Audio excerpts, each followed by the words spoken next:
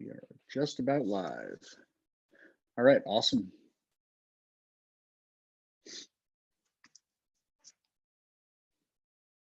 Hope everybody's doing well today. I'm Ben Watson. I'm the CEO of Hawken Dynamics. We are hosting the event. Want to thank everybody who has contributed to the fundraiser so far. Want to keep that going throughout the night. There is a link in the chat of the webinar on Zoom. And if you could chip in, we'd greatly appreciate it. Also want to thank all of our speakers. We've got a really excellent lineup tonight, as well as tomorrow. If you haven't signed up for tomorrow, please use a landing page to ensure that you are on the list. That way we can get you your CEUs once we're all finished. And I am just going to share this link on YouTube with everybody so that you can make sure everybody's got the right login. All right. So with that, I'm going to go ahead and hand things off to Jay. And yeah, hope everybody enjoys the presentations tonight. Thank you again to everybody for presenting and everybody for attending. It's been a huge success. And again, it is for a good cause. So if you have the chance, please donate. The link is in the chat. Thanks. Ben, thank you so much for asking me to come back. This is really such a cool thing that y'all put together, and there's so many awesome things that are coming from this, and appreciate everybody taking some time out on their Friday afternoon, evening, morning, depending where you are in the world right now. It truly is really an awesome thing to be a part of. Really quick, just a few housewarming things before we get moving. First and foremost, please, when we are through all of this, which we will be at some point, make sure that we thank our sponsors that have been so kind to really help this get moving and build this and help this grow. So when you do see the sponsors out at whatever continuing education event that you run into them, please make sure and express their thanks, because without them, we couldn't be doing this. And the same, obviously, with the people who have taken their time out, not just to present, but to put the time together to put these presentations together. So when you see any of these people, please make sure you give them a big thank you, because this is all, this is all volunteer time. So it's really cool that they're willing to share with everyone and be such a part of an awesome thing. Secondly, if you are with your staff or you are with people and you are ordering takeout, delivery, whatever it may be, please, please, please take great care of the people who are delivering or bringing you the food. Tip well tonight. Make sure that we're taking care of the people that are taking care of us. And then lastly, as Ben did bring up, please do not forget to go ahead and go to the GoFundMe page and please do what you can to contribute. A real simple way to think about this, right? We'd be rolling into happy hour right now on a Friday. And if we were all still in college, a $5 cover for happy hour wouldn't be too bad. So if you could take 10 seconds, hop over and throw $5 as a cover charge in to get into happy hour, that would be greatly appreciated. The GoFundMe is pushing close to 60 right now. I don't see why we shouldn't have a goal number of 65,000 at the end of the night. So if you could please hop over to that page at some point.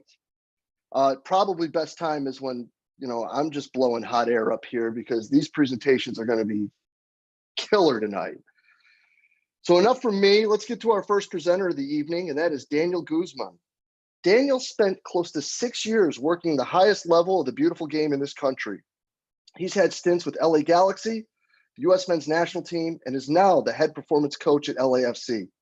He's also spent some time working at Exos as a performance manager and as a track and field coach. And selfishly, guys, as a person who grew up as a soccer player, the physical preparation for this sport at the highest level is something that has always been something that I've loved to learn more about. So I couldn't be more excited to hear from someone who's working at the highest level of the game in the country, Mr. Daniel Guzman.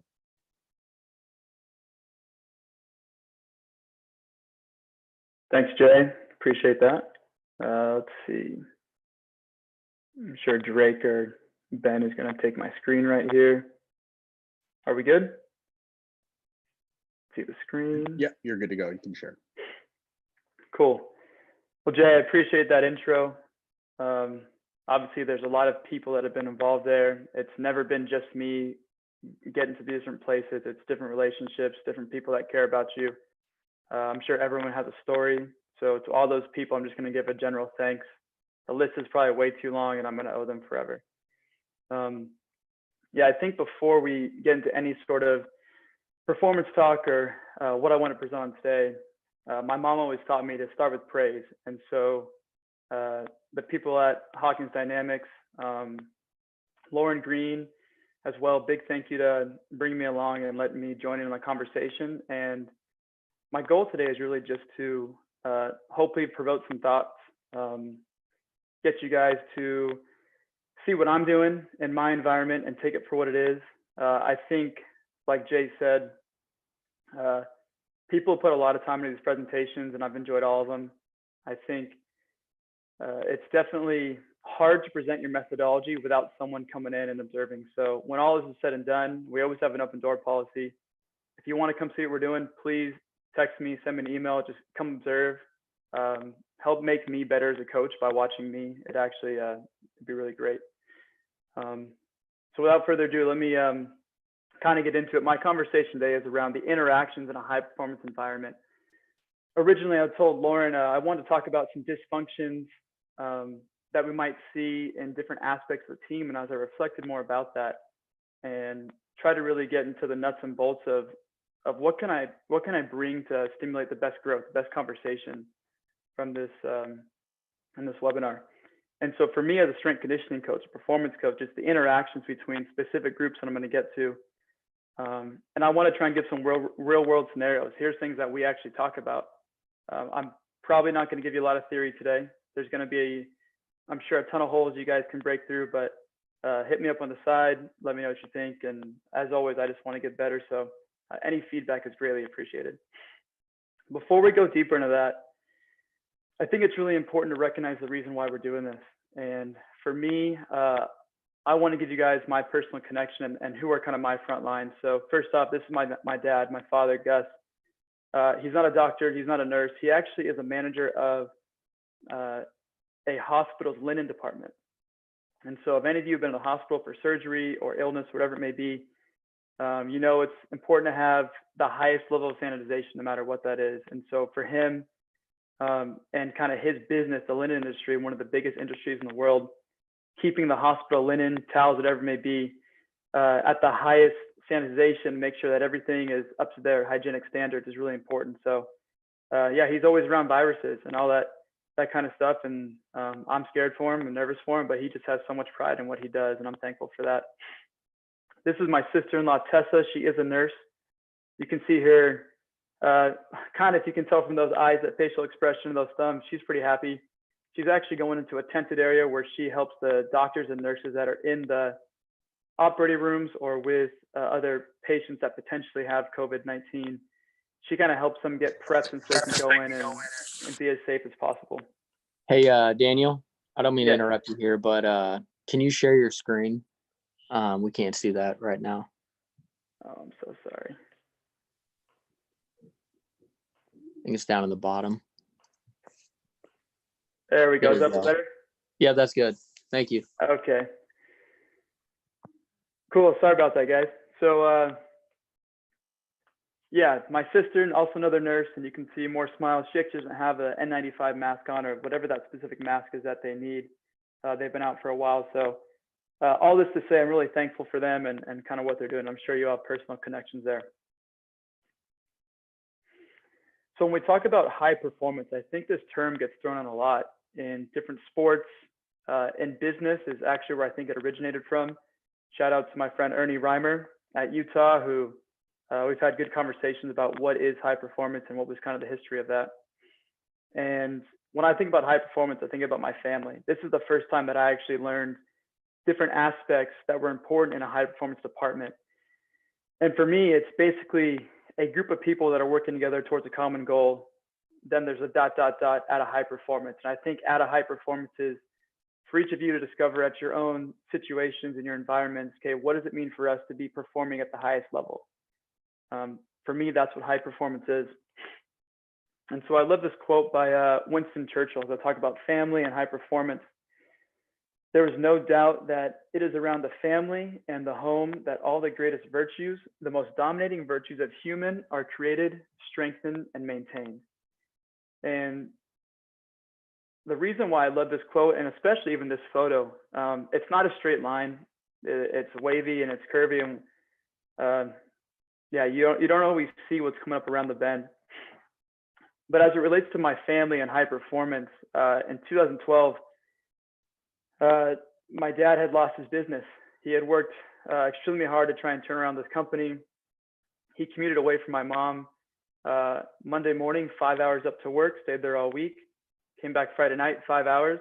He did this for 3 years. And at the end of all of it, he ended up losing the business for various reasons. He put everything on the line. He was trying to operate at the highest level, gave everything he had. My parents ended up losing everything. They lost savings, retirement, ended up having to foreclose in their home.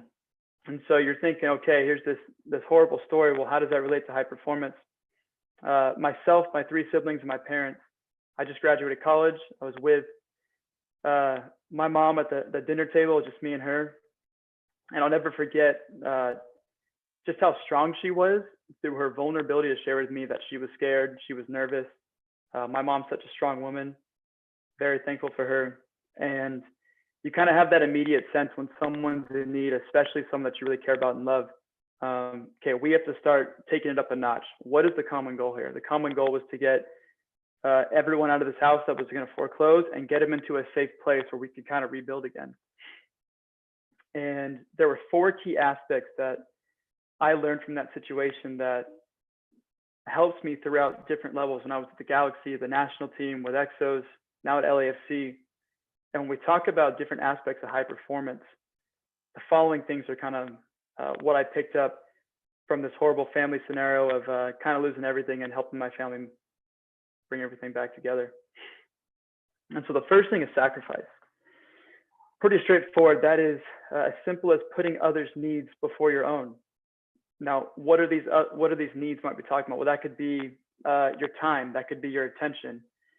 And so you guys all know that, you know, we can talk about sets and reps, and we give so much time to the athletes, and that's just, yeah, we're giving them our time. But sometimes that might be talking to a coach, an assistant coach, and literally just talking about whatever game you want to talk about and what he's seeing on the field, what he's seeing in the weight room, him trying to learn. That could be with an athlete. A lot of us travel on the road. We travel a lot. We travel all across the country, all across the world sometimes. And we have these opportunities to, get into that airplane, whatever it is, and put on our headphones, watch some Ozark or whatever it may be for you on Netflix. I guess it's Tiger King right now.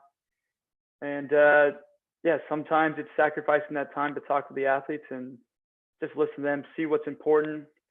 I think that'll help elevate different levels of your department, or even you as an individual, as you move forward. The next thing is vulnerability. And, this is something that I personally struggle with, because for me, when I was first getting in this field, vulnerability was something more about, that was weakness. Or if you started showing people you're vulnerable, well, there's just a hole they can poke, and there's how someone can get after you, whatever it may be. For athletes, if you're vulnerable, if someone finds your weak spot, they can drive to the hoop and they're going to score 30 on you, whatever it may be. But for me, these 2 phrases were something that were really tough for me to say. But as I learned to say them more and more in the right situations, the first one, I was wrong. Those are probably the 3 hardest words for me in any situation, not just strength conditioning. In the family setting, with my friends, whatever it may be. I think in this field, a lot of times, as strength conditioning coaches, performance scientists, we're expected to have the answer. A lot of people will come to us and say, I want to get bigger, stronger, faster. I want to be able to play all 34 games in a season. And we want to have the answers. We're expected to have the answers. They look at you like, what should I do?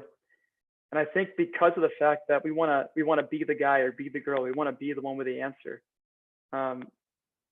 It makes it difficult to say those words, I was wrong, or I need help. And I think in certain times, what I've learned is that with the athlete, we try and give them our best, and we make those mistakes as small as possible. But if at one point something doesn't work out, I think there's a lot of value to open up to that athlete and just say, hey, man, I was wrong. Like, this didn't go the way that I thought it would. We measured something, we reevaluated, it didn't work out. We've been doing this and you weren't feeling great in the game. I was wrong. Give me the chance. Let's start this again. And it just kind of creates more of that relationship, that it's okay to fail. You learn from those, you move on. I think the next part for me relates more to the staff. When you say, hey, I need help. Something that I was always taught, I guess in the beginning of, whether it was high school or college, was that as you grow up in this hierarchy that people fight so much to have because they have this power, whatever it may be, they're so afraid to say, I need help. And you especially never say, I need help to the people underneath you, assistants, interns, whatever it may be. Oh man, that could not be further from the truth. I think I learned so much more once I was able to let that go. And luckily I learned it from a young age from some very wise coaches. And it was more because their actions, them coming to me, say, hey, I've been doing this for 25 years. What are you seeing? I need help. I need to see something differently. And that was an important part of growth for me, and as it relates to the high performance department when we were starting out at LAFC. This next one argument might be the most important part of a high performance department. I think it's probably the most vital, and it's something that everyone needs to look at these questions to really understand. Different conversations and different challenges we have. I think value is a big one. I think a lot of people in this industry have these feelings of insecurity, for whatever reason it may be. Obviously, in sports, wins and losses, that column means a lot. And when those losses start to stack up, I think people start getting nervous, which is fine. Like, we do this for our families. We have different people that we support. But I think truly knowing your identity, asking these questions, who am I? When am I at my best? And what is my role? What is my role in this situation? What is my role in this staff? For me, as personal as I can make this, for me, my identity is in Christ. For me, my spiritual side is really important. Strength conditioning is a utility that I use to help people along their journey, whether it's athletes, coaches, family members. I'm fortunate enough that I use that as a tool to reach people, because ultimately I just want to serve. But if I ever lose that, and it all happens at some point, if we lose our job or we move on to something else, that's a big part of what we do, but it's not who we are. And I think that's important as we preach that to our athletes and the people that we work with. At some point, someone might get traded. Hey, it's not because you're a bad person. It's because maybe you're not the best fit for this team. And those conversations are hard, but I think it helps in those situations. The fourth aspect of high performance that I learned from my family was leadership. Something that my parents are always preaching to me was to wake up, truly be alive, be ready for the opportunity. You never know when it's different people or situations that are on the prowl to attack your character, to tempt you to do things that may be immoral or may not stand up to your ethical code. And so to kind of be ready for those opportunities, I think is really important, and really be aware, because there's so many around us all the time, especially in sport. There's different types of leadership. There's transformational leadership, there's situational leadership, there's servant leadership. This is probably the one that I identify with the most. The question that I can present to people that I work with, the athletes, is always the same. How can I best serve you so that you can be successful? When I come to them with those ideas, and I'm able to come to them, just at a place that I'm willing to support and serve and sacrifice, for me and my style, that's what's helped me to be the most successful in my career, to ask questions, to listen, to observe, but ultimately to serve. That's my leadership style. I think some people are really good situationally, and they can adapt super well. And those are the people that I really admire. And I'd like to think that I have some of those qualities at some point, but the servant leadership has been a big one for me. So as we break these things down of high performance, and really the focus of this whole conversation is around environment, right? I don't know your guys' environments. I know that there's football, basketball, baseball, tennis, track and field, cross country, weightlifting. There's all these different sports that are probably involved in watching this webinar and watching other coaches and how we can learn from each other. And so the best thing that I could do if I was going to teach you guys or share with you anything is I'd say, hey, come to LAFC, come to my facility, come to the place that I work, observe me, watch what I do, ask questions. Let's sit down for a meal after. Let's break it down. Obviously, we can't do that. So I want to try and give you, real world scenarios that happen with us, that happen with me, a little less theory. And as much as I can say, here's what we do, whether it's right or wrong, you guys can tell me on the side, send me an email. Here's actually what I do. And so the 3 different interactions that I have is when I say coach, that is technical staff coaches, assistant coaches. Obviously, the players are pretty self-explanatory. And then staff, this could be performance to medical. This could be strength conditioning with equipment staff. This could be with business operations. This is any type of staff member outside of those other 2. And we're going to start off with the coach to coach. And there's always things that when we have the opportunity to sit into film sessions or as we are having discussion with coaches on the road, different themes come up. And so I think sometimes it's tough to understand, okay, how do we get the strength conditioning language with coaching language? What are they seeing? What are we seeing? How can we bridge that gap?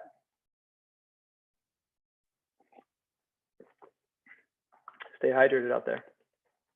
So one of the biggest things we see is, and talk about with our coaches, our footwork.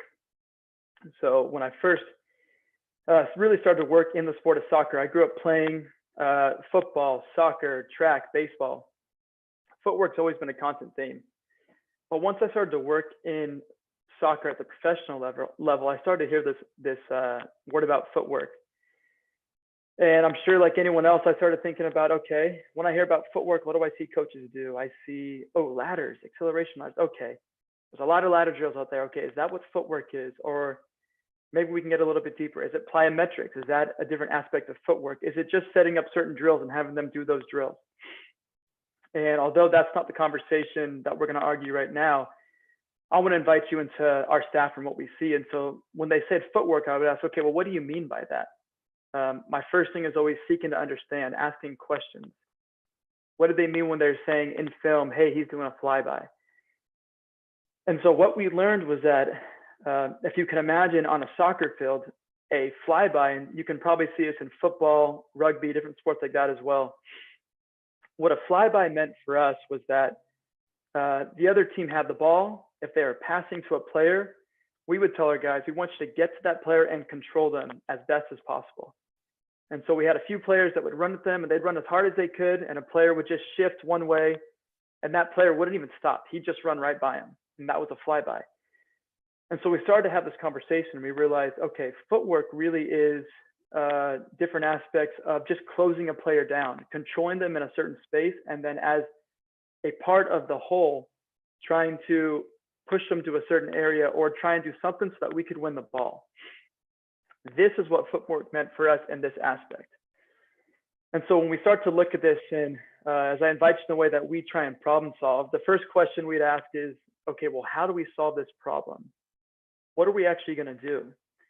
And then once we looked at that, we thought, okay, maybe a more important question is, what is the problem? Before we try and solve it right away, are we even asking the right question? What is the problem with their footwork, or what is the problem with why they do so many flybys? And so as we break it down, we go pretty global. We try and see who are the best in the world or who were the best in the world at that point in time. We look at a bunch of different sports and different athletes to see the different positions that they put themselves in. Sports that we may not be experts in, but we're a bunch of guys that love sports. We watch everything we can. We respect different aspects of different games. And we did some homework to see who were the best in their fields and what were those qualities. I think once we did that and we started to see certain qualities, we thought, okay, let's get a little bit more micro. Let's get into LAFC now. So who were the best in our team? Why were those people the best? And so again, before we start looking at all this data and trying to figure out what were those certain qualities, we go back to the coaches. They're the ones with, the best eye. They're watching game tape. They're watching other players. They're watching our players. They're watching training. They watch the games. They spend so many hours observing and watching and taking notes. So we go to them and say, okay, who are the best in our team and why they're the best? Take some notes. We'd go back to our office and try and figure out, okay, what are those things they're talking about? And so the conclusion that we came to when we're talking about this idea of footwork, and as we are interacting with the coaches in our environment, and we think, okay, how can we elevate this to high performance? What does high performance mean for us? And so the technical aspects of the coaching that could more or less be more subjective, we realized that what they were talking about was a base position, an athletic position. This might mean different things for different teams you work with, different athletes. Of course, we should say that we don't believe that one position fits all. We think that everyone's unique, and you have to figure out, depending on different anthropometrics, what their experience is. Maybe you're working around injuries. And sorry, let me talk about something real quick. This is one of our athletes, just so we can put it out there. He's got some headphones on. This was simply for the photo. There was a Beats photo shoot that these players would do to help them out. It's not like we have our guys lift with music in their ears and they just tune out. So I know all of my buddies in the college setting are just thinking, what are you doing? You just let your guys tune out and listen to their own music. That is not the case.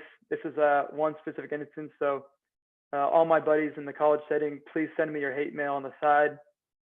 This was just for the photo, and like anything else, we talk about working with different parts of the team, the front office, the communications team. This is how we can support them. So on his last set, he put them in and they took some photos. No problem with us. We got to put our ego aside and let some people in there. So sorry, back to the technical aspects. So we talked about that base position. And we think, okay, that's something that we can coach. That's something that the coaches are coaching. Okay, we can work with that. The next part, well, as it pertains to flybys, what they were talking about was deceleration. So, and this aspect of the footwork is, okay, can you accelerate at these various velocities and then decelerate to control an opponent? And of course, there's decision making there, and it's not just a standstill object. But this is just our thought process. We're trying to break things down, go back to the coaches, have conversations, go back to players, asking them, hey, what are you feeling? What are you seeing? When you see yourself do this in this play, what were you trying to do? Trying to understand what's going on in their head. And of course, the last part is decision making. Once you've controlled them, is that athlete for us? Is he going to turn and pass the ball back? Is he going to pass to the side? Is he going to try and dribble you? That's probably the toughest thing, and things that, we can't always measure. So then we say, okay, as we think about this idea of measuring what matters, what are things that are important to our team, to our athletes? What can we measure? And the next part of that will be later, how do we communicate that? But when we look at the objective, we're talking about different movements we do in the weight room. So one thing we thought, okay, what do we measure? We measure the trap bar deadlift. Okay, that's something we can work at, because when we talk about the trap bar deadlift, we talk with our players about, okay, how strong are you? How much force can you produce? Okay, trap bar deadlift, we can somewhat correlate that with them. Okay, they'll get that one. The next part is we have how much force they can produce, but how quickly can they express that force?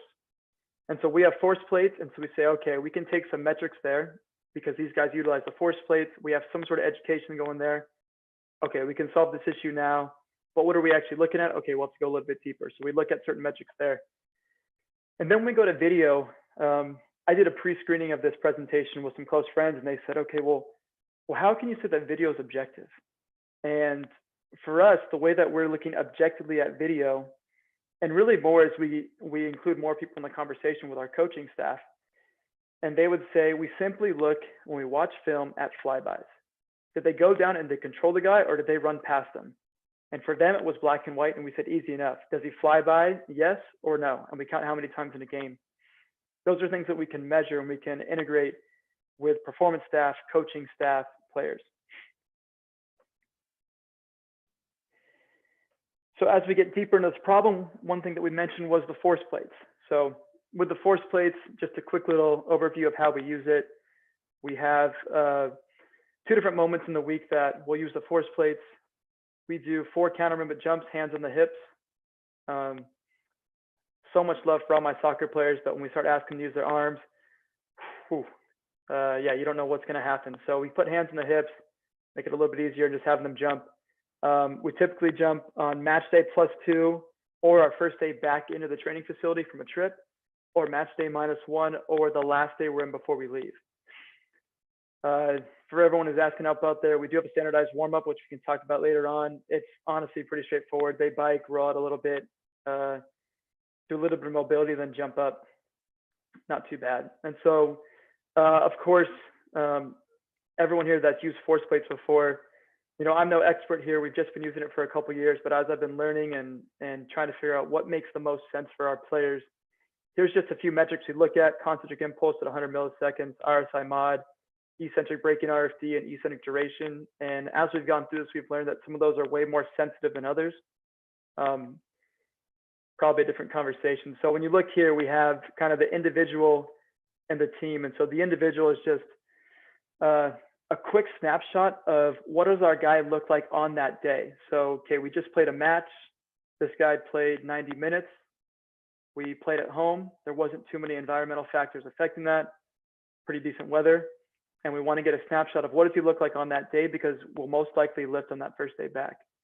The other one is the athlete against the team. And so when we talk about who were the best in the team at footwork, who were the best at breaking down this whole problem we're trying to solve, we can look at things like this and say, okay, are there consistencies with the guys who are doing it at the highest level? What are those guys doing? Are there any metrics we see in the force plate that can show us, okay, the elite performers at deceleration or breaking down, whatever it may be, we can see it here. So we continue to have this idea of measuring what matters. So that's just one way that we kind of solve that problem with our coaches. I love this proverb at the bottom of the page. It says, the road to life is a disciplined life. Ignore correction and you're lost for good. And the reason why this stands out to me is that, you know, we do all this hard work. We come up with this plan. We measure, we implement, we measure again.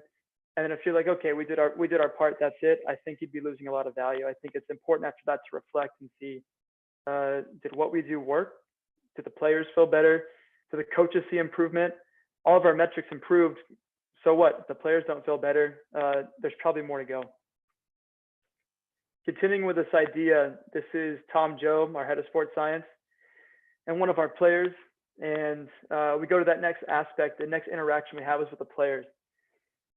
Our owner on the first day of our club starting in 2018 told us you only get one chance to say hello. And so what does that mean in high performance? That means that that first impression is really important. Kind of telling the guys what you're about and what you're going to do. I think it was last week when Lou was talking about this, when he goes into a new team, and yeah, kind of that first workout, the importance of that. I thought that was really valuable. So Lou, appreciate that. And so for us, I think it's really important to recognize that we don't start these conversations with metrics and trying to get the guys to understand what our goals are. We actually start with questions and trying to figure out what are their goals, what are we doing to support them, how can we help them achieve high performance on the field. This player and I are very close. This was him joking around, but I thought it was really a good photo to show what we're talking about sometimes when we get these players that have little to no experience in the weight room and they're hesitant to get started. Everyone's going to have their own thoughts.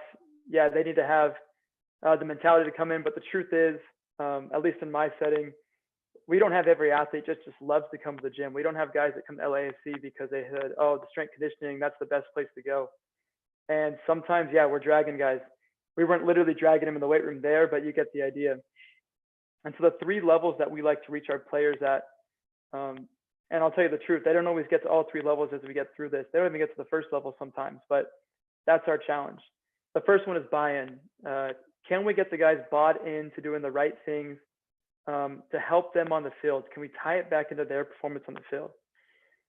And so when we say, okay, we think we have buy-in with this guy, great, he's showing up, he's doing the work, and then he leaves. The next thing we look at is engagement.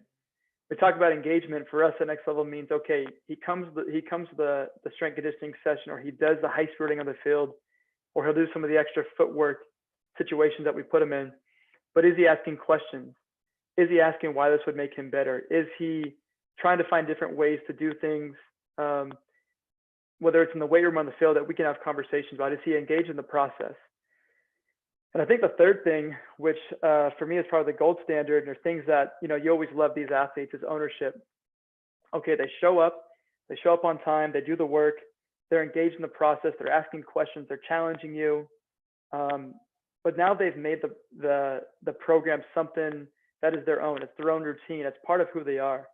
And so instead of just putting, you know, one day of training back and forth, we talk about a full career and putting season after season after season, for these players to say, hey, this is kind of what I do. This is a part of my overall performance holistic program. That's really important to us if we can get there. Although we recognize that doesn't always happen. Sometimes you don't even get to buy-in and you're always dragging guys in. And that's fine. That's part of the process. It's not perfect for us. You'd probably see that if you came, and that's the whole point of this presentation, to show kind of the real world things that are going on with us. Again, like I said, when we start to solve these problems, we are not just showing rows and rows of data and statistics, because if I show some of my athletes in the beginning, as it relates to their force plates, their hydration and body comp, things that we ask them to do, if it's hamstring testing or adductor testing, we're just going to lose them right there. That's not going to be beneficial for anyone. And I think the most important part of this whole conversation, as it relates to strength conditioning, interacting with players, is education. It's always about education for us. For us, what does that mean? Yeah, we like to watch film and training with the players. We have a great video crew that can get us quality video of the games, of each training session.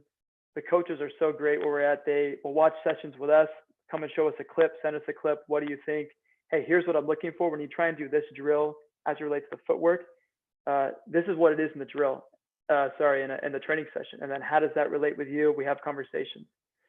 I'm just going to tell a quick story. And I didn't ask Tim for his permission, but hopefully he still loves me after this. Tim Pillow coaches USA men's indoor volleyball as one of his teams. And I had the chance to go to his facility and check out what he does. And there was this moment where he was with an athlete in his office, and I was able to sit in with them, and the athlete was cool with it. And he was showing them the athlete just in his game. I think the athlete was an outside hitter or something. And they were just watching, some of the great offensive plays that he made. And it was really more just them kind of enjoying, like, hey, he had a really good game. Let's enjoy this. And Tim was so good at then bringing it back to the force plates that they use and saying, hey, here's what we're seeing with a force plate. And here's the reasons why I'm having you do this lift. And it was just such a good connection. I think a quality moment that I wish coaches could see it. I'm sure a lot of you have this, where you see the aha moment for the athlete when they say, okay, I can see, here's what I'm doing in my match, but then here's the reason why they're having me do this. And this athlete did ask a few questions, and Tim's just the mastermind at this, having those conversations. And I just thought it was a really cool moment of education and kind of what I'm trying to portray here today. I guess as we get deeper into one of these problems and how do we solve that, here's just a simple program. It's not the best program in the world. It's someone that worked for this athlete and had some stuff in it that he liked to do. And we got some good effects out of this as we measured some stuff in the force plate. But with a particular athlete, he came into the preseason. He wasn't big into the weightlifting, but he was like, okay, it's what I need to do. I understand. And so in preseason, it's easy because everyone's doing it. Guys are involved. There's no matches, although preseason is difficult. Fatigue isn't at a very high level for us as guys start to adapt.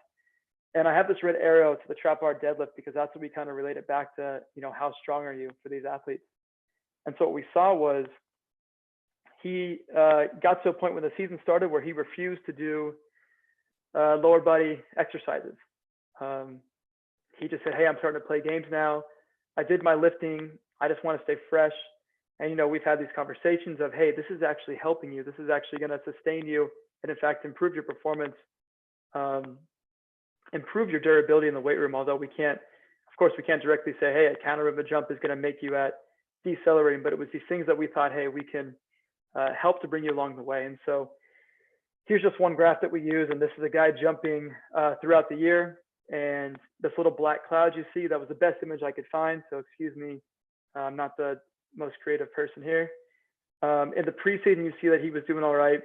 And then you see this divot. He got kind of into this valley. And so what kind of happened in this black cloud area is where the lower body lifting is just when he said, hey, I'm not doing this.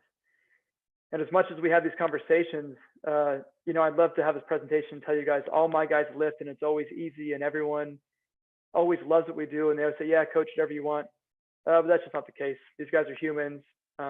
They have freedom. We let them make their own decisions and we try and support them as much as possible. This is one where we just said, hey, we know this is good for you. Come and look at some stuff. So we started to show them here, hey, you see how you're declining? Regardless if he understood what concentric impulse was, he said, okay, this isn't good because I'm going down. And so this first green arrow is when we kind of got him back on board. And he's like, okay, I'll start trap barring again. But when he started to trap bar, we noticed after a few weeks, and he was like, why am I not improving? Well, there wasn't a whole lot of progressive overload there. He was doing the same weight every single week. And so we started to have those conversations. Hey, we're not going to give you these percentages and tell you to hit this percentage repetition max, whatever it could be, because you know, we're not even there yet. Let's just focus on this. Can you add a little bit of weight every week? Add 5 pounds, add 10 pounds, whatever it may be. And so the second arrow is when he started to actually progressively overload a little bit more. And, you know, it doesn't always work out as smoothly as this, but this is an example that we could use. It said, hey, look at this. You're progressively overloading more and more. And he wasn't trap barring a whole lot, but he eventually got up to 2 times his body weight. And my little purple thumb here trying to show, hey, great job, man. You got there. And this really helped us out for the next year when he came in. I guess the last part that I want to talk about as we talk about these interactions is the coach to the staff. This is the performance staff that I work with. This was last year's staff in 2019. We've got Jason, Gavin, Harry, Tom, Moto, and Coop, a bunch of great guys to work with. And this is us celebrating the end of the season as we won the Supporter Shield. I guess in college football, this might be your bowl game. Although we do have a playoff championship, this is kind of like maybe us winning the league. But basically, you know, we had a lot of success in the field last year. We broke a bunch of records and we won first place in the league. And so the question becomes, you know, is high performance just when you win trophies? And some people would say yes, and some people would say no. If you lose every game, but you're performing at a high level, you know, that counts as well. And I'm going to just leave it up to you guys for what you want to decide what high performance is. Our goal is always to win trophies. And this was a moment that we could celebrate in our second year of existence as a team to be able to celebrate this. So the interactions between myself as a strength conditioning coach and Tom's a strength conditioning coach as well. And how do we interact with physical therapy, sports science, our leadership, athletic training? I think our director, Gavin, has given a really good kind of image of how we were supposed to operate. And I thought this vision was really important. And he talked about a concert orchestra. And my wife is much more musically inclined than I am. She can play the piano, the guitar, the violin. She can do it all. I love her. So here's just a little photo of a concert orchestra practicing. And you kind of have you know, the different instruments in the orchestra. And so the idea here is that as a part of a staff, if you're including position coaches, strength conditioning, medical, sports science, whatever it may be, at different moments in different situations, it might be your time where you need to play your music pretty loud. It's a time where the drums have to be loud and you're setting the beat. Or it might be other times when your music needs to be pretty low or not heard at all. And so what the orchestra approach is an approach to really understand what is your role in that situation, kind of going back to the authenticity slide that I shared in the beginning. And so we talk about knowing our role. An example could be that when we're in a game and a player gets injured, who usually goes out there? For us, it's the athletic trainers, maybe a doctor. As a strength conditioning coach, it's not my time to play music. It's not my time to bug them and say what's going on and run out there and do an assessment. it's my time to sit back, maybe pray, hope that the athlete's okay, and really let the athletic trainers play their music really loud. In comparison, in the weight room, that's probably my time to, whatever my instrument is, play that as loud as I can. And for other places to not play their music. And so as we do this, we try and see, can we have this this harmonious approach where the music sounds really good? And the reason why I wanted to show a concert orchestra picture with no fans in it is because this is in training. Again, I can't sit here and tell you that our performance staff is perfect and that we're always operating well, because we're always learning from each other and we're trying to push the boundaries. And so sometimes I play my music loudly when I shouldn't, and I have to check my ego and say, okay, sorry, that wasn't my time. Willing to admit, hey, I was wrong, the 3 hardest words for me to say, and move on from there. But I think this concert orchestra approach, or whatever it might be for you in your setting, can be really valuable, just to respect each other's roles, respect a multidisciplinary approach. When is it your time to support? When is it your time to lead? This was someone that was really important as we reflected on, what is a high performance department in our setting? And if you came to watch us on a daily basis, what might you see in different moments? And just a quick overview of who we have in our staff. Notice that there's some different shapes for different reasons, because people have different roles. And although we don't want people to work in silos, we're all connected because we're all focused on the athlete. We got 2 athletic trainers, a physical therapist. Our head of sports science is also a strength conditioning coach. We have myself and our performance director. And so just to give a few takeaways, this is my daughter, Ivy, with a tiger, and she's 2 years old. And so trying to tell a 2-year-old, hey, you're about to do a presentation for a great charity because there's a lot of people that are sick in the world. And she tells me, Daddy, you got to be like a tiger. You got to be strong. And so I say, Ivy, what does a tiger do? And that's her getting in her tiger mode.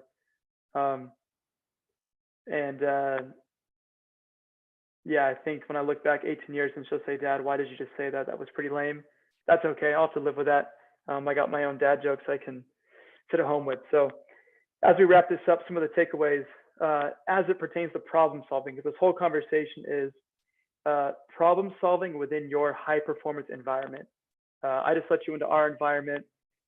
The big things that I could leave you with is the first one, listen before you speak. I had to learn this the hard way, whether it was listening to my dad, with players, teams that I've worked on. I still struggle with this at some points.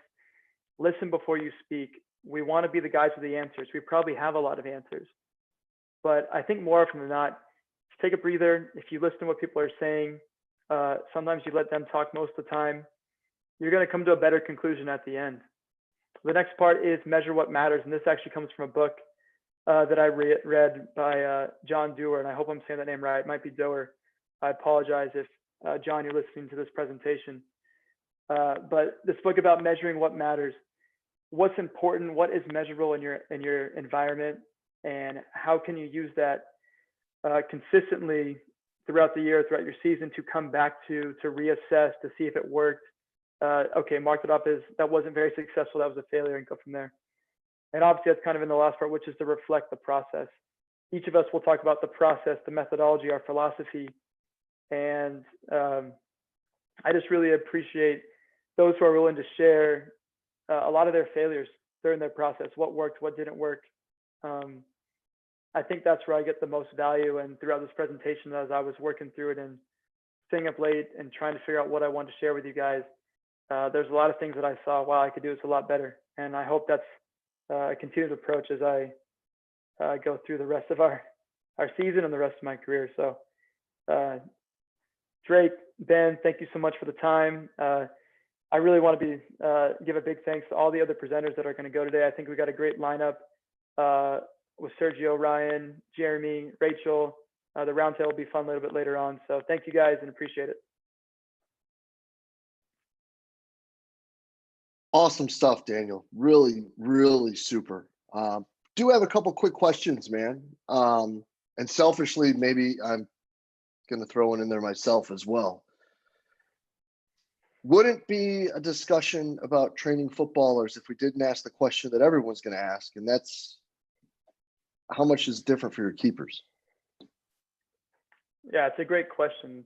I think as you look at even field positions in itself, yeah, keepers are a different animal. Let's just start with the fact that keepers are probably, at least from what I've experienced, more comfortable in the weight room than others. So maybe it's a position that we feel like we can have a little bit more fun with our own biases.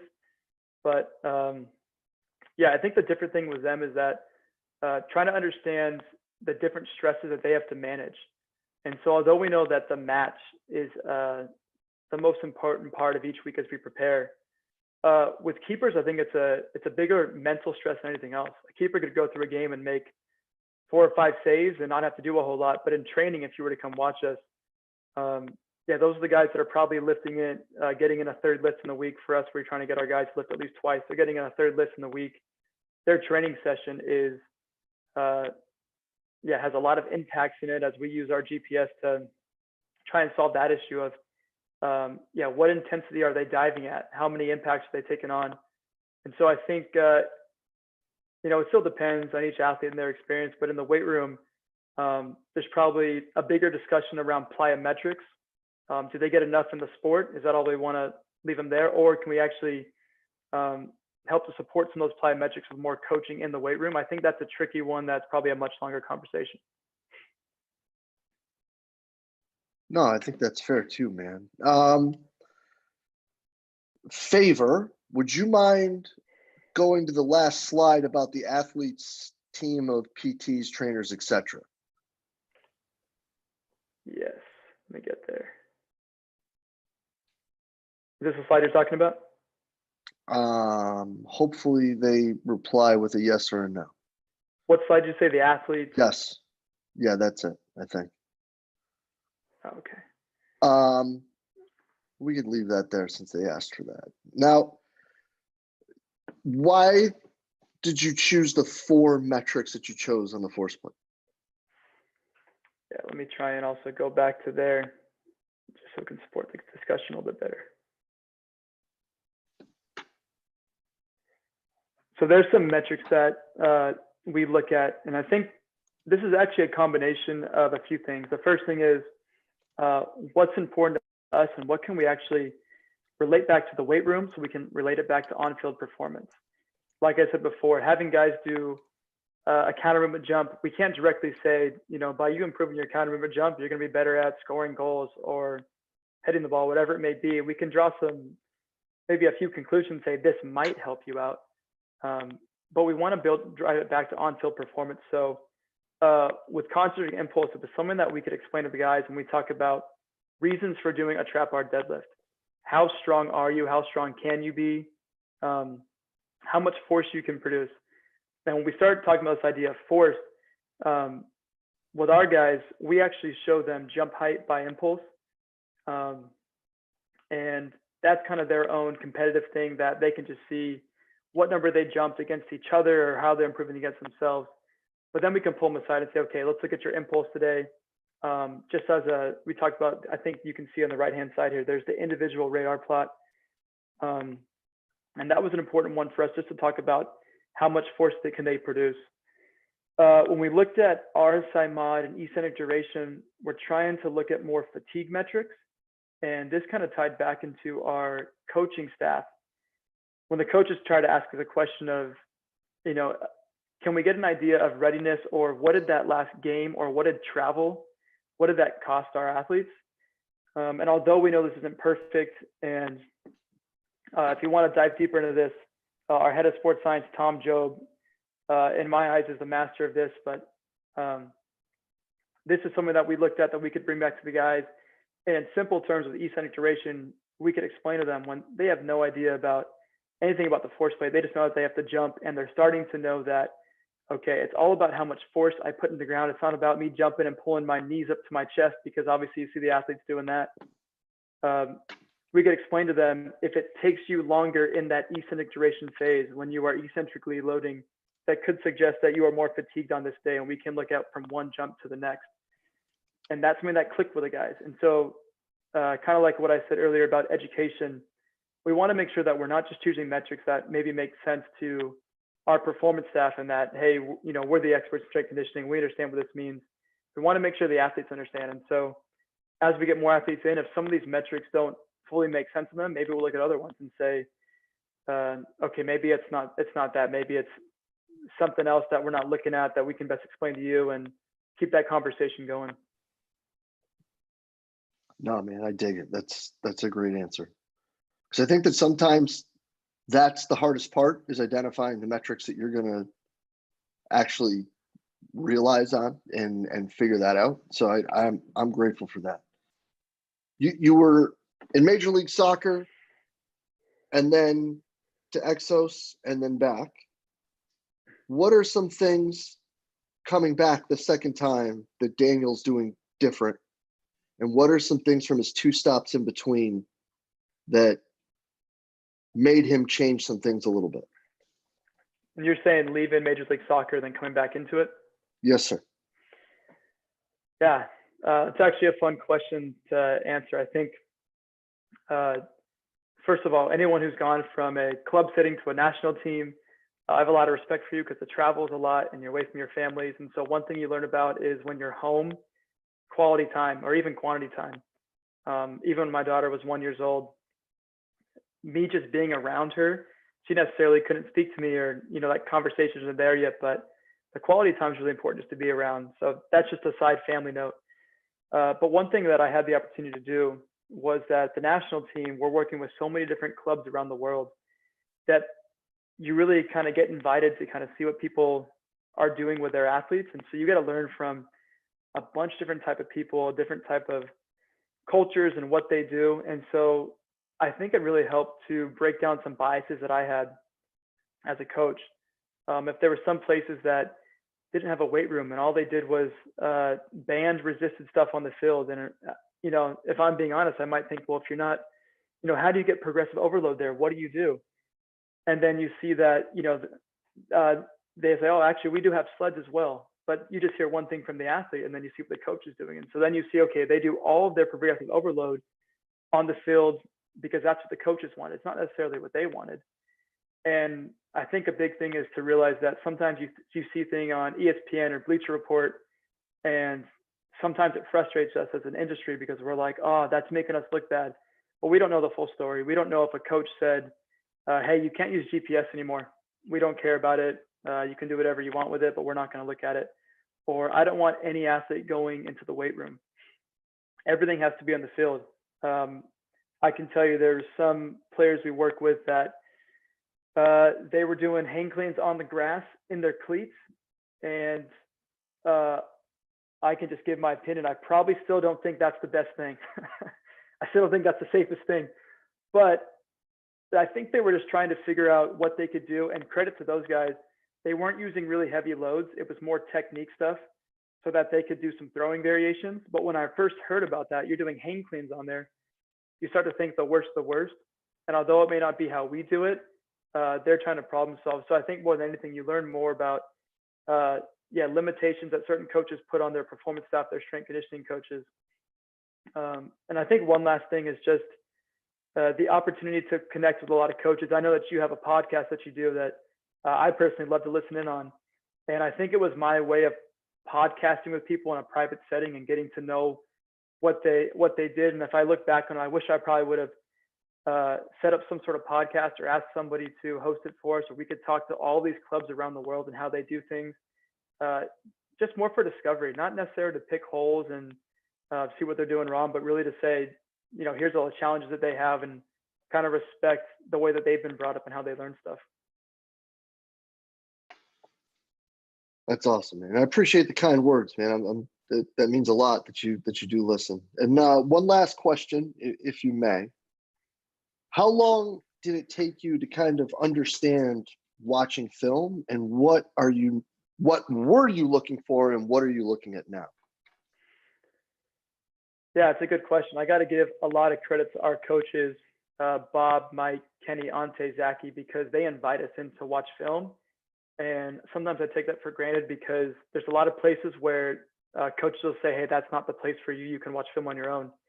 What was I looking at before? I was looking at stuff like, I'd look at the GPS and see how much distance they did and what was their max velocity. And I'd try and study and see, how fast was the guy running, and to my own fault, I'd say, hey, this guy did so much distance. That was a great game for him. And so I was kind of missing the big picture. And even as an athlete, that was more, had more of a physical side than a technical aspect. I appreciated that, but then I realized, hey, that's not what's important to our coach. And so the aspects of footwork and deceleration, how do they actually control a guy? And then looking at the decision-making after that is really important. I think other things, like how are they moving as a team together? And you can kind of see if one guy is sticking out. And maybe that's getting more into the actual technical aspects and position coaching. But when the coaches bring us into a drill and say, hey, we're trying to do this in this little 4v4+1 setup, the fun thing is they might take it to basketball sometimes and say, you know, when we throw the ball in, let's look at the NBA and see how are these coaches setting up throwing when they pass the ball in from a sideline, and trying to learn from those different aspects and learn from different sports. I think it took me away from soccer a bit to see what are other sports we can learn from, and then go from there, which is a pretty cool conversation we have. That's really awesome. And I'm going to try to not go over too far, but as a guy who works in a basketball team that runs a Princeton style offense, we're all really big KNVB, IX, total football people, and understanding how everybody can do pass, dribble, shoot, and everybody, you know, could dribble, pass, and strike a soccer ball. Like hearing that you guys look at our game that way too is pretty rad to me. Oh yeah, of course. I think we can always learn from each other. So I'm sure the Dutch would be happy to know that you're doing that. But yeah, I love seeing when the big man are bringing the ball down the court and trying something different. It's great. Yeah, we do too. Sometimes. Yeah, I'm sure. But no, Daniel, that was sensational, man. Thank you so much for your time. That was really cool. And I really appreciate everything you put into that and how much you shared with us tonight. So thank you very much. Yep. Thank you guys. Excited for the rest of the presenters. Yes. And our second presenter of the evening has spent the last 8 years working for Major League Baseball organizations. Sergio Rojas is presently the Latin American strength and conditioning coach for the San Francisco Giants. Prior to joining the Giants, he spent 5 years working with the LA Angels, their organization, as their minor league system strength and conditioning coach. I'm super excited to hear this presentation because of his expertise, not just working in baseball, but being someone who is working abroad. And I think that now in today's world of coaching, these opportunities for coaches to not just come into America, but for American coaches to have chances to go elsewhere are really cool and things that we all need to pay attention to. So Sergio, thank you for coming with us today. Awesome. Thank you for having me. Before we get started, I want to thank Ben, Matt, Lauren, Adam, and Drake for putting this event together. I know when Lauren first reached out to me, we had a good conversation and I was all about it. Did not expect it to be as big as it's turned out. And kudos to you guys, to everyone that's sponsored the event, Hawkins Dynamic, and everyone else has donated. Awesome cause. Some unfortunate times right now.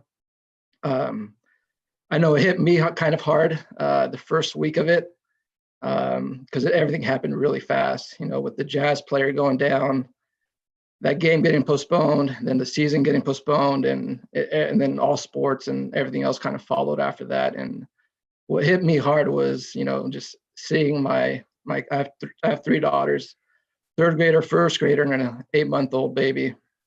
But seeing them being taken out of school, seeing their softball season get put on hold, and them not being able to interact with their friends, and you know that first week of it kind of hit me hard, and I'm sure it did with other people as well too. And I'm hoping that, you know, with this interaction, it's able to just help us keep and move forward, because I know for some of us it's been difficult. And you know, one of our strength coaches actually sent out a podcast I'm gonna read off this past Monday, I believe, or Tuesday. And I forget which podcast it was, but I was listening to it, and they referred to, we shouldn't be calling it social distancing, but referring it to more as physically distancing, but staying socially connected. I think it's a much better phrase to put it in. And, you know, it just keeps us connected through FaceTime, Zoom calls, social media, you know, just staying socially active, you know, connected through technologies. And it is an awesome better way to put it. So let's go ahead and get started.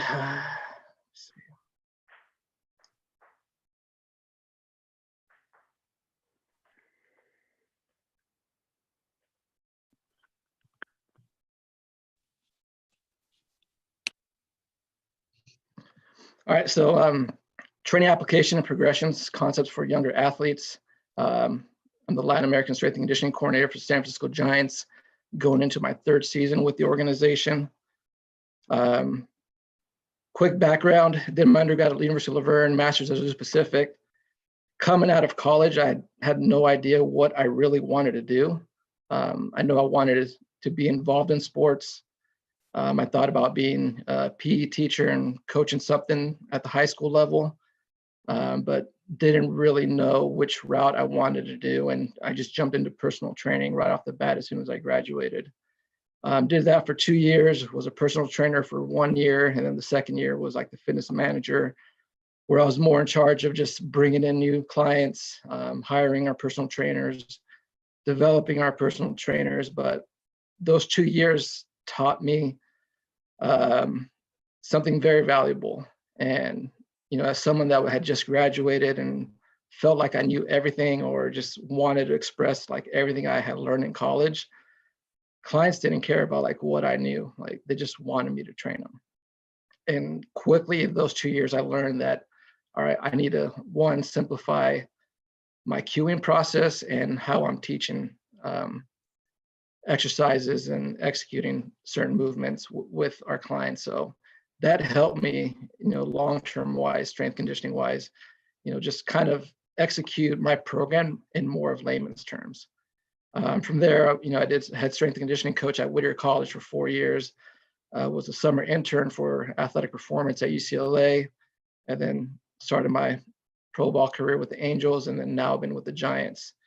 And kind of with the topic that I'm discussing is just more application and progressions. You know, my position is Latin American Strength and Conditioning Coordinator. What exactly is that? Because I get asked all the time. So just to kind of give an overview of the different levels of the baseball system. Obviously, your highest level is the Major League Baseball, followed by AAA, AA.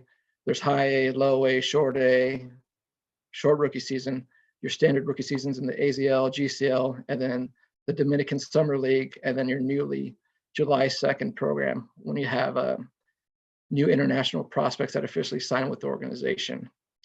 So as you can see, it's a very lengthy road to the show, depending on where you're starting. If you were to compare it, you know, we have our Major League draft every summer. Your first round draft picks aren't going directly to, you know, the Major League level. A majority of them are starting either, if they're a former college player, you know, they're starting at the high A or the low A level. If they're out of high school, they're more than likely starting at the AZL level. And so you can see we have this system in place where it's going to take quite some time before they actually can make an impact at the Major League level, and kind of wanted to touch more of like, all right, what are we doing, you know, during their time in the minor league system to help them get stronger, to help them get faster? What areas are we looking at to improve on? And then for me in my position, you can see here, I start down here. So I spent 20 weeks out of the calendar year down in the Dominican Republic, working out of our complex down there that we have. Every major league team has a complex down there. And when I'm not there, I'm back at our Arizona affiliate, Arizona complex, you know, working out with our players at the AZL level, some that are in extended or any off-season camps we might be having during the off-season. So I'm traveling back and forth year round, but majority of my time is devoted to our Dominican complex. And so it's a very awesome opportunity, being that we sign players at 16 years old, and it just gives us a really great window to really physically prepare players and, you know, just input the value of training to our Latin players, because traditionally in years past, you know, Latin players in general haven't been too receptive to training. And part of it's not their fault, it's just there's been other priorities into their development, and they all want the fast track to get out of the island and get to the States and work their way up to achieve the dream of playing in the major leagues. So I'll touch back on these different levels as far as like what I do and how I progress and what I look for when I'm coaching our athletes and training our athletes. All right, so very basic kinetic chain. We're all familiar with it. The reason I show this slide is when I first introduced workouts to our younger athletes, 16-year-old kids, pretty much sophomores in high schools, I place a huge emphasis on foot and ankle function.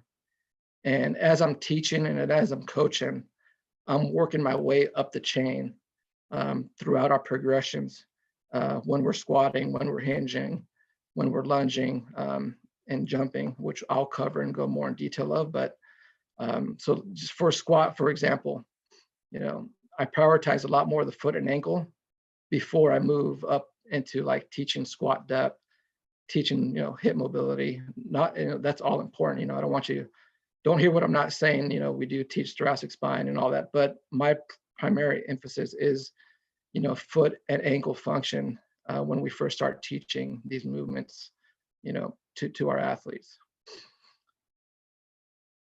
So two things I really emphasize a lot on the foot and ankle: eversion, inversion, dorsiflexion, plantar flexion. Very basic, we're all familiar with it. No matter what the sport, a lot of the coaches are teaching it. And this is two of my biggest emphases in how I structure my lifts and how I structure my cues to my athletes in regards to foot function and ankle function in our training. So, hot topic being thrown around in baseball a lot these days is kinematic sequence. A lot of major league teams are starting to use K-VEST, from high school levels, college level, pro levels. It's being utilized. For those that aren't in baseball, it's a vest that's used, and it's pretty much just telling you where your power is coming from, and are you being efficient in what you're doing with your swing or with your pitching. And the sequencing, the order of these movements, at first, you should be moving for your hips, your trunk should follow, your lead arm should follow, then the bat should follow. If you're a hitter, pitchers, hips, trunk, elbow follows, and the shoulder follows. Elbow and extension, shoulder then to internal rotation. So it's pretty much giving us feedback, is the athlete moving the way they should be moving? If they're not, where is the dysfunction coming from? And so with the K-VEST and the kinematic sequence, it references the hips a lot, but I always reference back to the ankle and foot function. Because it can be broken down into, all right, why isn't his hips moving the way they should be moving? Or, why is his trunk going before his hips? Is it a hip problem? Is it a trunk problem? And for me, in teaching young athletes, I always refer to the foot and ankle, because as I teach, our way up the kinetic chain, I want our athletes to understand, what foot and ankle function is, what that means in training, and what that means in regards to your sport. So that way, once, our players move up in every level and our coaches get into deeper teaching as far as skills go with our athletes, if an athlete has a dysfunction, the last thing I want is, all right, what's wrong? What if it comes back down to his ankle? I want that to be already established and something that the athlete understands and that they're good at, because at the end of the day, that's where their force and power is going to come from. All right, so by no means am I a hitting expert or a hitting coach, but I've been lucky enough to be surrounded by a lot of good hitting coaches throughout my baseball career as a strength and conditioning coach. And so just to give you just a quick overview of, what I'm looking for and how I take hitting and how I take that into the weight room, into training, and how I'm teaching athletes. So you can see here, Mookie Betts, outstanding hitter, outstanding baseball player. In his stance, you just call it the stance, call it rhythm, whatever it may be, just that's all it is. Good position, hands are high. He's got that back foot planted already. And then you go to the second picture over here. Some coaches call it the gather load. Some call it, the peak of load, which I refer to that more as the hinge movement that he's doing in his right leg. And we call it peak of load more just because it's not really, a lot of coaches will call it, he's loading that back foot. It's more just he's hinging and getting ready, to just, transfer that power and that force laterally. And then from there, he'll go into his launch position. And then you can see his back foot working as he goes into eversion. And with that, him going eversion, producing that force laterally, he stays connected and, it just moves up the chain with his lead leg over here, heel touch on contact, he creates great separation, and then the torso and the upper body do the rest of the work. So my biggest emphasis right now with our younger athletes is more of this positioning and teaching guys eversion, inversion with hitting, pitching, and just having that ankle stability and ankle mobility, to be able to move in these segments. And if you look at foot function for pitchers, same process. You can see Tim Lincecum here. Foot's completely planted as he goes eversion, that power gets translated laterally. And then what we call this landing foot, lead leg blocking. Again, emphasizing dorsiflexion here as he's landing heel to toe, absorbing the force, and then just transferring that energy up to the chain, up until his release point. So those are all big areas that I'm emphasizing.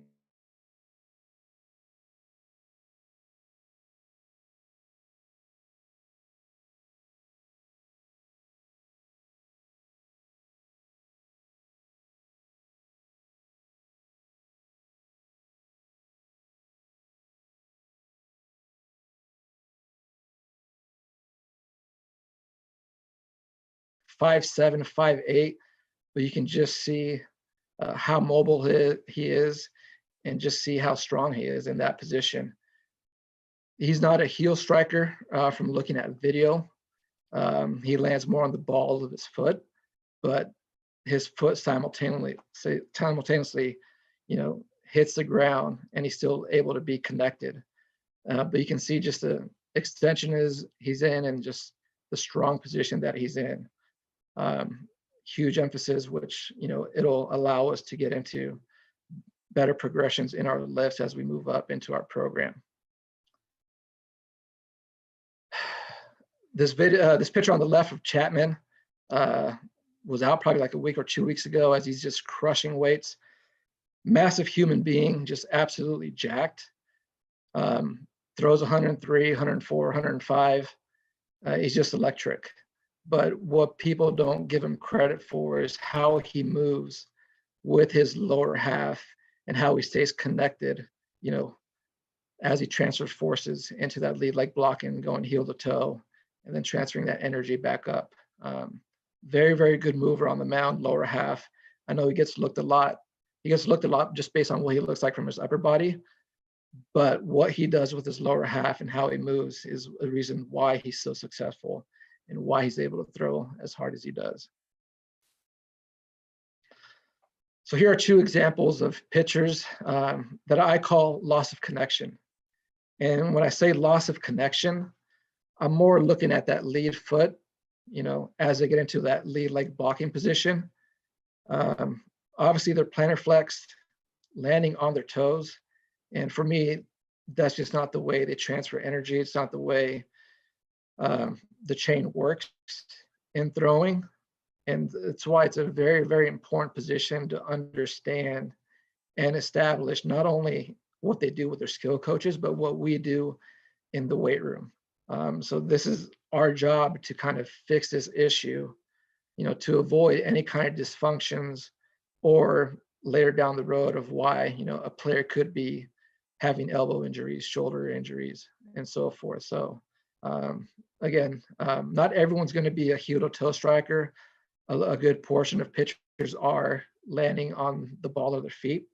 But for me, this is something I truly want to avoid and want to emphasize as far as weight room goes when we're teaching guys to squat. And so if you look at ground reaction forces in other sports, same concept kind of applies. You see the javelin thrower going into eversion and getting into that lead block position with that front leg. He's going heel to toe. Good energy transfer using the ground, to continue that force up the chain. You look at Carly Lloyd taking a PK. That lead foot, she's going to heel to toe. Ground reaction force, same concept. You look at Blake Griffin jumping over the car. Over here, he's going heel to toe, using that ground for force production. So it's not just baseball. When we're talking about ground reaction forces, it's other sports that we got to be able to establish, these good dorsiflex positions. And if there's an athlete that struggles with it, we got to find a way to help them figure that out in training. All right, so all these pictures I just showed you and examples I just showed you, are obviously guys at the highest level of Major League Baseball or in professional sports in other sports. So over here, again, 16-year-old kids, it's an awesome opportunity. It's an awesome window for me as a strength and conditioning coach to really get my hands on these players and really start teaching them, start educating them, and start coaching them. What my calendar year looks like in the Dominican Republic. So DSL, Dominican Summer League, spring training runs April to May. Spring training in the States runs typically mid-February and February all the way to the end of March, with the season starting in April. Once that's done, Dominican season is in full effect with our spring training April to May. From there, we go into our DSL season, where they do play a 72-game season in June, July, August. They're playing 6 games a week, Monday through Saturday, with Sundays being an off day. July 2nd is our international signing day. And then once they sign, they're all ours. And we can do a pretty good job of keeping them at the complex and try to train them as much as we can prior to when they come back to us in April. So we'll do an instructional league where we'll either continue training, or guys that need more baseball reps will get baseball reps, but still a huge emphasis from our end is still training. And then we have a variety of off-season camps at our academy in the Dominican Republic that run December through February for players that are going to first report into their spring training in the States, or whether it's the July 2nd players getting ready for their first full season come April for this spring training. So just a quick background on coaching LAMP players. A lot of them leave home, leave school at 12 years old, sometimes younger, 10, 11, and they live with an agent full time. A lot of agents in Latin countries have their own baseball complex where they put up these players in a dorm room type setting. They house them, they feed them, they train them pretty much all year round. And with the goal of, being signed by a Major League Baseball team at 16 when they're allowed to be signed. So factors to consider when I'm getting these players is, a big part is education. They stop going to school at 12. Are these agents still teaching them? Are they having any kind of education emphasis? Are they going to school at all with where their agent lives? That's something we don't know. And for the most part, a lot of them don't, because they're baseball full time at 12. So for me as a coach, what is their learning style? That's something I got to quickly figure out, because how I teach, how I coach might not relate or might not help them understand, what I'm saying them, what I'm telling them, or what I'm trying to get them to accomplish as far as movement goes, or as far as training goes of me in the weight room. So that is something I got to quickly learn and find out. And sometimes you find out right away, and sometimes you take time. That takes time. In the Dominican Republic, baseball is king.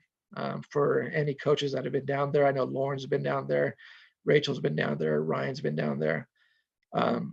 Baseball's king in the Dominican, and these players are trying to find a way to get off the island as quickly as they can to pursue that dream of playing in the show.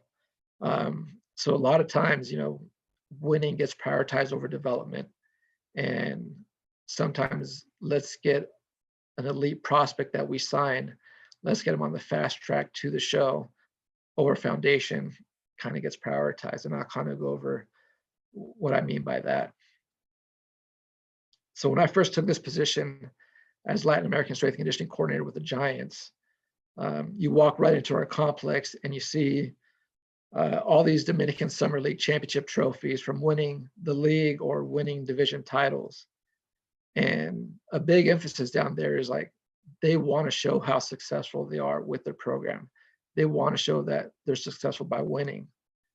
But I think our last title there was in 2015, long before I was there. But then you look at those 2015 teams or the teams prior, all right, what LAMP players came out of that program and helped the big league team? And the answer is like very little to none.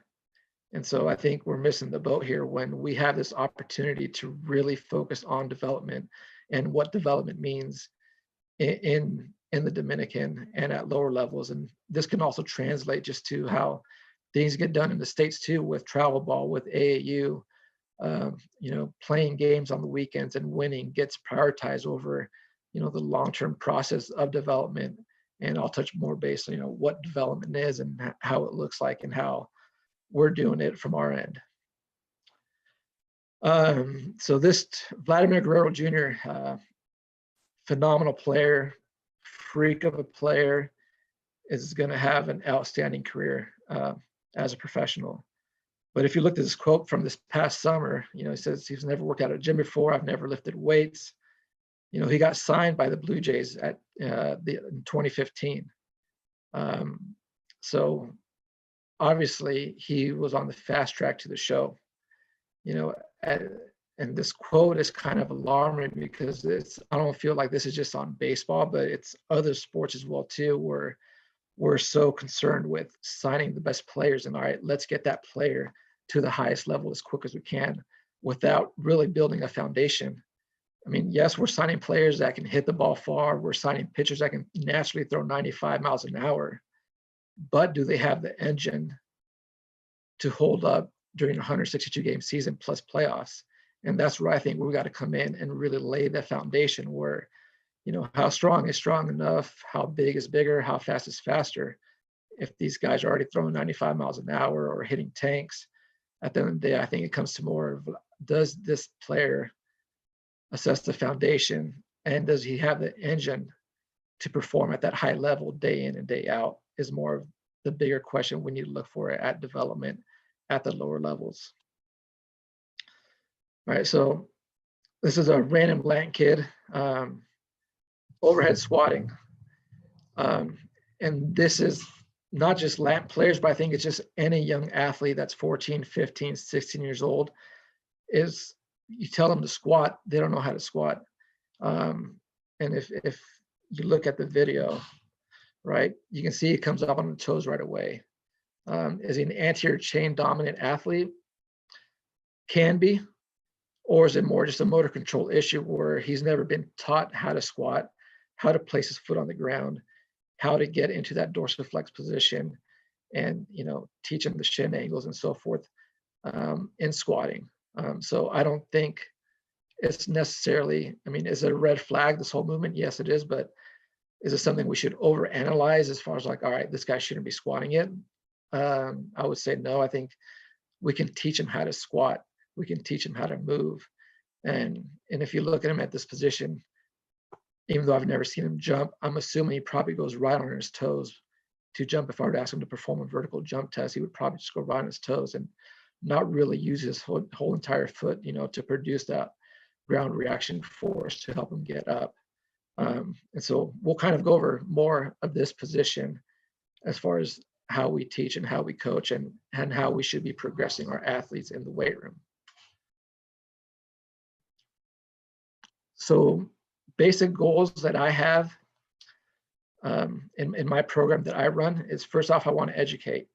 kind of like how I just showed you guys with my slides and the different positions that hitters were in, the positions that the pitchers were in.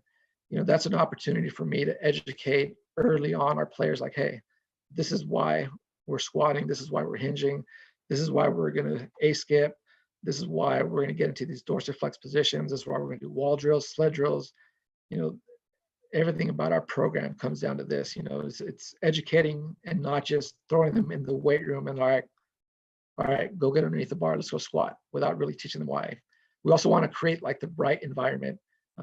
In years past, Latin players have been very, very, they haven't been too receptive to training. So for me, it's creating the right environment where it's more welcoming and, building confidence. And, because it can be kind of intimidating for them. A 16-year-old kid that's never lifted weights in his life. And he's seeing 18, 19-year-old kids that, are 200 pounds and pushing weights. It can be quite intimidating for them. So it's creating confidence and creating the right environment where like, hey, trust us, we're going to teach you, we're going to progress you. We want you to learn. Don't feel like you're going to be a failure if you don't know how to lift yet or how to move yet. Simplifying the workouts, simplifying my teaching cues to make it as easy as possible for the athlete to learn. Also empowering the athlete, because if you look at my calendar year, there's months out of the calendar year where they're not with us at the academy. So I got to be able to empower them and teach them so they can go home and follow our training program. And if I'm doing my job as a coach, they should have the skills and the knowledge to know how to apply, and follow our off-season training program on their own, given that they do have the facility and equipment to do so, or how we find alternative options for that. And lastly, we put all these 4 things together and you build a really, really good foundation. Again, we want to build an engine that can handle 162 game season plus a postseason at the highest level. And we need to really take advantage of their time with us at the minor league level. And so something I kind of fall back on is this Altis athlete development model. This is from their Altis Foundations course, which I took last year and completed it. For those that haven't taken it, I highly recommend it. A lot of good information, a lot of good detail, not just with programming, but just progressions, anatomy, physiology. It's a really good refresher on some of the things we might have been missing since we left college, so to speak. So again, when I follow this model, I'm looking more at the 16 to 17-year-old range, where we're looking at, I'm more focused on more speed and strength development and really emphasizing more on the bilateral patterns.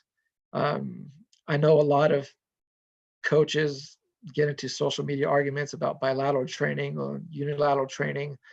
For me, I think we got to be bilaterally, proficient first before we progress to unilateral movements. And, kind of like what coaches said before, don't be married to an exercise. I'm not necessarily married to bilateral movements, but I think that's where the foundation needs to start before we start putting kids into positions, into like unilateral positions or progressions in the weight room.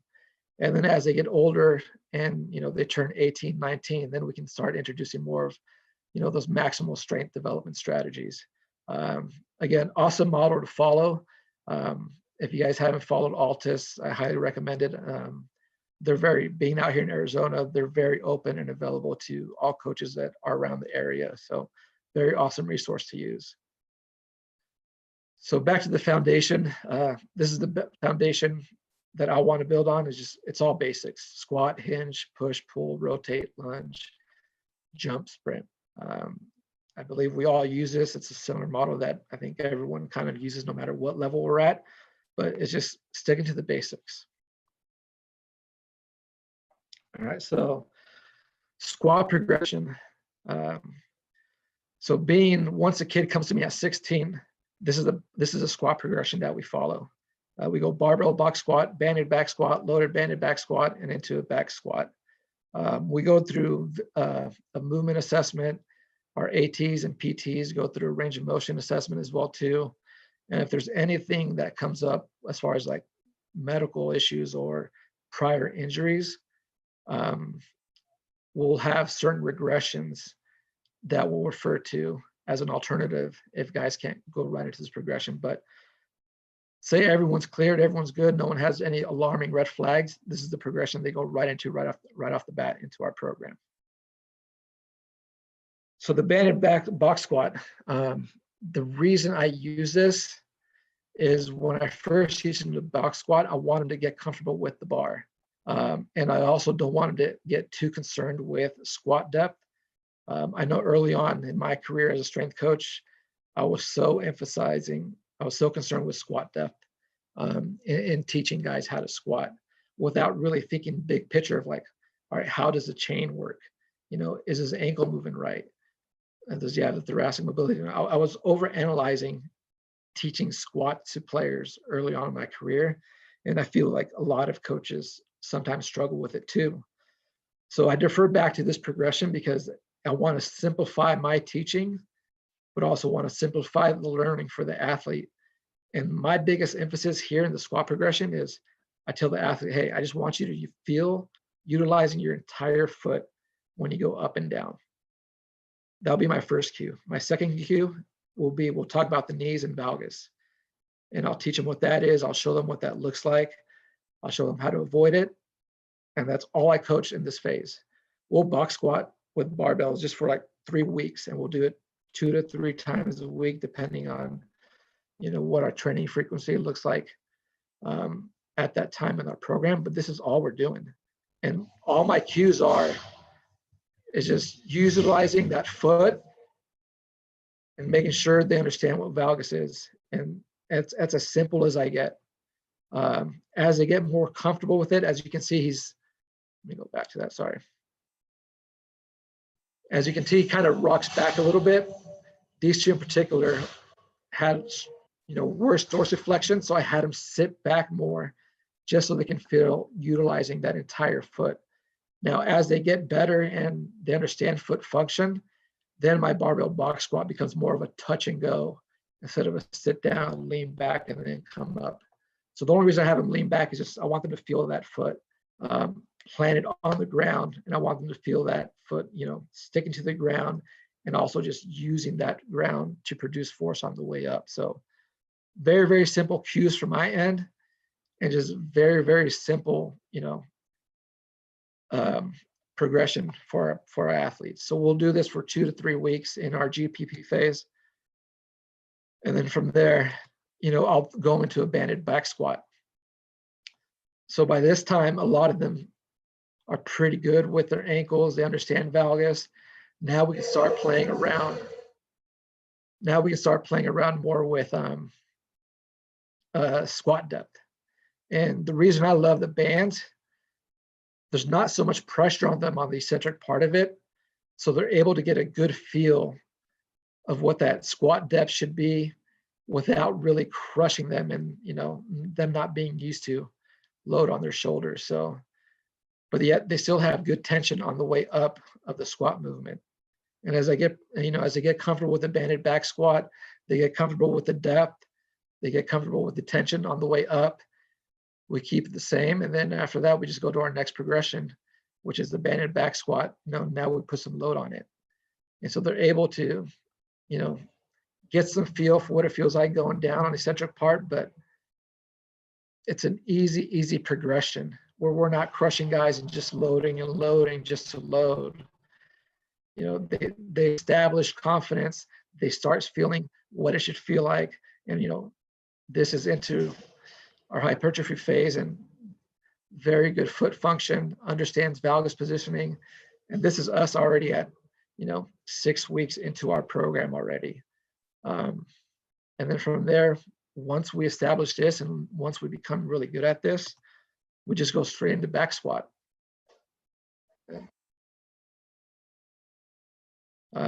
Again, they understand the movement. They understand how the chain works. They understand foot ankle function. They understand valgus. They understand, you know, better positioning of the squat depth.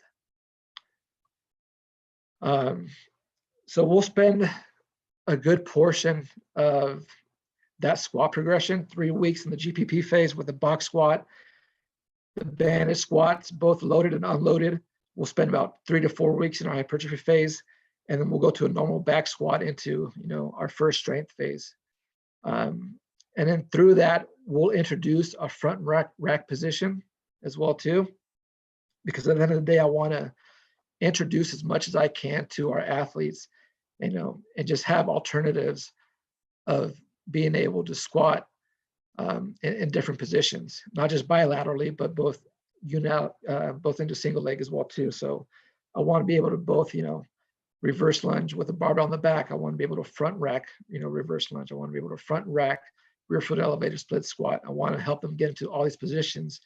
That way we have options, and, they're very well established. And then once they get deeper into their career, when they get 23, 24, 25, whatever strength coach they're working with at that point, it becomes, all right, what does this athlete need in his training? And, what options can we have them? And by this point, at that point of the career, they should be pretty well rounded, with what they do in training in the weight room, and not having any really limitations for what they can do.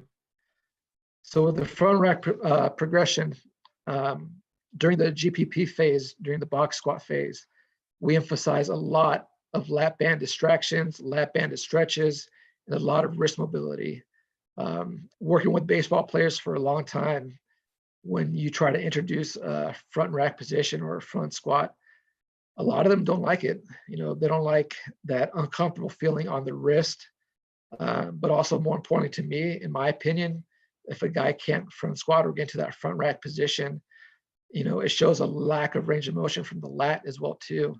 And so there's restrictions there too. And especially for a pitcher, if you don't have that range of motion from your lat to your scap, that's kind of alarming from my end. So I want players to get comfortable in the front rack position. And so this is the kind of the progression we go with. So we'll go lap band distractions in our GPP phase. We'll do the single arm and both the elbow raises in our hypertrophy phases. And then we'll go into a front rack hold. This was supposed to be a video of our guys front squatting after going through the first strength phase. And after they learn the progression, just to kind of show you guys how that worked, but it's a picture though. Again, I want these guys to feel comfortable being in that front rack position. I don't want them going into goblet squatting. I've had debates about goblet squatting, and just for me, it's not me. It's not what I coach. It's good for unilateral progressions, but as far as bilateral progressions, I tend to stay away from the goblet squat and want to get guys working underneath the bar. So I had my daughter take a bunch of pictures and videos that you'll see in the next upcoming slides. So basic lat stretches and banded distractions that we use just to open up that lat before we start introducing guys to get into that front rack position.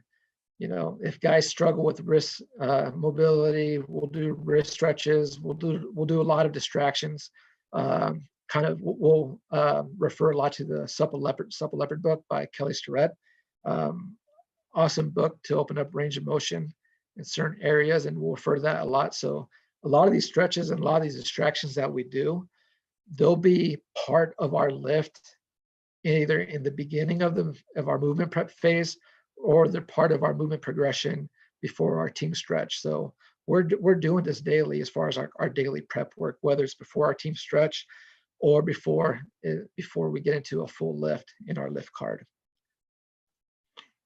And then from there, once we get into the elbow raises, because I want players to be comfortable with it, I'll have players do this at the end of the workout, because if I feel if you introduce this and have these players start introducing elbow raises in the beginning of the workout, it's going to be uncomfortable. There could be some pain, some discomfort, and that's the last thing I feel like you would want an athlete to feel going into a lift. So I introduce these raises at the end of the workout when we're completely done with the lift.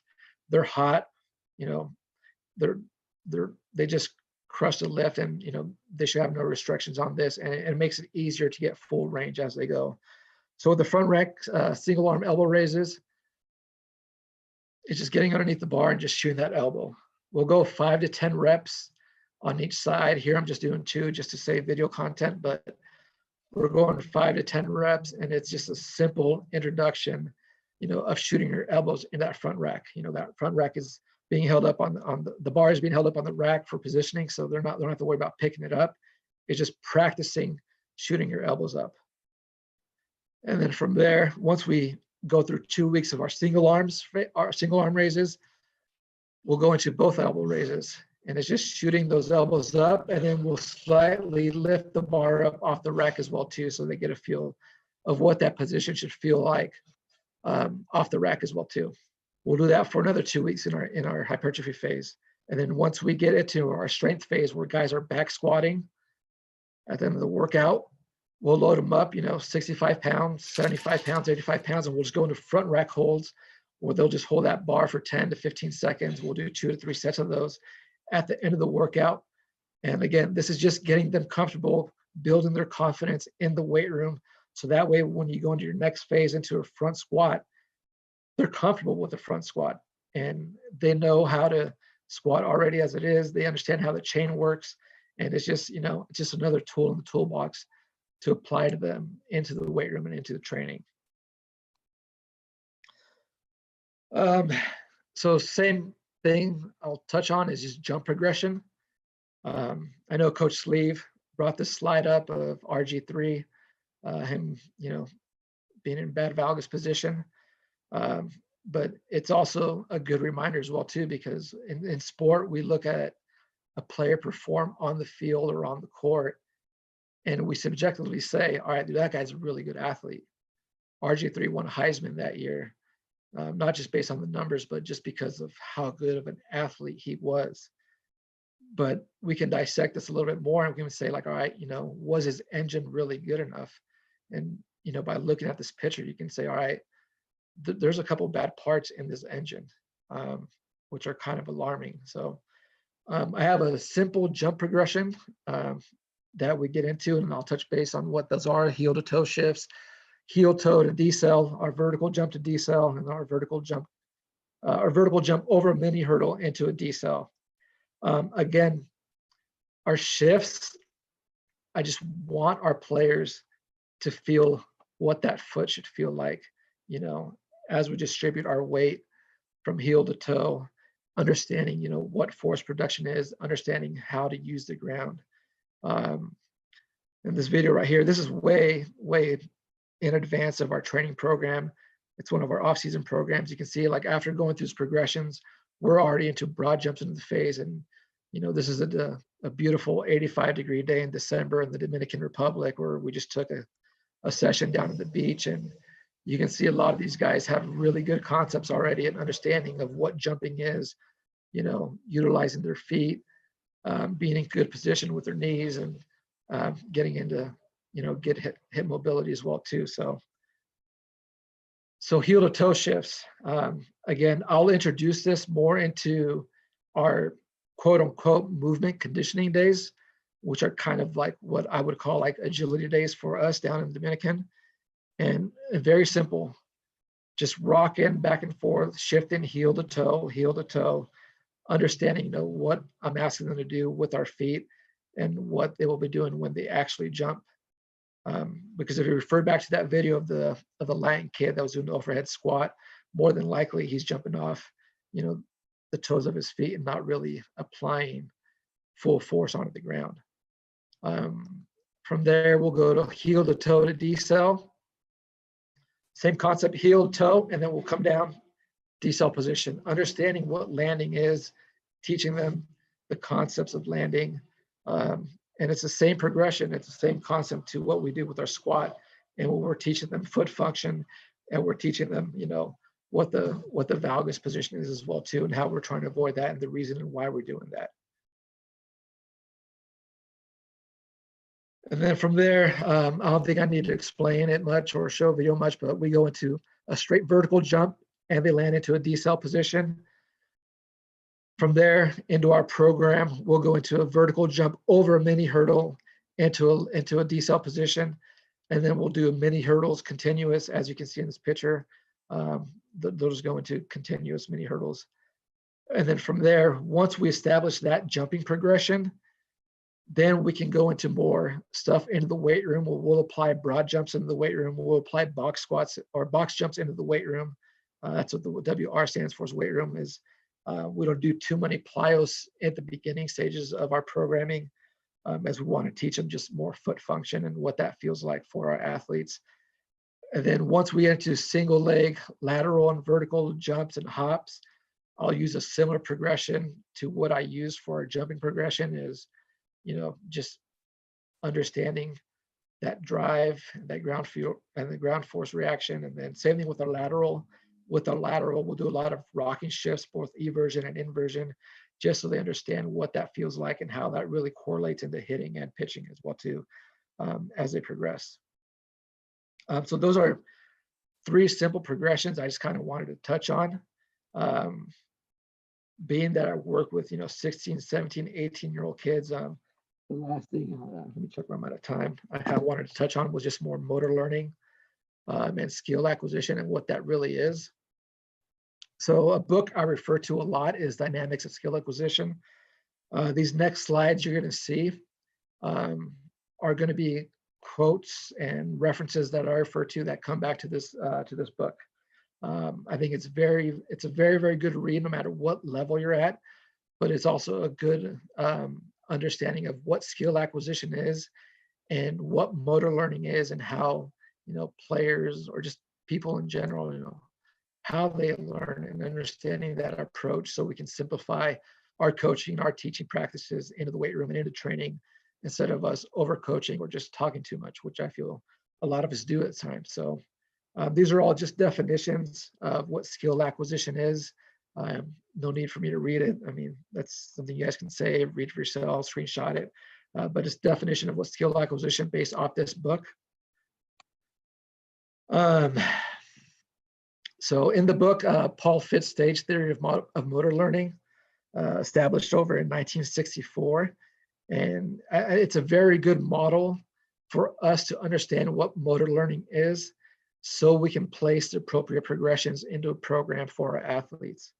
Obviously, stage 1 talks a lot about the cognitive stage, identifying the task, self-task, questioning, being that, allowing errors. There's going to be some inefficient movements. There's going to be some clumsiness when we introduce movements or certain skills, in the cognitive stage. Associative stage, it becomes a little bit more refined. There's not as many errors. They can start detecting what they're doing wrong. And this we can apply to, when guys start learning to squat, when they start jumping and so forth, and what they do in the weight room. And then eventually it becomes, into the automatic stage, where it becomes automatic and it becomes habit of they know what to do. So, we're talking about practice, but, if you really think about 16-year-old kids in our GPP phase, at that phase, they're learning how to practice. They're practicing to train at that stage, is the way I look at it. And when we're teaching them these foot positions, before we work our way up into the change, as far as teaching them, hip mobility, thoracic rotation, and all that stuff, that's all important, but we need to simplify what we're teaching in the early stages of training for younger athletes. And then in 1967, Fitz and Posner's 3-stage model, just to kind of break it down into movement patterns. We have the cognitive stage, where it's the development of the basic movement pattern. You get to the associative stage, where it becomes a refinement of the movement pattern, and the autonomous stage, where it becomes virtually automatic. And this is kind of the progression that we need to use in the weight room, especially for our younger athletes. And it's important for us as coaches to understand this model and these stages, because it can be very, very frustrating when we're coaching a kid and he's not getting it. So, I've been in that situation, and I know what that situation's like, but we have to take a step back in understanding this model and, how kids learn. So practical issues of learning, retention, how well are our athletes retaining this information? Obviously, you take a young athlete, they're being given all kinds of information. They're given information from the PTs, the ATs, strength coach, their skill coach, their hitting coach, their position coach. So it's a lot of information they're taking in earlier on in the career, And that's why I refer to just, all right, simplifying our progressions and our training practices and giving the most simplest cues we can possibly give.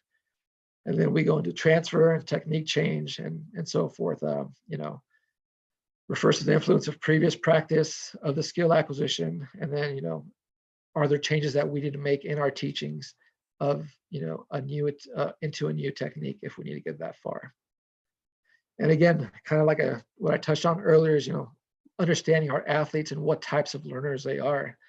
Granted, being athletes, a lot of them are going to be kinesthetic learners because they learn by moving, they learn by doing, but there's going to be times, but I feel we place too much of an emphasis on the hearing part where we speak too much or we say too much and we expect our players and our athletes to listen and listen and listen and listen. But sometimes we can be given a terrible cue or the wrong information where it's not really, it's not making sense to the athlete, and we need to find a different way to give out that information and what we're trying to explain to the athlete with what we want them to do.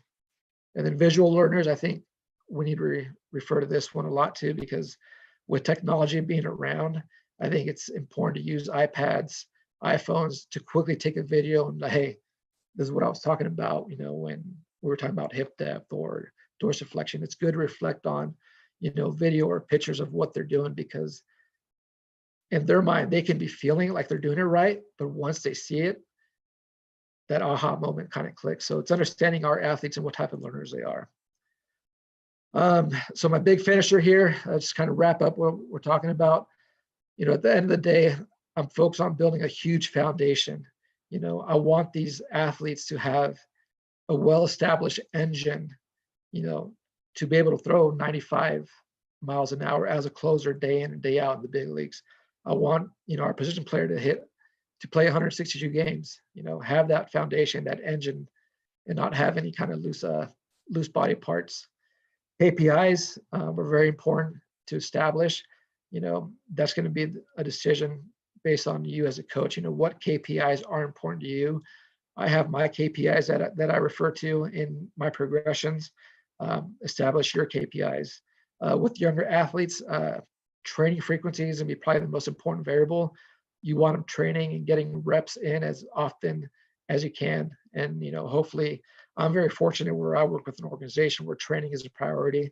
And, early on in the career, we have a really good balance where we're training a lot more than we're playing games, or we're training more than we're practicing, because at the end of the day, we want these guys to be not only just bigger and stronger, but like I said, we want them to have the right engine to be able to sustain, a very long career.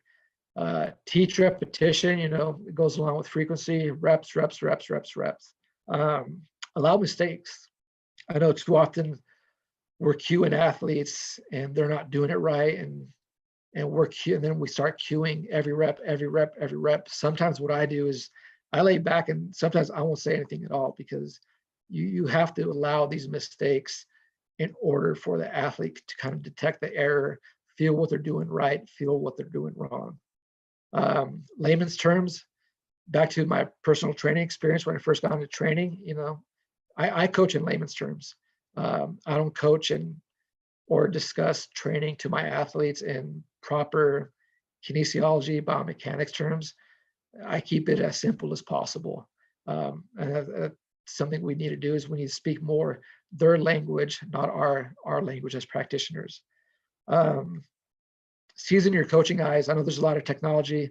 I think a lot of us are using force plates and all this tech for VBT, and which is all good information to process, but let's be able to, at the same time, not just rely on objective data, but to be able to subjectively identify issues in movement as well too, not just with what they're doing in the weight room, but what they're doing in their sport. The KISS principle, just keep it simple. Keep training simple, keep your cueing simple, something I refer to. I'm very, very fortunate throughout my career that I've been surrounded by really, really good strength coaches, people that have been helping me out through my career. Want to give them a quick shout out through here and say a big thank you for your support. You being there for me, not just as a coach, as a mentor, but just more as friends as well too. So to everyone on this list, and big thank you to everyone. And kind of, I think, can't pronounce his last name, but Coach Joey G said it last week, and I think other coaches said it too, is, by all this means, what I just presented right now is nothing I created. I'm just a borrower of everything. Very thankful for my DR staff. I've been very fortunate to have a good amount of success in a short amount of time, where before it was just me and Alfonso, who's our Dominican strength coach down in DR, and myself. And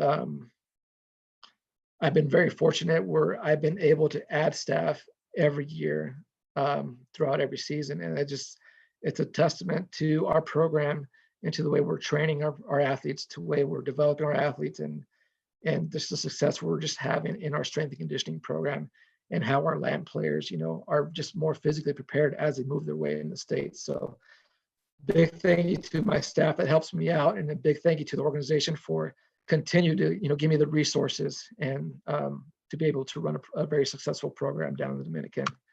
And a big thank you to my family, my wife, my three beautiful daughters.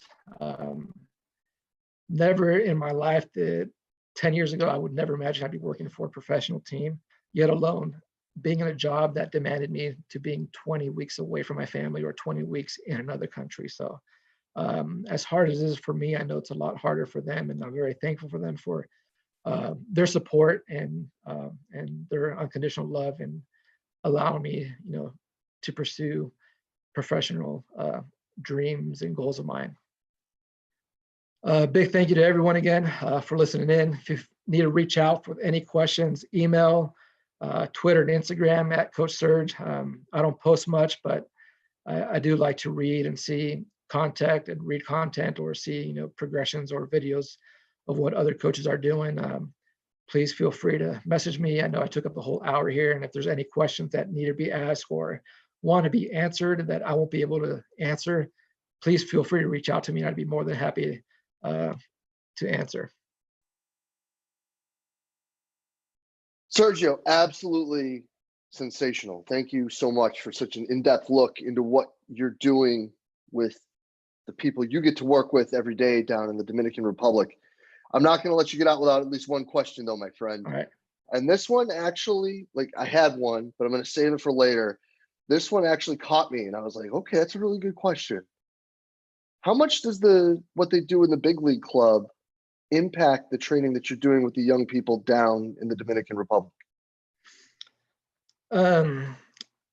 Nowadays, I'm very fortunate where we have a really deep staff from top to bottom, and Brad Lawson, our major league strength coach, and Sal Martinez, our major league sports scientist, have done a really good job of filling in those roles, and we have a top to bottom approach. It's really not different with what we're doing. Obviously, our progressions and our loads and our periodization is going to be different based on training age. But it's pretty much, at the end of the day, it's a top to bottom approach. I know they allow me to work with the big league team during spring training, so I'm able to see what they're doing, and any good content down there, I'm able to show to our younger players, like, hey man, look, this is what our guys are doing at the big league level as well too, when it comes to training, when it comes to preparation. So we have a really solid team of strength coaches, a really solid, sports performance, sports medicine department that we all work really well together. And so I've been very, very fortunate and lucky enough that that's not much of an issue where, all right, well, the big leagues does it different than the minor leagues. It's all one big team with what we're doing in our training. Awesome, man. Truly appreciate it. Thank you so much. That was such a great presentation. Thank you for sharing with us today. Thank you. And as we keep moving through, we're at the halfway point. So I would be remiss if I didn't remind us all one time again, if you go into the chat box, which may very well be to the right of your Zoom screen, please take a moment, tap the blue letters that say GoFundMe, and please help contribute to the cause. And now for our third presentation of the evening, morning, night, depending on where you are. This is awesome. This is something I'm really excited for, because as a person who has been kind of enthralled in this world of like performance teams, it's very rare that you get multiple people that get to work together to speak about this. So I'm really fired up that we could have the Arizona performance coordinator with the Cleveland Indians, Ryan Ferrier, and Jeremy Harris, who is the player development physical therapist with the Indians, joining us right now. And I think, guys, that what we need to be able to do is understand, like what was said by Daniel, that high performance is really a tricky thing, because more often than not, you're going to hear Jay talk about it or Daniel talk about it. Well, now we have the opportunity to listen to a team talk about it, and I'm fired up. So, gentlemen, welcome. Thank you for being with us. Hey Jay, thanks so much for having me. I just want to make sure, just a thumbs up if you can hear me, Jeremy. You'll be my test here. Thumbs up, good. Okay, awesome. So Jeremy's going to go ahead and share his screen here in a second with our presentation. But first, while he gets it ready, just want to take a moment. First of all, a special thanks to Drake, Lauren, Ben, the entire crew, that Jay for moderating, and the entire lineup that's gone so far, that's going to go in the next couple days. I think this is an awesome event, and for us during such uncertain times, and when we're all trying to just get through this is something that's sort of providing some normalcy, at least for us, for coaches. It's an opportunity for us to do what we love to do, which is talk shop, learn, and then ultimately help other people. So this event's outstanding, and really appreciate that.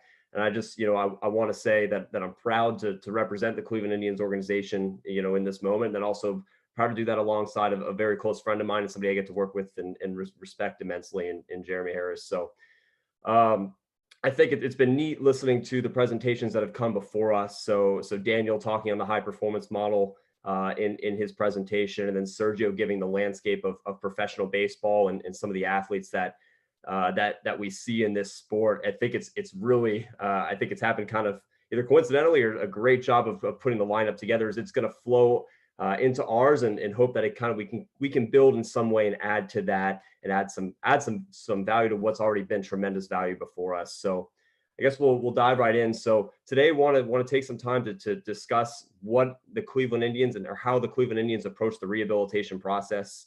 How that process has evolved over the last few years that we've been a part of the organization, and how we've developed this no silos approach to that process. Jeremy?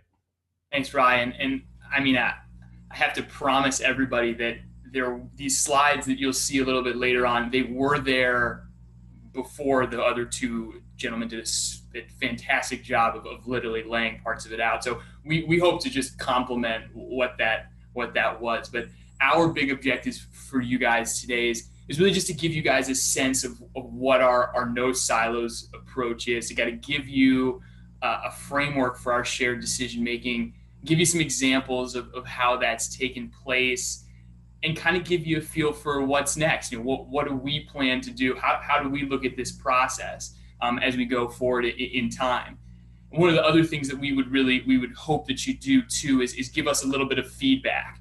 Ryan and I are very comfortable being vulnerable in this situation, and it opens us up to take feedback, constructive criticism and it's the best way for us to get better. So you'll see our emails at the end of this presentation. We invite you to send us some feedback. It's a way that we've found to get better together.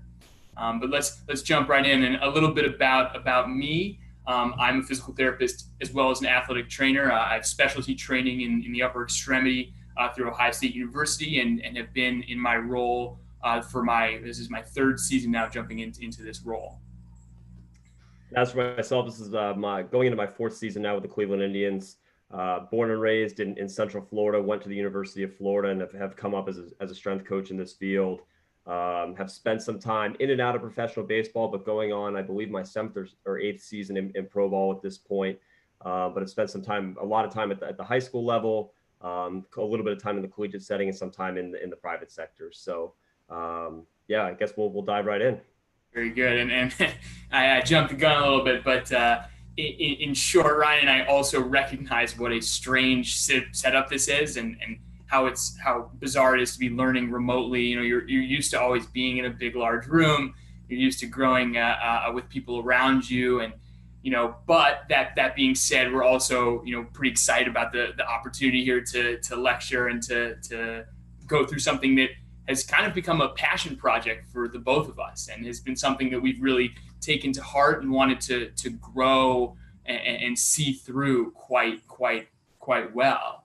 And we also recognize, and especially as a physical therapist in this realm, it's been an honor to kind of stand on the shoulders of giants in the literal sense and the figurative sense. I mean, we've seen some incredible lectures by some incredible people over the last handful of days, and we only hope to just provide a little bit of extra flavor to that as well. And I really just want to emphasize, on my end, guys, how humbled I am to be a part of this lineup with Jeremy. As a strength coach, everybody in this lineup is somebody that I've either looked up to, spent some time learning from afar, or have been blessed with the opportunity to work alongside in some capacity. So again, super humbled to be able to participate. But we'll go ahead and just dive right in. And I think to best understand what we're about and what we are trying to accomplish, both in our rehab team, but as an organization, is to do what we as strength coaches do, or practitioners do every day when we plan for our athletes, and that's begin with the end in mind. So our mission statement as a player development department is to develop the staff and players to lay the foundation for winning a World Series. So in other words, everything that we do through all the levels that Sergio talked about, which all those levels leading up to the big leagues, is to ultimately support the big league team and help win games at the major league level. And it takes a massive team. As you can see, that's our entire player development department in different photos. And there's actually probably so many more that probably aren't pictured. And if we could have them all sit here to discuss with you guys, we absolutely would. It's a team effort. And while we're trying to support the team in Cleveland, a lot of what happens actually happens in Goodyear, Arizona. So this is the home of our player development complex. So you guys, I'm sure, are aware that spring training would happen here. But in addition to that, we have extended spring training, which of course falls right after camp and we break for the season. We have a rookie ball season where we personally have two rookie ball teams operating there. We have off-season programs that run the entire length of the off-season. And then we have our rehab group, our long-term rehab group, which Jeremy's going to give us a little more information on coming up. But this is about 2,500 miles away from Cleveland, but we do everything we can to support that big league team. In reality, again, to touch on what Sergio said, our players are spread out quite a bit. We have a lot of players centered in the Ohio area during the season. We have the majority of our minor league teams or affiliates are in Ohio.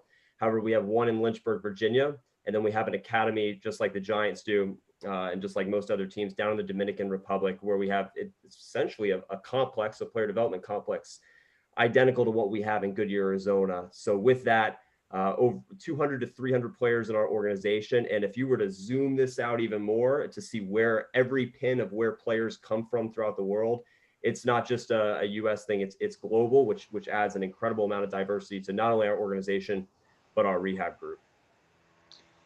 Absolutely. And I think one of the unique things about our rehab operation is it really is a snapshot of our entire player development and major league setup. And it does afford us the opportunity to work with players as young as 16 years old and as old as you name it. And I think that gives us an interesting approach and kind of requires us to work through challenges that exist with every single individual player. The guys that kind of do come to us, they are a group of players who have had long-term injuries. I mean, we're talking probably 3 to 4 weeks of no baseball activity or more. That can be surgical or non-surgical. It all kind of falls into our scope. And one of the other things that's kind of important to think about, is specifically because we're working with players for such a long time, is we have to almost think about it like we want to try and find those wins every day. We don't have a win-loss column in the same way. So it requires us to be a little creative. It requires us to look and understand what we can show the players that we're getting better at it each and every day. A lot of that does come from their age, and it helps us to understand a little bit better, what specific goals we can tailor to an athlete at 16, 17, 18, like was mentioned prior, and even so much farther than that, and working up the chain to players in the AA, AAA, major league level. Each one has a different consideration to be aware of. And, as Ryan also mentioned, maybe unfortunately to us, we are not the only show in town. aside from having the rehab group there, as Ryan mentioned, and we have 2 rookie league teams. We have extended spring training, we have off-season camp. So we're rocking and rolling all year long. So it requires us to be kind of that much more dialed into each and every player. And we promise we don't encourage our players to take naps in the hallway, but I guess if it happens, it happens. And to add a little bit of extra context onto that, I mean, and to follow up on you, Jeremy, I mean, we're talking about, in spring training, 200 or so players in the complex, extended spring training, 80 to 100 players in the complex. During the rookie ball season, that tapers down to 70 to 100 roughly. And then when we get to off seasons, all bets are off. You could have anywhere in the range. So a lot can be lost in the shuffle, but again, the diversity is immense. And there's a lot of, specifically for our rehab group, there's some challenges to having that diversity, but there's also some awesome rewards that come from it. So some of the obvious ones, you have the language barrier. So like Sergio talked about, if we have a young, for example, a newly signed player, a J2 July 2nd player who speaks very little English, and he does get significantly hurt at 16 or 17 years old and gets brought to our academy to rehab. Well, he's going to be in with this huge range of ages and playing levels in terms of the players that are around him, which can pose as a challenge. But some of the rewards that come from that is you have the opportunity to have these players that will, if they didn't appreciate routines beforehand, they will start to learn routines to go through their intensive rehab process, and they go through it every day, and they're surrounded by players of all different levels. And we've seen major league rehabs taking young guys under their wing. We've seen some older English speaking players teaching English to our younger Latin American players, and then vice versa, them teaching it Spanish back to them. It's a unique opportunity because at most other levels, when our players are healthy, they typically tend to be with players around their same age, roughly. So it's a unique experience. Well, let's dive in. We'll go in with a quick case scenario to start off with. Again, with a lot going on in a complex and a lot of different types of players with various injuries. Let's say an athlete comes to you as a strength coach in the weight room and asks you, hey, why am I only throwing out to 60 feet today? I could definitely throw to 120, no problem. Or, we get a lot of this one. Man, why am I not throwing bullpens already? My arm feels great. I should go. What do you do in that situation? And even on the flip side of that too, let's go into the training room now, and we're in the same boat. A player might come right up to us and say, Jeremy, why am I only running at 70% of my max today? My hamstring feels great. Like, I feel fine. I'm totally healthy. What do you do in that situation? I think that it's very, very easy. It would be very, very easy in this type of scenario to essentially retreat, right? And separate yourself out from the remaining staff members around you. It'd be very easy for Ryan and myself to say, why don't you go talk to medical or go talk to strength and conditioning. They'll be able to answer that question for you. But when you have an athlete standing right in front of you, asking you those questions, deferring is not really a great option, because we're always trying to get guys to buy back into us. We always want to strengthen that bond. I think that's important. But then things get a little hairy, right? And then it's a little bit harder to find who is doing what. Well, who's writing that program? Who's writing his running? Who's writing his throwing? And I think in that situation, the lines do tend to get a little bit blurred. On one side of it, you could say, hey, here's strength, here's medical, here's fundamental. They all do their own jobs, right? Well, maybe not exactly. Sometimes it's not that clear. Most of the times it's not that clear. Can we even define roles for us? Or do we act separately? Do we act together? What do we do? And, I think, as was already hit on today, I think a great way to look at this is we're not 3 solo artists, right? We're a symphony, right? When you go to expound a little bit upon this reference, when you go and hear the orchestra play, if you really, really listen to one musician, maybe you can hear a little bit of what they're doing, but that's not why you're there, right? You're there to hear the larger group. You're there to hear the sounds created by the collective voice. That's exactly what we're trying to do. That's exactly the kind of thing we are trying to push to each and every player. We are a collective voice. We're a collective sound. We're here to help you, but we're here to help you together. So to take that in mind, we go back to the mission, right? The mission is to help the Cleveland Indians win a World Series. And our goal is to do it together as an orchestra with a lot of people involved and a lot of processes involved for all of our athletes. The question is, how do we do it, and how do we do it on a daily basis and live that out? So for us, with the organization, we use this as our framework, or the start of our framework. So this acronym of CLE, well, it's an abbreviation, of course, for Cleveland, but it also is an acronym for collaboration, learning, and then a commitment to excellence. And so today we're going to spend most of our time talking about the collaboration piece. For the Cleveland Indians, if you read this, this is what collaboration means for us. But what Jeremy and I key in on is the ability to communicate transparently so that we can break down silos and ultimately give everybody a voice, all the key stakeholders a voice in the process, including the player. And so we're going to spend some time discussing that today. And to build a little bit on what Ryan has mentioned here, I think it's important to note that in this situation with the rehab group, we are a healthcare entity, right? Our job is to provide healthcare to players to get them healthy to go out and play for a team.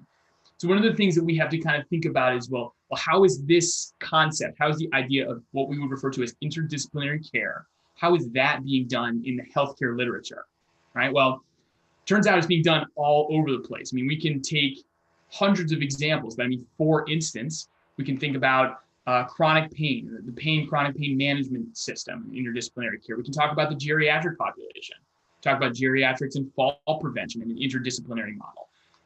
Going a little farther out, we can even think about the way that this works in large hospital systems. And I think this one's probably the most important one to think about. So if we pretend for a moment that we're talking about a big hospital system, the job of interdisciplinary care is to take every expert in a specific area and funnel that expertise down to one specific patient, right? So if we pretend patient A in that situation is also athlete A in our situation, well, we're trying to do the same exact thing, right? How do we take all the content experts in their specific frames, how do we funnel them down to just one specific player? And that idea is essentially what interdisciplinary care means to us. Even if we zoom out a little bit and look at our most primary care partner, the Cleveland Clinic, their mission and vision feel very similar to ours. They're very much in line with what we're trying to do. And as it turns out, it's not a matter necessarily of can we provide interdisciplinary care. It's a matter of how. It's considered best practice, considered the best thing that we can do as healthcare practitioners. So if we extrapolate that out to our setting, it's not a matter of oh, well, maybe we can do it. It's okay, we have to do it. How do we do it? Yeah, so to dive into how we do it and how that's evolved over time, I'm going to use a little bit of a model here. This is not exactly what it looks like, and there's definitely some more entities around it. But this is what it looked like when I first came into the organization and became the Arizona Performance Coordinator, which at the time I was just learning and still am how to manage other coaches and best support coaches. So a lot of my time was actually spent just being the rehab strength coach on a day-to-day basis. And ironically, I had a lot to learn about that too. And it was my first go around as a rehab strength coach in the professional baseball setting. So it was just myself, and it was our physical therapist, who at the time was Andrew Pipkin, and he's moved on to a medical coordinator role at this point.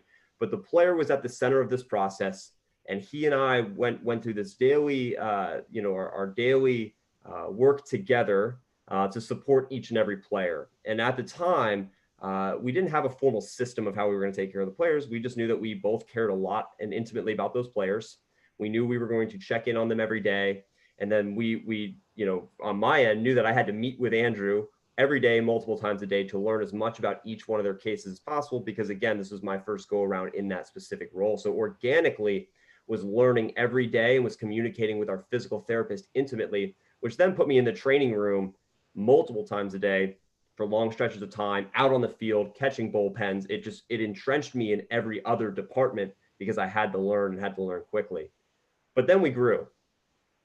And so the model grows a little bit. We start to add in some resources, whether that's technology, food, other items to better support not only our rehab group, but everybody. But specific to our rehab group, we added another strength coach. So there was myself still operating in that role. But we also brought in somebody to cover our rehab group, but also split time with one of our rookie ball teams. And we each took half of the rehab group. And then we brought in another physical therapist who is Jeremy Harris, who at that point became full-time with the organization in Arizona. But then we grew again. And so now at this point, as I spoke, our physical therapist at the time, one of them moved up into that medical coordinator role for the minor leagues. Myself starting to do a lot more of the performance coordinator aspects for the complex, which pulled me away a little bit from the rehab group, but it was still working with our major league and 40-man players at this point in the rehab process. And then we had a dedicated strength coach who he was splitting time before, but now he was dedicated completely to the rehab group, not splitting time with the rookie ball group. And then we added resources, and some of those resources being people. At the time, nutrition used to, for a lot of people in strength and conditioning, right? Nutrition falls somewhat under our scope of practice, or maybe it is all under our scope of practice. But we had the opportunity to bring in people as resources to alleviate that from our strength coaches and to really focus and hone in on that area to support our players. Mental performance had always been a part of our player development department, but at this point, they were starting to really work with our rehab players and do some outstanding work. Of course, baseball, which is our fundamental work, baseball was still heavily in the picture. So that was our model, but then we grew again.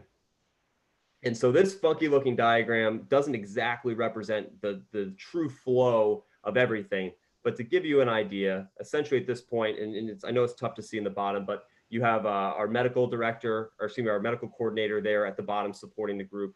Myself broken out. I'm on the floor every single day, but I'm not necessarily specifically coaching or writing programs for any certain player, just there to support our coaching staff. So we're there to help support the process. We have a dedicated rehab strength coach. We have 2 dedicated physical therapists to the rehab process.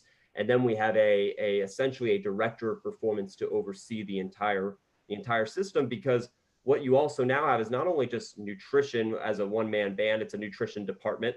You have life skills, education, mental performance, and then you layer all that in on top of that, is you have our assessment processes, our reporting, and our sports science, which have evolved over the years. And I put all this out there to say it's not look what we have, it's look how much information we have to deal with on a daily basis, and look at all these ways that we could potentially help our player, but with so many people and so much information in front of us, we have to find ways to best utilize it. And so I think you have 2 options, right? And one is what Jeremy had talked about earlier. We could silo up, get into what we do really, really well. So as a strength coach, you just be the strength coach and you stay in your lane. You don't ask any other questions. You get really good at one aspect. And then every other silo does that. And then there's sometimes a little bit of a loss of communication there. Or you can break the silos and you can collaborate. Yeah, a great frame to expound upon. And I think that as we started to add those to kind of add a little bit to what Ryan said, as we started to add pieces to this, what we knew was this is important to us. It's going to help us grow, right? It's going to help us get better. We have to figure out a frame by which to funnel all of those pieces in so that they kind of almost puzzle piece within the rehab process. And that kind of required us from the probably the second frame in that, which was a 4 or so person situation where we really ebbed and flowed from an interdisciplinary standpoint quite well. We now had to kind of define a little more firmly what exactly those pillars of the interdisciplinary process were. And I think that would help us in our mind. It was going to help us essentially layer in more staff and really fit them well into the process. So we were able to define essentially 4 major pillars that really hold us up. And I think they really still do to a large degree, and if not now more than ever. So let's talk a little bit about each of those, and we'll go from there and dive a little bit deeper into what each of those means. So the first one that we really like to talk about is something called a shared voice or a common language. How do we speak with a player, but also be able to speak with them uniformly? Second idea is something we call partnering with the players, but in the educational research, it's referred to as guided discovery. That's the method by which we do this. And we'll talk a little bit more about that. Going off of that is something we like to call influencing the influencers. And this one has a very unique strength to it that some of the other ones may not in the same degree. And finally, we like to call our group that you saw in that schematic our rehab performance team. This is what we are able to package up and give to the players and find a way to really help them grow. So let's dive into this a little bit. So let's talk a little bit about shared voice. And what exactly that means is not necessarily well defined, right? Because the idea, of a shared voice, you can have two kind of frames to this. There's literal voice, right? There's literal language. That's the way that we talk to the players. The way that we've liked to structure it is simplicity is key, right? It's the most important part of this in a lot of ways, because it makes us really hone in on the uniform language. Be as direct as you can. Don't beat around the bush. Don't use fancy terms. Try and explain to the player what they need to know to help them get better. That's really, really important. And on the side of literal language is also figurative language. And we're referring to that a little bit more so as data, objective measures, information that we're pulling both in the weight room and in the training room. That language, figuratively speaking, is what helps us sit down together and define a program. So that's part of that is by sitting down and understanding what those numbers mean, we're able to create a uniform program by which we all essentially can agree to a lesser extent. Now, when we're doing that together, what that provides us is a shared awareness. I mean, quite frankly, since Ryan, our other strength coach, our other physical therapist, myself are sitting at the same table and talking through a program, well, that's the most shared awareness you can get. And each person had a hand in the pot. And what that does, even more broadly speaking, is provides us a common voice. It helps us all understand where we're coming from. And I think that at its core is really what's valuable there. And what's great about our setting, what's great about sports, and what's great about the working with athletes in general is you can take all that information and run right out on the field and do it. So what I think the players really value the most, seeing Ryan and I out on the field with a player, working through a program together. We're not fighting each other. We're not disagreeing with each other. We are a shared voice. We're speaking a common language to each other, and we're pushing the same narrative. It's not uncommon for me to be in the weight room. It's not uncommon for Ryan to be in the training room. It's not uncommon for a fundamental coach to be in the weight room or the training room, and all of us to be together in the batting cage. It's important, and that's where I think the meshing really, really happens the most effectively. Yeah, that's great, Jared. And I think to add like a little bit of a practical context to it and some things that you can do to kind of achieve these. The first thing is just to understand in terms of just literal and figurative language is a lot of it's going to be born out of consistency. So do you meet on a daily basis across departments or maybe not daily, but do you meet often? Is your assessment process consistent? So over the course of several seasons, whether or not you sit down to hammer out what your language is going to be, if the same process is being implemented and the same results are coming out of it and everything's being objectively measured in that same way, or even subjectively measured if you're going with subjective measures, that language starts to build. I will say this too, and I don't think Jeremy would disagree. Our goal is to not have to necessarily always defer out to other people, but whenever needed, you do refer to your colleagues across departments, because the last thing you want to do is give mixed messages. Okay, so if an athlete's in front of you and they ask you a question and we don't know the answer to it, just like the advice that I think we've heard 100 times in our field, it's okay to say, I don't know what the answer is, but I'm going to work really hard to get you that answer. In the same light, it could be something along the lines of, hey man, I actually don't know the answer. That's a great question. Let me circle up with Jeremy real quick and I'll come back to you at the end of the day and we'll get this thing resolved. And I think you build trust by being authentic and transparent in that moment, and then you don't risk having separate messages between departments. In terms of a shared awareness and common voice, very simple, just know the case. So when a player comes into the rehab setting for the first time and they're being onboarded, don't let that be the first time that you're maybe looking at their case, or you're not having to ask them questions in terms of what they're dealing with. Showing them that, hey, like I know your case inside and out already, and we're going to learn a lot more together going forward, but I have a pretty good basis of this right now. If you have some sort of a schedule, like a rehab schedule, carry it on you. That way, not only do you know the plan, but you can execute it with the player and not have to necessarily call a physical therapist or an athletic trainer over to say, hey, what distance is so-and-so throwing to today? You have the answer. And again, it's just about building trust with that player and showing unity across the departments and within the performance team. And finally, I think with one of the best things that we can possibly do is exactly what Jeremy said, is just showing FaceTime. Okay. So if you come into our environment, you're going to see a strength and conditioning coach in the athletic training room. As I mentioned, I did a lot of my work in there when it was just a 2 or 3 man team early on. You'll see physical therapists in the batting cages, and you'll see fundamental baseball coaches oftentimes in baseball uniforms in the weight room during prep or during lifts. And at this point, even in my current role, right now our rehab strength coach, who's outstanding, Moises Cuevas, he goes in every morning. He checks in specifically with players that need to get things accomplished while they're going through their morning prep work in the training room. He checks in with the PTs. He does that intimately every day. But even myself, do my best when I can to pop my head in the training room, give a couple fist bumps and daps, joke around with the guys, and then walk out. But again, just to create this comfortability of any entity within the performance team could be in any part of the environment, even the ones that we're traditionally uncomfortable being around.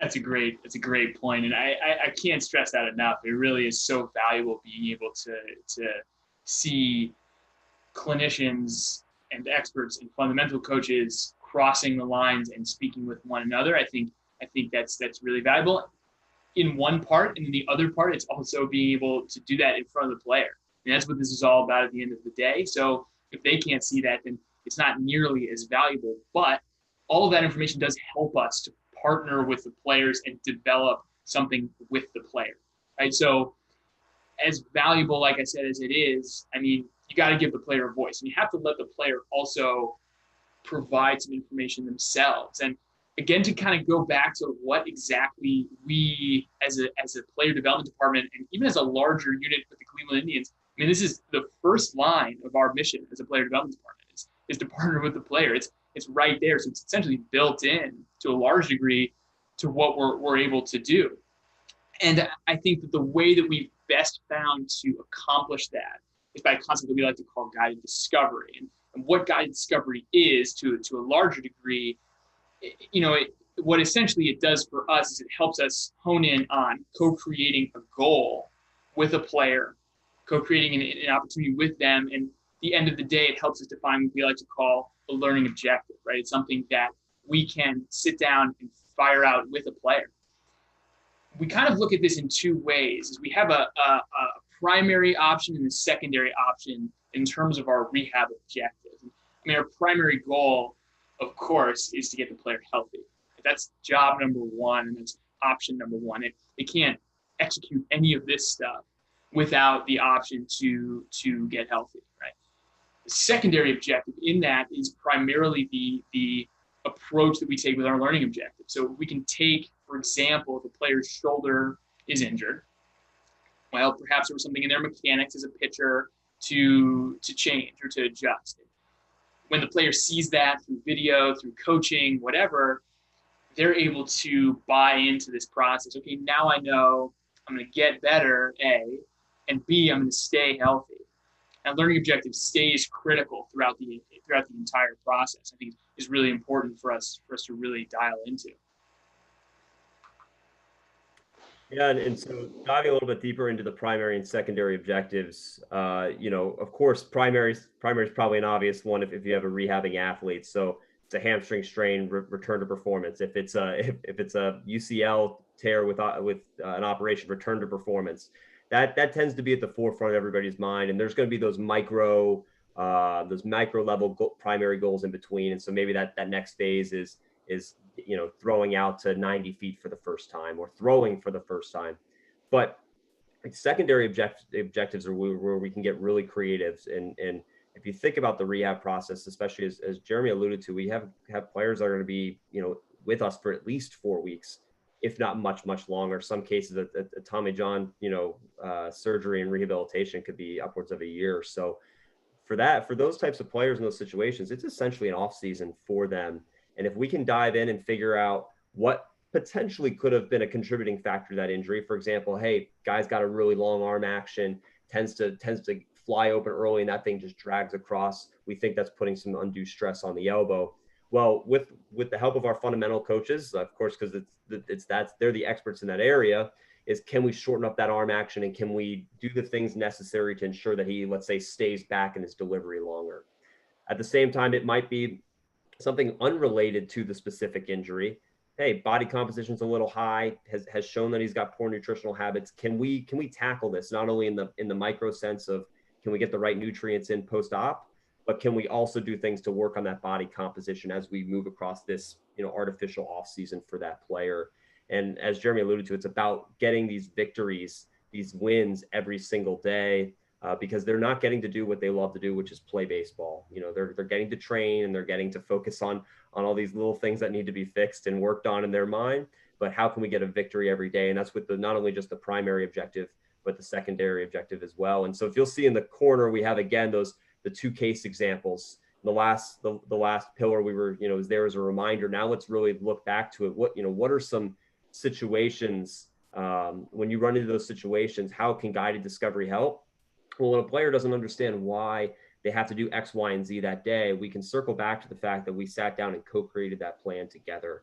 They may not walk away from the conversation excited or happy or satisfied, but we can always go back to the fact that they have stake in that process and they helped develop it. So we've had players where every single day they're super interested in their data. They want to come in and see the objective measures that we're collecting. And we'll, at the end of every day, have almost like a shop talk where they come in, they want to see what they did. They want you to explain it a little bit, and then they're out. Some guys want to see a report. And then we have other players who they might be a little bit younger, a little less mature, and they are a little more disengaged. And you got to meet them a little bit more where they're at and walk them through the process of what every day is going to look like and give them encouragement every day. And that helps bring them into the fold of helping to design their own plan. So it's just that in that sense, instead of guiding them through their data and building the plan together, it's guiding them through what this process is going to feel like for them and what they can expect. And then that way they can help craft the plan together with you. Absolutely true. And I think crafting the plan together in conjunction with us kind of leads us into the next discussion, which is what we like to refer to as influencing the influencers. And I think when we go back down to the base level of this, one of the things I think we've heard from every speaker that's gone over the last 2.5 days has been, how do we approach the science of getting stronger? How do we approach this idea of getting better through what we know is true or what we know may be true? I think we wield a little bit of a strong arm with that, right? And you're able to utilize that, I think, in approaching your player, approaching your athlete with specific information, right? Well, I'm certain that this is going to help. I'm certain that we program this way, it's going to be useful for you. So why don't we go ahead and do that? But what this means not necessarily is being a jerk about it to your players, right? It doesn't mean undermining them. If they do come to you with an idea or they come to you with something that they want to try, that means they trust you enough to want to really get your opinion on something. It's not a matter necessarily of having a tough conversation, i.e., hey, this is what we're going to do. That's a bad idea. But what it does kind of really give us is the idea to ask an appropriate question. Okay, well, if a player does value something very deeply, okay, well, I like that idea and I like how you came to us with this concept, but what if we do that and this? What if we add this to it? Maybe that'll help too. What do you think of that? Asking appropriate questions. And I will be fully transparent that this is the thing that I've worked on probably the most over the last couple of years, has been really making sure I'm asking the right question and doing the right thing this way. What that can do is really help you drive in the right direction. If you picture one player in front of you, imagine that there was a team of people, as we know, that got them to where they are, especially with us. I mean, there's people that still have an ear with them. So it's important that I think you're influencing the player the right way and augmenting, if not complementing, what it is that they already do and they already know to do. If they do feel that way, they can take that back and go with it a little bit more. But it does require you to be a little bit vulnerable, requires you to be a little bit open and take the good with the bad and find a way to really just make that microscopic influence. Because if you do, what it can do is, we call it a ripple effect of influence. As soon as you've made the mind up of that player and helped him grow and understand the way that may benefit him the most, that's going to go back to the people that helped him get there. That's going to go farther out than we can even track. And I think it's that much more valuable to really cement within a player's mind.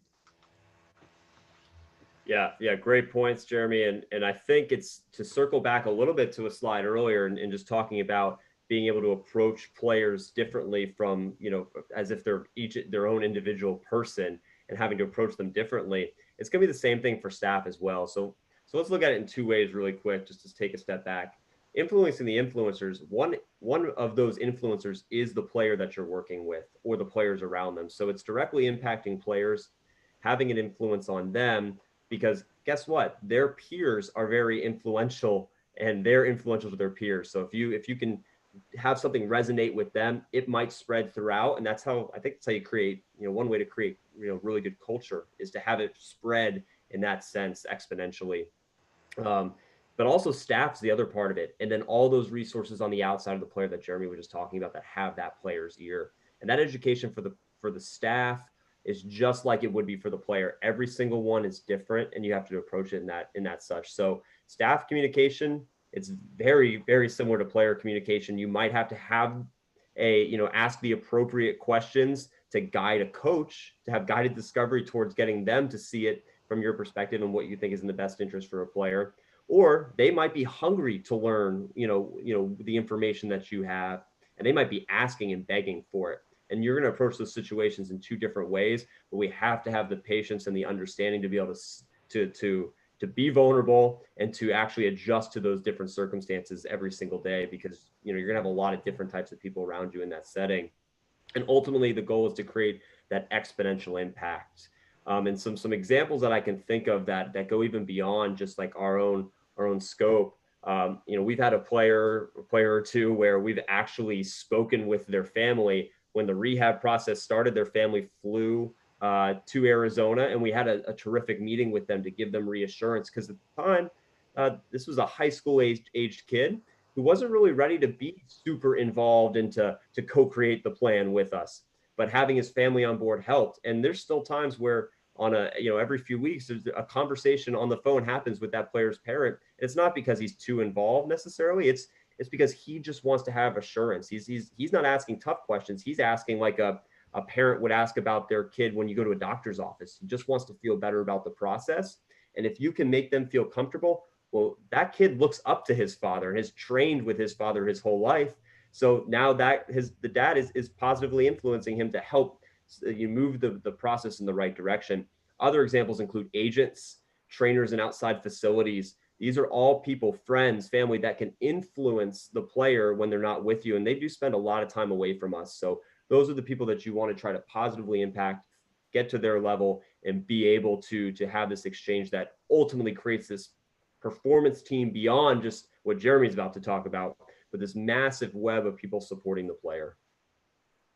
And I think the way that we really do cement that in with the player, at least when they're with us, is by surrounding them with that performance team. I mean, it really is the symphony. I mean, in the same way that we're trying to leverage each member's involvement to make an impact on that player that creates that ripple effect. So they're all interwoven with one another. And I think in my mind that it's helped us, once we've kind of really leveraged each power player in that schematic, that it helps us surround the player with those exact things. The system of that, as we refer to it, is the strength coach, the physical therapist, the nutritionist, the mental performance coach, all surrounding that player with an important resource. But that resource has to come from one shared voice. And when we collaborate together, we innovate together, that same message goes to the player that much easier. And so I can't stress enough how valuable that team is around you, and the way that you assemble that, but the way that you give people voice, the way that each person expresses themselves in that same way.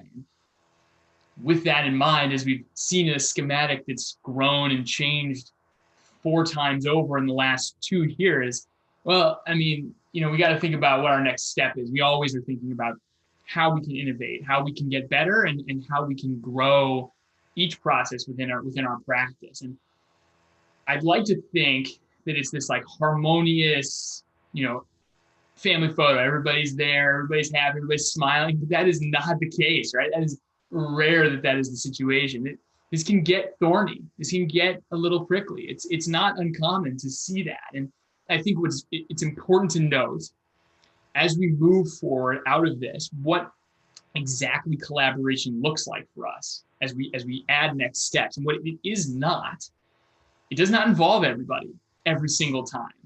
It does not mean specifically that people walk away happy at all times also. I mean, remember that you also have people sitting at a table with perhaps a different mindset.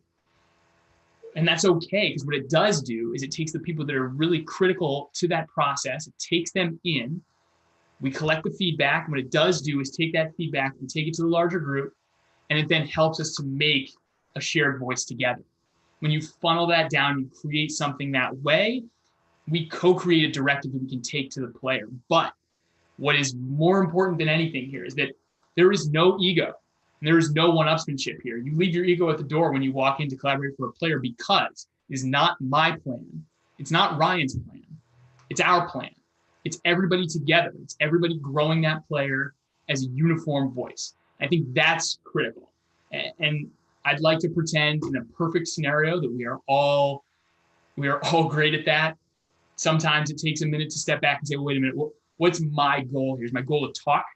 My goal to have a voice for no reason, or is my goal to help? And it's so critical. And I think if we circle all the way back to the very beginning and we talk about, those case scenarios, what can you walk away with hopefully today is what are you going to do to answer the call when these types of situations happen? What are you and your performance team, even if that's just two of you, what are you guys going to do today in that situation when it happens? Are you going to be able to have a shared awareness, a common voice and language? Are you going to be able to partner with the player to walk them through that process together? And are you going to be able to create the influence around them that continues to funnel players through your system in a positive manner? And it doesn't just mean in a rehab setting, but across even your healthy populations. Can you do this with just one player to start? And can you find a way to then expand that out to your entire team? That's that we hope you can walk away with today from this presentation. One closing thought, if I may. I always said if I had the platform to hopefully influence other people and to speak, I just want to touch on one thing. And today that's mental health. It's a very personal and important topic to me. And I think now more than ever, I think it applies to everybody. We're in a time where, Sergio touched on this earlier, where we're hearing social distancing every single day. And we're being asked to isolate. And I think we're serving the greater good in that sense, but it also puts a lot of people in positions they haven't necessarily been in before. So whether or not you suffer from depression, anxiety, or just have gone through a hard time before or going through a hard time right now, I think it's vital that we all understand just the power of being vulnerable and being there for each other. And what that can do. You don't have to share your vulnerabilities with everybody. You don't have to speak about your story necessarily if you don't feel comfortable doing it, but just being there to support others and to accept everybody can help more people than you know. And it's impacted me in such a positive way when I had teammates around me that they didn't know what I was going through. That didn't matter. They just accepted me for who I was on a daily basis, and they were there for me. And it pulled me personally through some hard times. So in these times, let's continue to do what we're doing right now, which is we're coming together in fellowship. We're speaking about things we're passionate about, and ultimately trying to lift up other people by trying to help. And we've seen that now with the donations being over $60,000 already. It's outstanding. So personally want to thank everybody for the platform and the time and listening today. Jeremy? Yeah, I mean, a sincere thank you, obviously, to the Cleveland Indians organization, which has really helped us foster these opportunities and really find ways to dig deeply into this.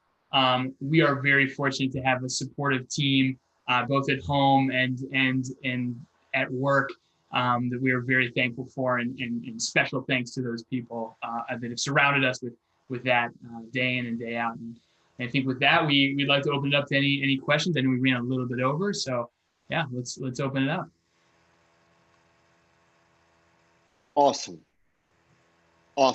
I don't know how many people on the panel or people in attendance, I may date myself here, remember the 2011 Boston Sports Medicine Performance Group meeting. I believe that was the year the Canadian basketball staff was there. And yeah, I mean, like, that was really awesome. Thank you guys. But selfishly, I have a question. Please. Ryan, you were kind of in the middle of it from the beginning. What was the biggest roadblock that you had when it came to building this mountain? Well, yeah, I think it's a great question. And to start with, I should preface this, and we probably should have said it more often. We're still in the evolution of this whole thing. And I think a lot of it's happened so organically, as I alluded to in the first version of that model. Is I didn't come in looking to build anything. I came in looking to learn from everybody, and kind of got thrust into a position that I wasn't as prepared as I probably should have been based on my own experiences. So I was coming in and just learning.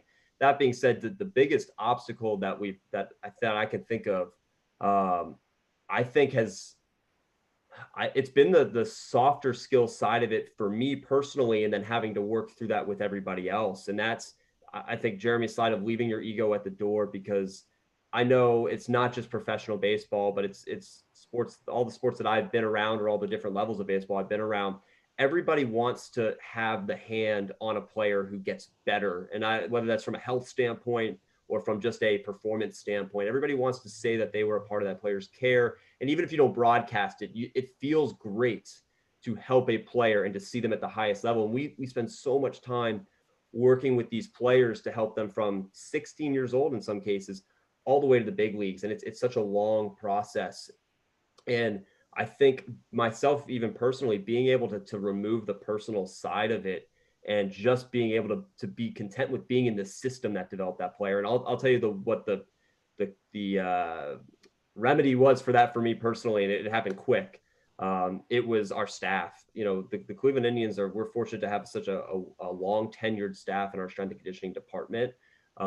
We have some guys that have been on staff for 15 or 16 years with the organization. And they have literally, every player that's at the big league club, they have touched. And here I was coming into my first year, and it was, you know, I had to listen to them. I mean, the wealth of knowledge was outstanding. And then even just beyond just long tenure, when you get around, when you come into an environment where you have experts in every area, it feels, at first it's uncomfortable feeling humbled, but then it feels great, because you know there's so many other people that are going to help you find the answers that you're personally looking for. Awesome. Fellas, that was really, really sensational. Thank you so much for your time and being so open to share with everybody tonight. This was killer. Thank you so much. Thank you. Really appreciate it. I appreciate it. Now, before we get on to our fourth and final speaker, one more time, again, I would be remiss if I didn't ask, please remember all the sponsors. You know, when you get to see them again, please make sure at least a high five and a thank you for their support in making this event possible. And if you guys are ordering food, or if you have takeout or delivery or whatever you're doing, make sure that we're taking care of the people that are taking care of us tonight. And again, Ben just put the GoFundMe link in the chat. Please, if you can take a moment and spare anything, it's greatly appreciated. And you know, we've done great, and truly do appreciate everything that you guys have been doing to support us. And now we come to our final speaker of the evening. And this is awesome. Rachel Balkovic has had an awesome voyage in the world of baseball. She started out as a strength and conditioning coach in the St. Louis Cardinals and the Chicago White Sox organization. Went down as the Latin American S&C coordinator with the Astros until January of 2020, where she did something that's really, really fascinating to me. She made the transition from physical preparation to skill acquisition, working with the Dutch national team. And now, sorry to everyone out there in Boston, she works with the best team in the world, the New York Yankees. As a sports fan, as a New Yorker, and as a diehard Yankee fan my whole life, I couldn't be more excited to sit and listen to this presentation. Rachel, thank you so much for spending the time with us tonight. Wow, that was, I wasn't expecting. I didn't know you were a diehard Yankees fan, so that's phenomenal. Yeah, so he did a nice job of introducing me, but just a little bit of background. I'm pretty, I've been a bit all over the place, but for me, it makes sense in my head. And I've bounced around a bit, but ultimately my goal, I think, has been the same as the people that are all listening to this, which is just to be in a situation of leadership and being able to affect change, which is kind of what I'm going to talk about. So thank you to everyone putting on this event. This is phenomenal, and I've just been blown away with the response, and it just speaks to our coaching community as well. But when Lauren originally reached out to ask me to talk, I said, I'll talk on anything but strength and conditioning. And he said, that's fine. So here I am talking about something that's not really strength and conditioning, but something that's near and dear to my heart at the moment. So basically, it's the new age of coaching performance. What does that actually mean? And I kind of chose this picture on purpose because it's a little bit of a paradoxical picture. When people think of the new age of coaching performance, I think this is what they think about. They think about technology. And so this is a picture of me in a biomechanics lab with this guy's wearing 48 markers. And I think we taped them up like beyond belief. There's all the computers in the background, and people think of the new age of coaching performance as technology and numbers and just being involved in the newest tech and how many numbers can we provide. And I think that we're kind of missing the boat in some ways, which I'll get to. So when I decided to go back to school for the second time, so just backtracking a bit in my background. So I've been in strength and conditioning for 10 years, and I decided to go back to school sometime 2017, 2018, and was in Europe all of 2019 and finished my research at Driveline Baseball in eye tracking for hitters. And so when I decided to go back to school, one of the reasons was because I was predicting the future, right? I'm trying to look 10 and even 20 years into the future of our profession. And I had to look around me and see what was going on. And so when I first entered the profession, realistically, my first real job, I guess, or my first job full-time coaching was at LSU as a graduate assistant, where I was coaching my own 2 teams and writing programs for them.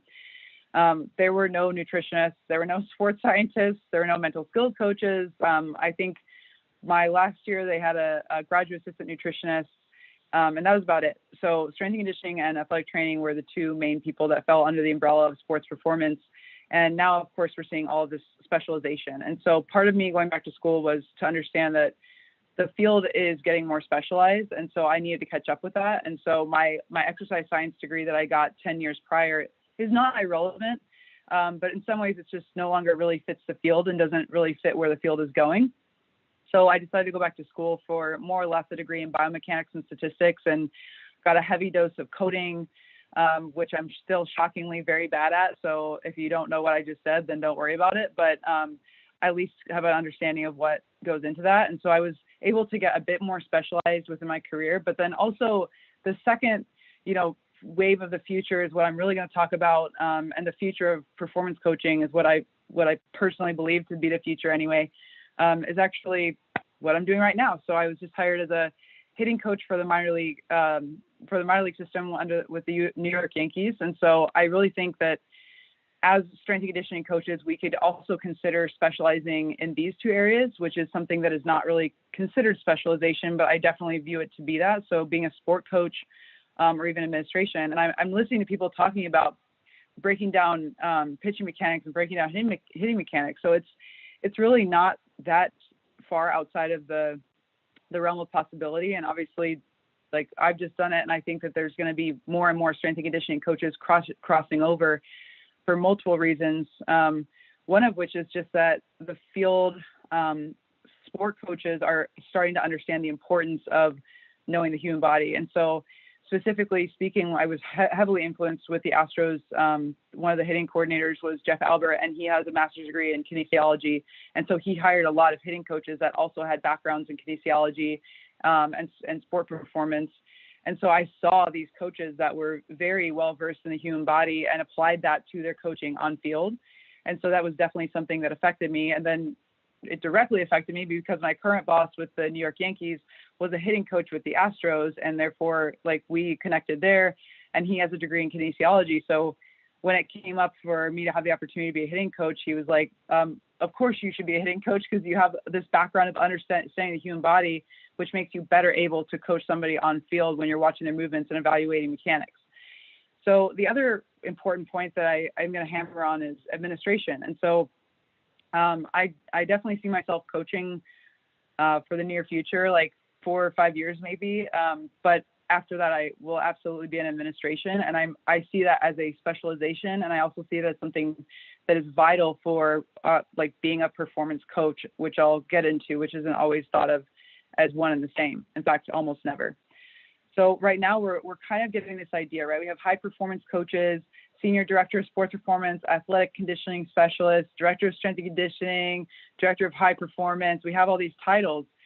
And I just wonder sometimes if we're actually getting better or if we're actually progressing the profession by adding all these different titles. And when this first started happening, I was probably at the very beginning of this, like right when I got into strength and conditioning, started to see all these different titles pop up beyond just director of strength and conditioning.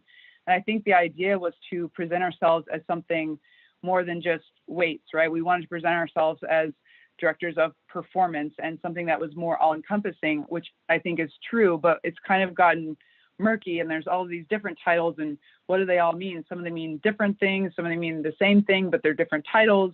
We're trying to create the most creative title to maybe make ourselves sound different than what we really are or not, but we're just not really sure. No one really knows what it means, as this picture says. So I kind of like have examined what's going on in the profession. And this is just something that I think hopefully everyone on this call can relate to at least one of these things. I believe that I'd be shocked if you can't relate to at least one of these things. I'm going to highlight something that is, I believe, a very like macro level issue that can be solved if we think of ourselves as leaders and administrators in the future, and view that as almost a specialization or even view that as a true career trajectory rather than just kind of that's our retirement plan after we get tired of yelling at 18-year-olds. So strength and conditioning life cycle. So I outlined 4 steps. This is quite different. This is quite different than some of the other presentations, but actually I think it's also just as the previous presenters mentioned, this just builds on what they were saying with breaking down the silos and having better communication, but they didn't really touch on a ton of communicating with the administrators and like blurring that line. And so that's something that I'm going to get closer to. So what I've observed both in experiences that I've had as a strength and conditioning coach, and then also just hearing from my friends and colleagues what goes on. So you've got the honeymoon stage, you've got the fan, the panic, and reduction, and I'm going to go into those now. So the honeymoon stage is basically hiring and being ignored. So if not necessarily being ignored, but I'll explain this. So this is when the administrator says, "We're so happy to have you. Do your thing. We trust you. You're the expert here. And I don't need all the details. You're good. You just go in the weight room and do your thing." And the strength coach then says, "Oh my God, this is so awesome. My boss lets me do my thing. She never questions what I do. He doesn't get in my business. Like everything's good. This is a honeymoon phase." So then we go to the next phase, which is what I like to call the fan. So the fan period is shit hits the fan. So something happens. That means there's an injury to an important player or a highly touted player. There's more injuries than normal. You're not winning. The players don't like what's going on. The coaches don't like what's going on. Something happens. And the administrator that used to say, "I don't need any numbers, you're good," says, "I need all the numbers. I need to know exactly what you're doing. I need to see your programs. And then the next step is, of course, they come to you and say, "Hey, what's a deadlift?" And I can't see everyone's faces, but I hope you're laughing at that, because that's something that I've actually been asked in my own career. Why do we run stadiums? I heard so-and-so Twitter coach doesn't like the bench press. What do you think about that? And so they become inquisitive. So you go from an administrator that basically ignored you, which I'll get to in a second, that now since something, shit hit the fan, now they want to know everything, even though they don't even know what they're looking at when you present them all of the numbers. So then the strength coach says, "Oh, she doesn't understand or she doesn't get my job. The athletes aren't overtraining, they're over drinking, and I'm starting to feel undervalued." So the next stage after the fan obviously is the panic stage. So in the panic stage, the administrator says, we really want to make sure they're ready to play. And I've talked to other people about this and I've called my friends about this, and we're really concerned the players might be tired and we're just going to back off until the off season. I once got a phone call relatively early in my career, once got a phone call from an administrator who just said, "Hey, we're going to cancel the weight room for 2 levels of the minor league system for 3 weeks. Just no preface, no nothing. There were a couple more injuries than normal in that month, or not even than normal, just a couple of injuries popped up across the entire minor league system. And he decided that it was the best thing to do to just cancel the weight room for 3 weeks. Well, of course, the players were not happy with that, and they went to Gold's Gym anyway, but that was the administrator's solution because there was some panic, right? And then the strength coach says, you know, they're tired from drinking and doing TikTok until 4 a.m. They're not tired from the weight room. He doesn't get what my job is, and training throughout the season is absolutely vital.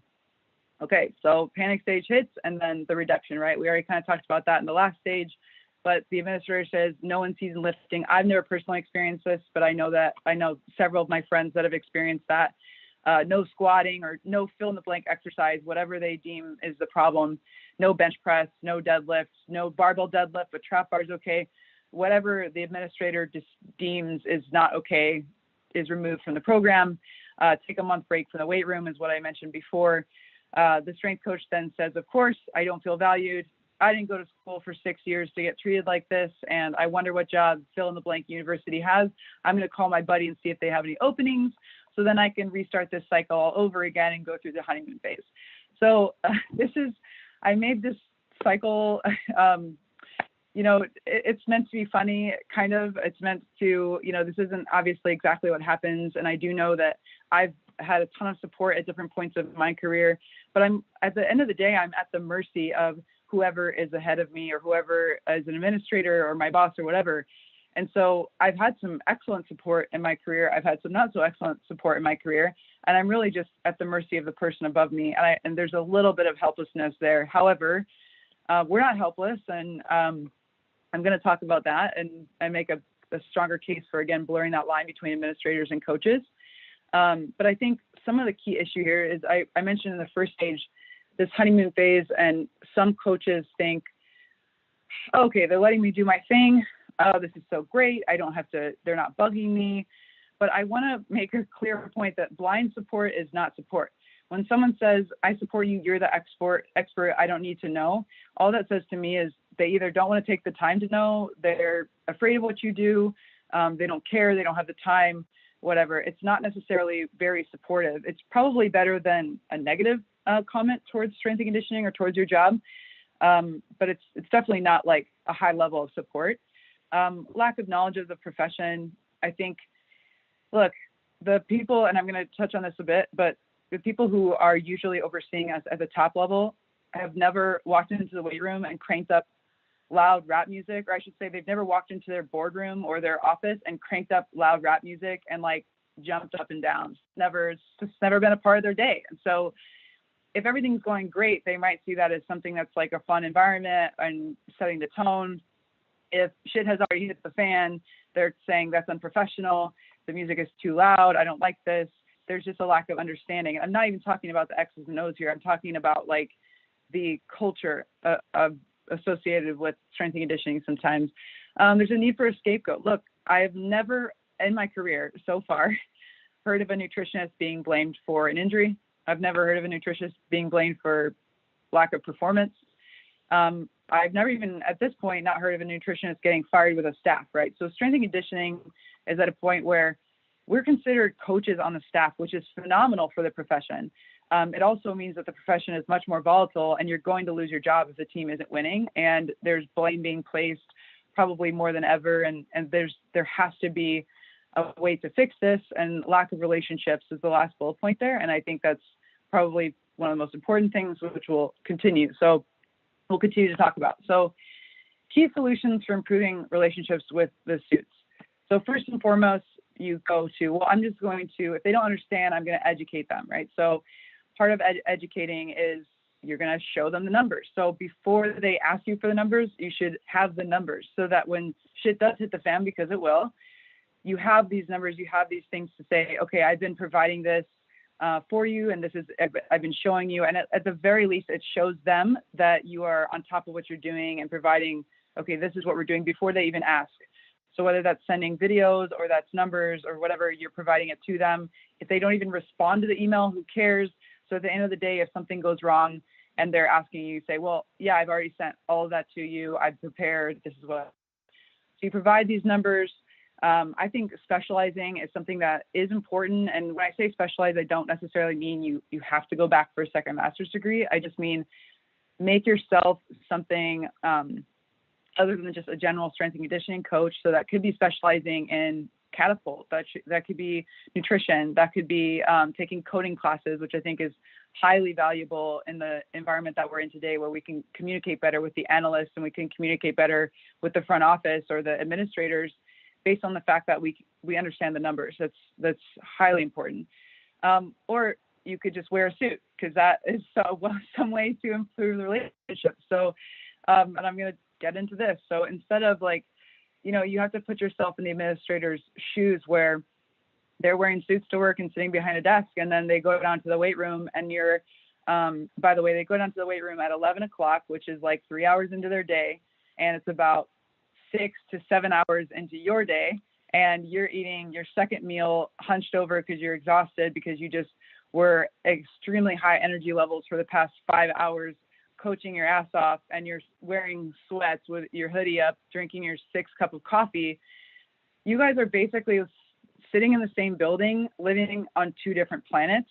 And so the thing is of course you say, well, okay, they should come to us and they should learn it. That is true. There has to be both people coming together from both sides, but I think it's much less likely for the suits to come down and jump around and play loud rap music and join into your coaching game than it is for you to just put on a suit and go up and be a part of their quarterly budget meetings that they've never seen a strength coach at before in their entire life. So here's the answer to the question that I have. What is the new age of coaching performance? What does that look like? And I think that performance coaches need to become administrators, or administrators need to become performance coaches, or find some way of having continuing education for them to understand better performance coaches. And by the way, that I'm not just talking about strength and conditioning. Administrators should be educating themselves on nutrition and sports science, and they should be educating themselves on biomechanics and understanding how to evaluate players better.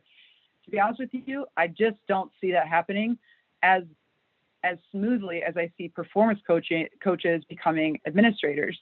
And part of the reason why is because I'm sitting in this. I'll go back to just one slide before I get to that.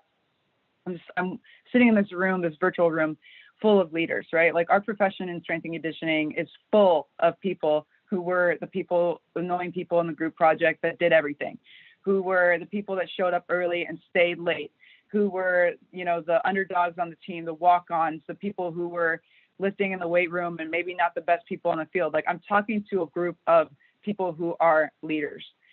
As administrators currently, what we're seeing, I'm going to talk collegiately and professional baseball specifically, may or may not have come from an environment of leadership and, air quotes grind, the waking up at 5 and being an athlete and all those things. They didn't come from that background. So it's much less likely that they would come to the performance side of things and see value in that than us just naturally going towards a leadership role. So I'm just going to talk to further along that point, the current professional baseball pipeline to being a general manager, to being in any kind of really leadership position. Like this is kind of a joke, but it's not, because there's actually a few general managers have started out as bat boys. So they've been a bat out for a minor league baseball team and got to operations assistant of some kind, into the scouting, director of scouting, and then general manager. That's not every general manager, but that's a very, very common pipeline. So then you also have the collegiate pipeline. So team manager, doing some kind of operational thing for the team, operations assistant, compliance director, funding specialist, or someone who's getting funding coming into the university, and then athletic director. So you've got these pipelines that are basically kind of, I think, skipping over something that's very important. And if I go back just to the professional baseball pipeline, a lot of guys are all currently guys, but a lot of a scouting moment. So the way that you assembling a team or winning is getting talent and just finding the best talent and being able to kind of have a business operation surrounding how little they can pay them rather, and how they can compete with teams just for talent. And so if you really look at what's missing, the player development or the development of the player over time is the missing component, both of the pipelines in collegiate sports and also in professional sports at this time. So the administrators that we're dealing with most of the time have not coached. And I would go so far as to say, especially in the professional ranks, that many of them probably never played at a high level of any kind either, which just creates more of a mindset. It creates a disparity in the mindset between the performance coaches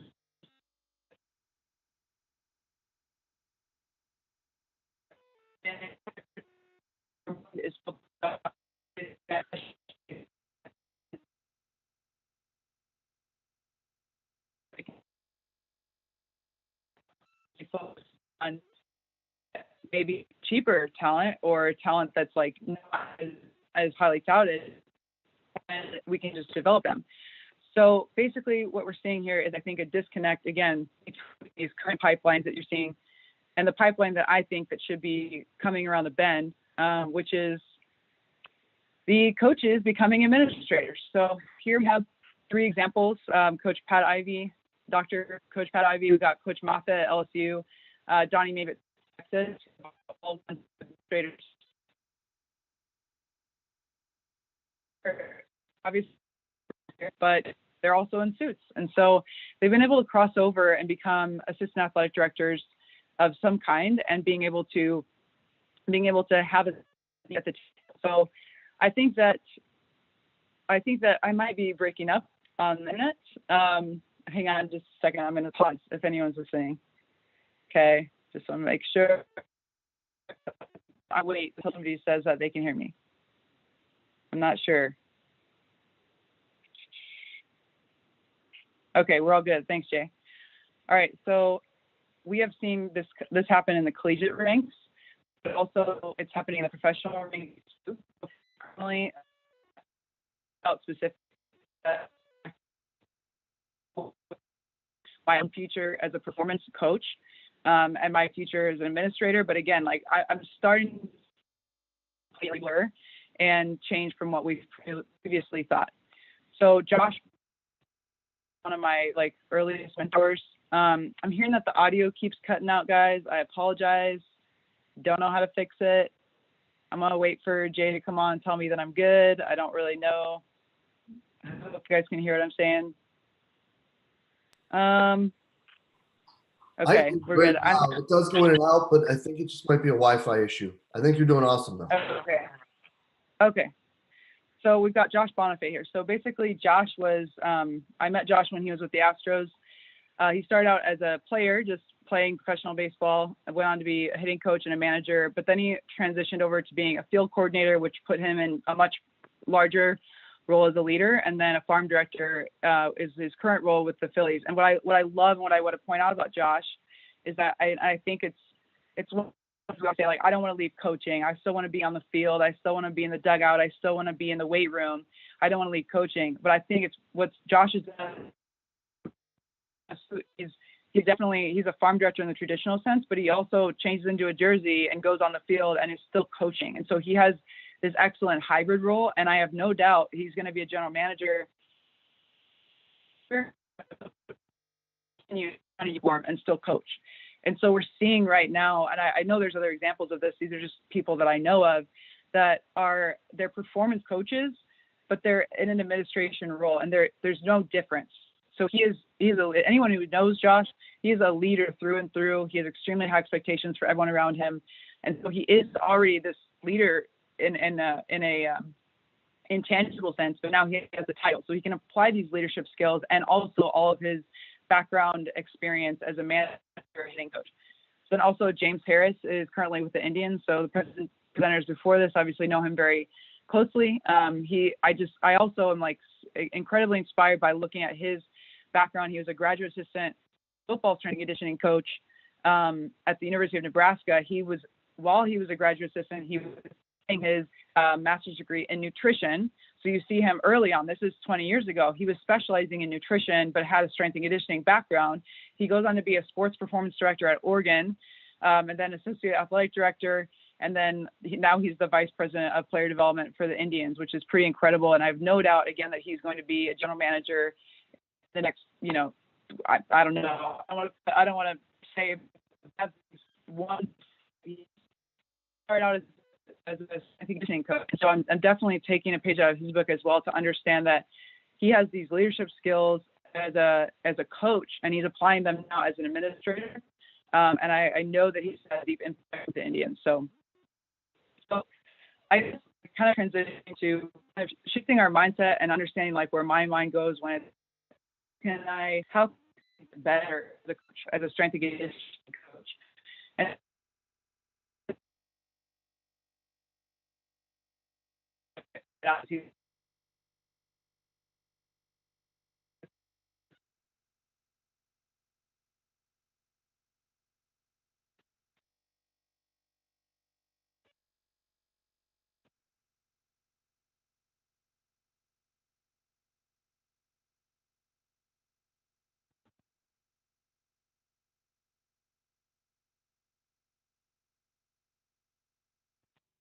basis and communicate with a lot of the players.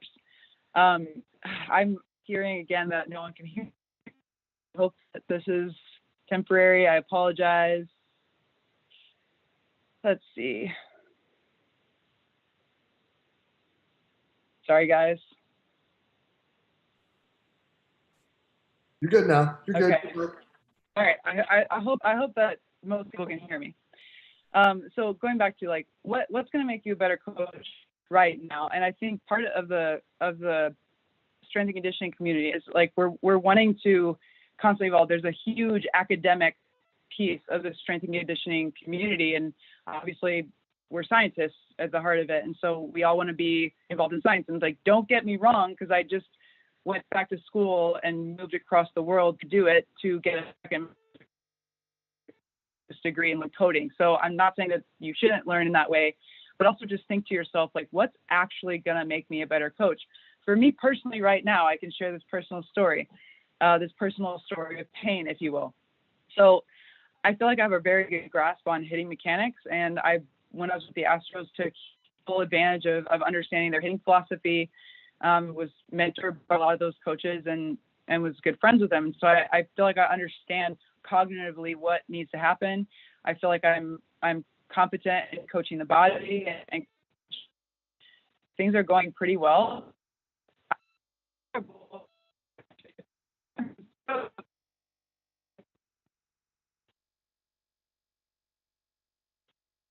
Practice just not ideal. So I have to ask myself the question, like, what is actually going to make me better? And if I'm asking directly to myself, what's actually going to make me better, the question is not going to be reading more strength and conditioning articles. So the question that you have to answer for yourself is, in your specific area, what's going to make you better? And I would say, like, any of these things could make you a better coach, right?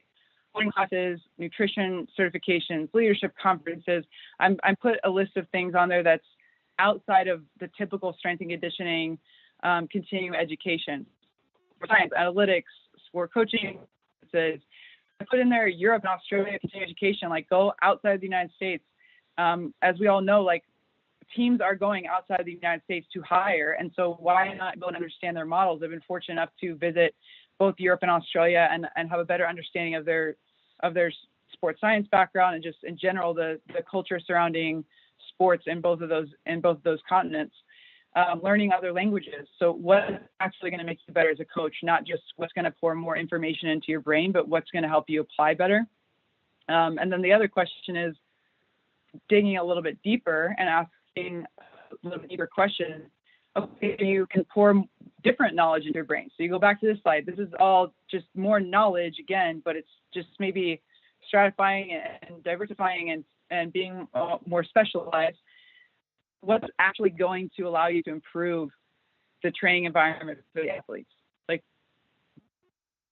earlier we talked about, what's the missing component for the administrator, and what could they do better? And we okay, that's mind is not on player development, it's not on coaching. They don't understand what's going on day to day, all those things. they're missing.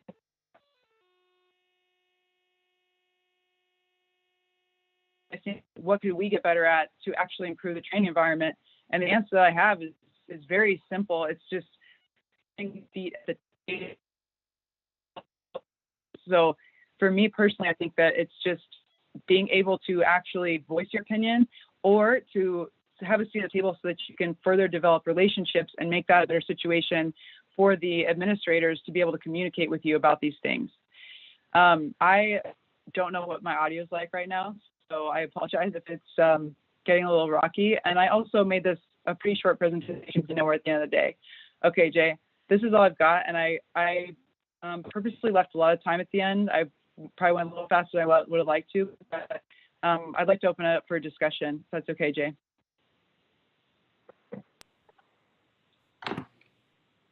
Yeah, 100%.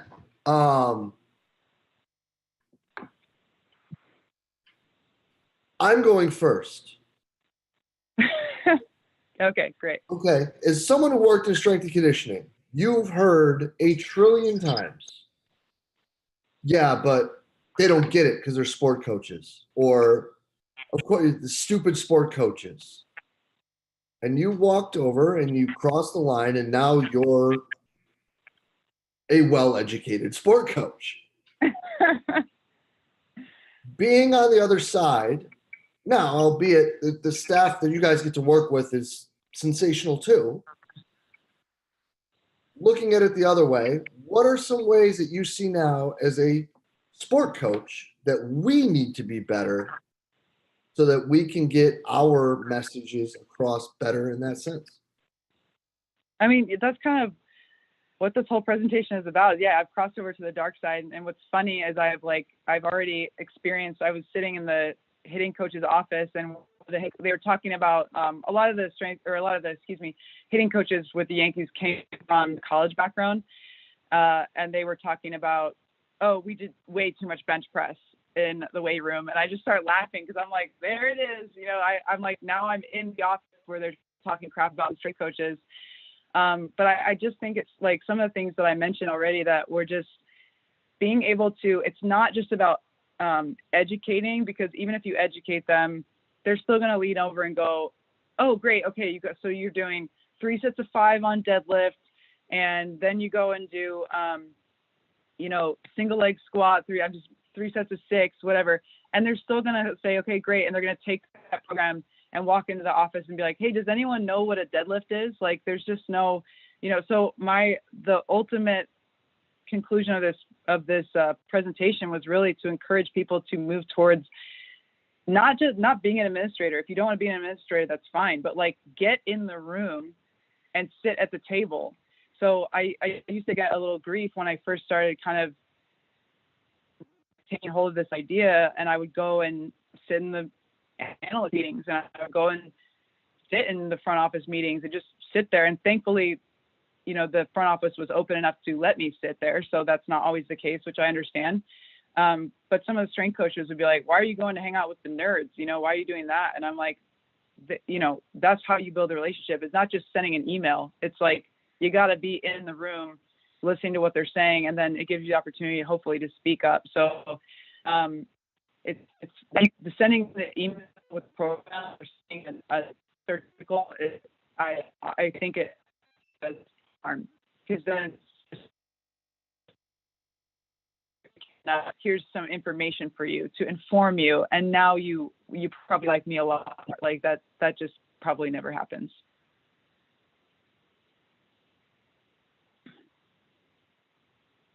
Oh, you're on mute, Jay.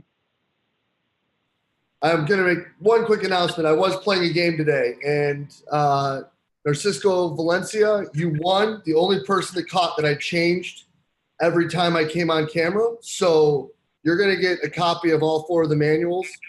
For the rest of you that were sleeping, you missed some really rad gear and some even better presentations.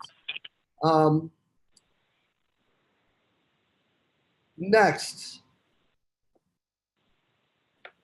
when you were making your way over, do you feel, and I think this is a fair question, when you're looking at your career moving forward, how did you see breaking down the gender barrier as additionally like extra hurdles that you may have had because you're female? Oh yeah. How do I see it? Well, it happened, and I don't know. It's still happening. It's not like I just like signed the piece of paper, which I think when I first got into the field, I was so naive. Like I was like, okay, I've signed a contract. I'm working in a professional organization. Now everyone's okay with this. And that couldn't be further from the truth. And so even now, like just the fact that I signed a piece of paper with the Yankees doesn't magically somehow erase, I don't even want to say discrimination, but just people's perceptions. And it's hard to know if it's getting better or not, because it'll never happen in my face. It usually happens behind my back or in a chat room or something I hear about many years later. But I don't know. I don't want to say I don't care. It's irrelevant. Like I can't care. And if someone doesn't like me because of that, then I don't have to focus on them. I have to focus on the people that have been extremely supportive and the people that were just one person, by the way, when that decision is made, many people in the organization are involved.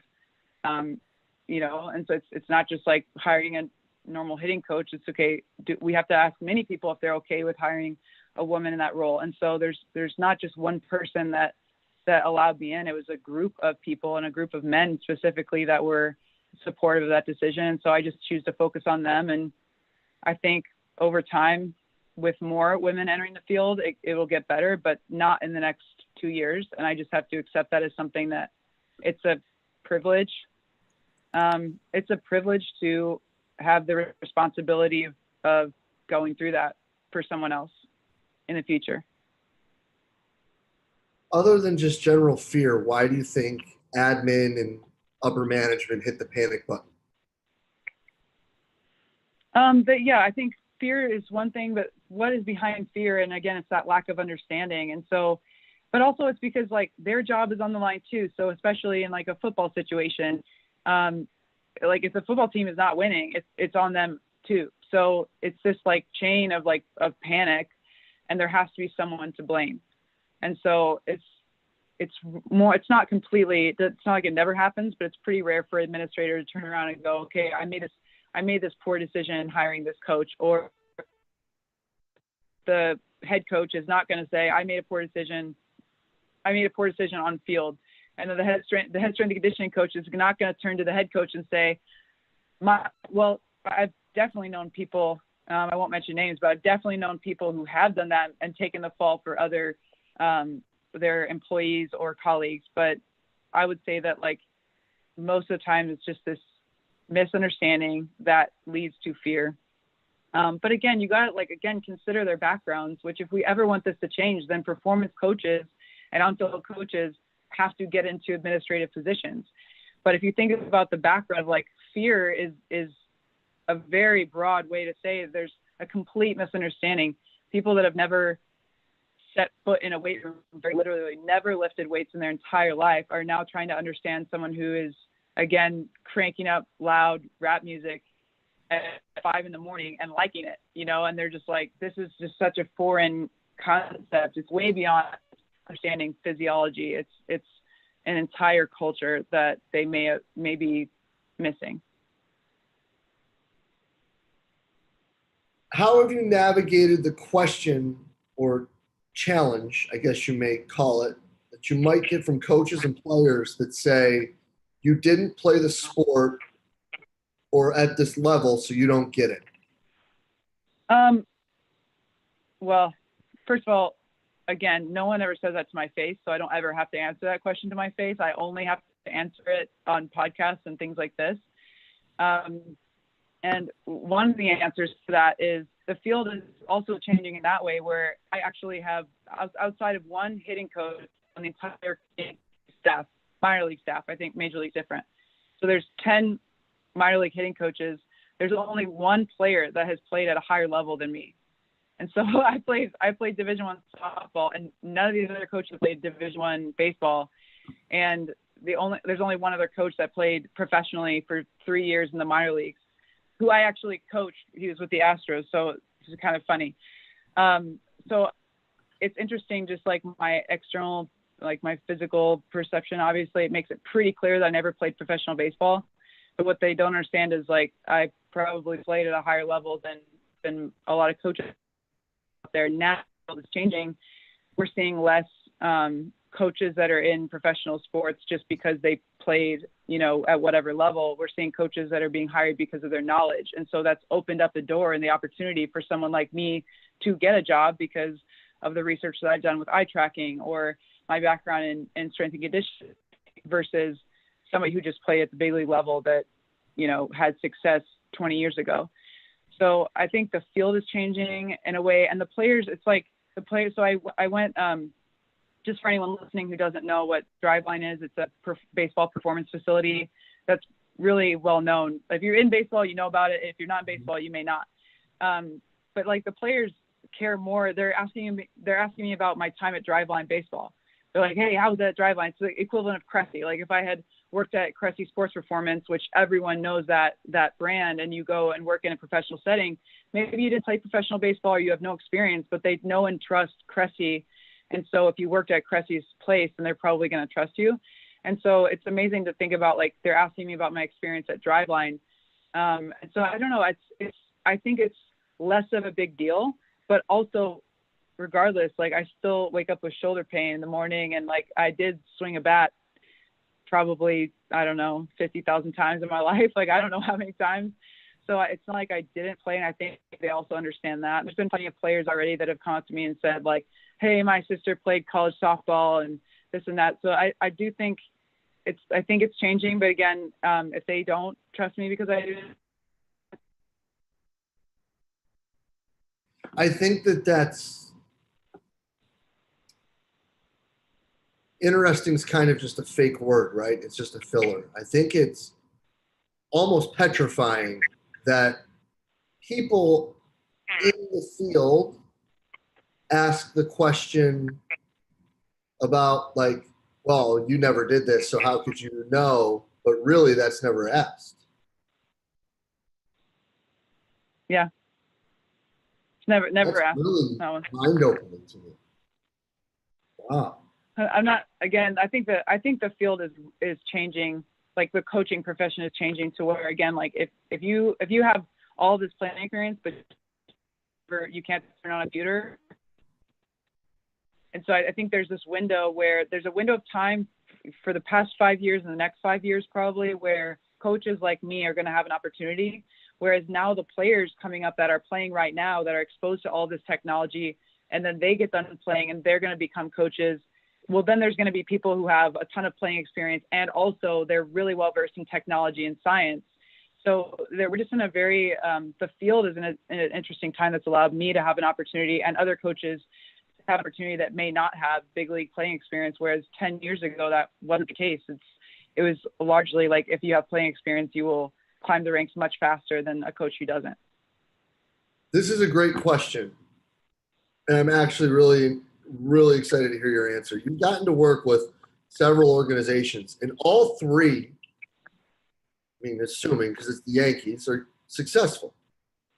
Have you seen any glaring differences or similarities that, like, stood out, and why the Cardinals and the Astros were successful, and why the Yankees are successful?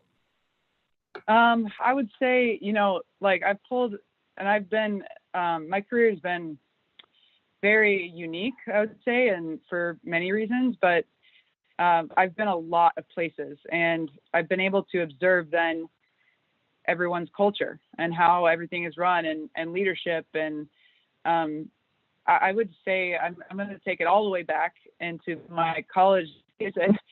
LSU is definitely the best run organization probably that I've worked for, top to bottom. And by the way, every place has pros and cons. So I've taken something from everywhere.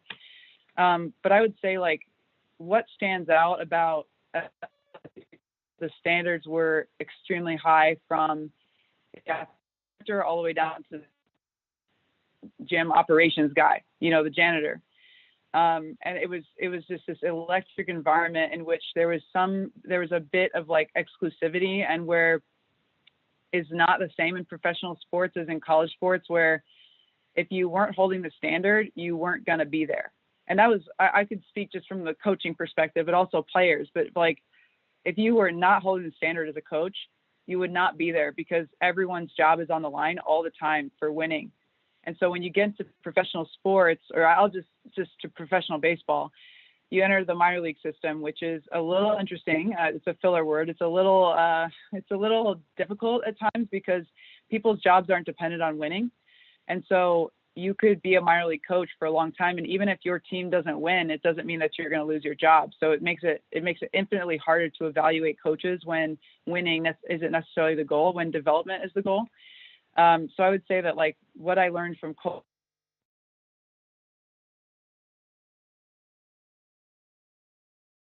hopefully you guys can hear me. Not sure. Okay. I just lost it. I just lost on the phone. What I learned from there is just like the exclusivity piece of, if you're not towing the line, you're not going to be a part of the organization anymore. And the standards were extremely high. So it's kind of, I think that's what everyone says, but I experienced it the highest at LSU for sure. Awesome. Okay. So now, going back to the strength coach, how do you bring value to the meeting without just stating the strength numbers and what they need to improve on? Ooh, good question. Well, I would say, like, speaking in the front office's terms is vital. And so, like, I haven't met a front office, or I haven't met a coach or anyone who says, yeah, you know what, so-and-so didn't meet his squat numbers, so he's not going to play. Like, that actually never happens, I don't think, anywhere. So it's really about keeping in mind what the front office values. And so if you are going to be in the strength and conditioning role, obviously we realize that we're support staff and we're supporting pretty much everyone. And we're like, whatever the hitting coach wants, the pitching coach wants, again, in the baseball setting, but also the administrators. And so I think it's important and again, that might be the problem with educating them, is that we're educating them on things that they don't care about. So maybe the first thing that you do in that honeymoon phase before shit hits the fan, you go to them and say, what numbers do you want from me? What do you see as valuable in a player? And the fact of the matter is, they might not even know, but at least that opens the conversation with the front office. If a strength coach goes to an administrator and says, hey, what strength and conditioning numbers are important to you? I can guarantee you they might say, yeah, vertical jump and 60-yard dash, or what. They might list off some things that they think, but at least that opens the conversation. And at least, again, when shit does hit the fan, you've given them what they've asked for. At the very least, that's not the best tactic. You don't just want to survive, but I think just asking them what they want first, like right off the bat, and understanding what they think is valuable in their mind is probably the best answer to give to that one. And kind of piggybacking that, with as traditional as still so much of this with baseball is, would you mind sharing how you overcame some of those roadblocks in those communication processes? Yeah, I don't mind, like, saying that I didn't.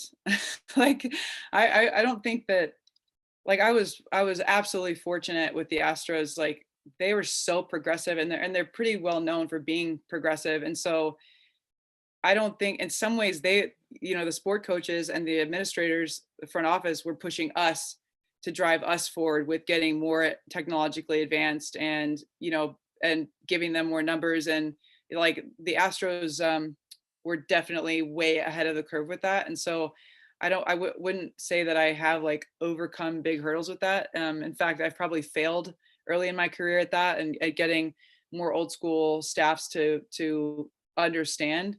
But again, we're all biased by our experiences. And that's part of why I'm so hell bent on us viewing ourselves as administrators and leaders, and even moving towards that as a career path, because I don't know if there's an answer to get somebody who doesn't like the weight room and doesn't believe in the weight room, period, because plenty of those administrators still exist, by the way.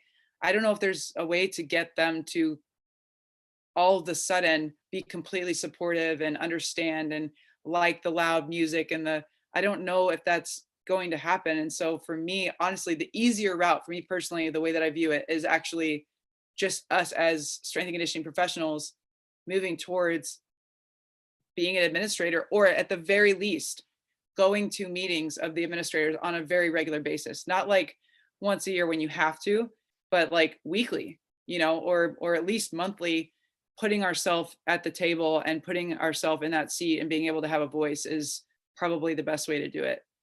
I keep coming back to that, but I just don't know if there's a way to turn around someone who calls me and says, hey, we're going to cut out 3 weeks of training, or calls, I haven't experienced this, but like you're talking about an administrator who calls you and says, hey, we're going to not lift in season at all. We'll pick up in the off season. How are you going to get that person from point A to point B? I frankly don't know the answer to that. No, it's a tough one. And I don't know if anybody ever will, because if they don't want it, they don't want it. Mm-hmm. So here's a great question. It's actually caught me too a bit. What piqued your interest in gaze training? That for sure was my current boss, Dylan Lawson. So I was introduced to eye tracking with the Astros when they were doing it. And I had never, even as a college softball player, I had never even thought about the skill of being able to track the ball. And then with the Astros, started training it. I think that was my first year with them. So 2016. 2016. And the guy who introduced it is my current boss, Dylan Lawson. He was doing it 5 years before that. And I think he was pretty he was pretty far along in the space. So he's pretty much I would say he's probably a trailblazer in that area in baseball. And so I saw it, I was very fascinated in it. When I decided to go back to school, I knew that's what I wanted to do my research in, because there's very, very little research in live pitchers with baseball. And so that's what I did my research in. And ultimately, I think that's part of the reason why I was hired. So he was definitely the person who turned me on to that. And I just thought, like, it's intuitive. And this is for every sport. It's intuitive to think like our vision is everything. And so even in football, right, a receiver, or not even a receiver, any position, anywhere, you're constantly having to track a moving object, whether that's a person or a ball. So in soccer, obviously the ball, but also tracking where people are moving. And so being able to predict how fast they're running and when they're going to get to that point is a skill that I hadn't really considered that even, first of all, existed. Like you intuitively understand that, but understanding the psychology behind that, or I should say like the neurology behind it, frankly, understanding that, and then also understanding how to train it was just fascinating to me. I understood also that it's an extremely rare skill and a rare area to understand. So I knew that would set me apart and probably give me a better chance of getting a job as a hitting coach when I didn't have much experience in the area. No, that's really awesome. And I think too, I think that's a missing component that people like to talk about. Because right now, like the neat thing to talk about, like in team sport, is like the constraints-led approach, right? Where you put them in games and they'll figure all these things out. But if you can't actually see well and your eyes aren't doing their job, you might be in trouble. But no, Yes. Rachel, this was really awesome. And I'm really, really happy that you were able to be part of this. This was really a great hour. And I can't thank you enough for what you're doing and your assistance with this and putting on such a sensational talk. Thank you so much. Thank you, Jay. And I'm sorry about the audio. I hope that people were able to pick up the main message. Basically, take over the world. That's the main message. Be an administrator. Get up there. So yeah, thank you guys. Are we going straight into the panel? I believe Lauren wants to come on real quick and has a few words to say.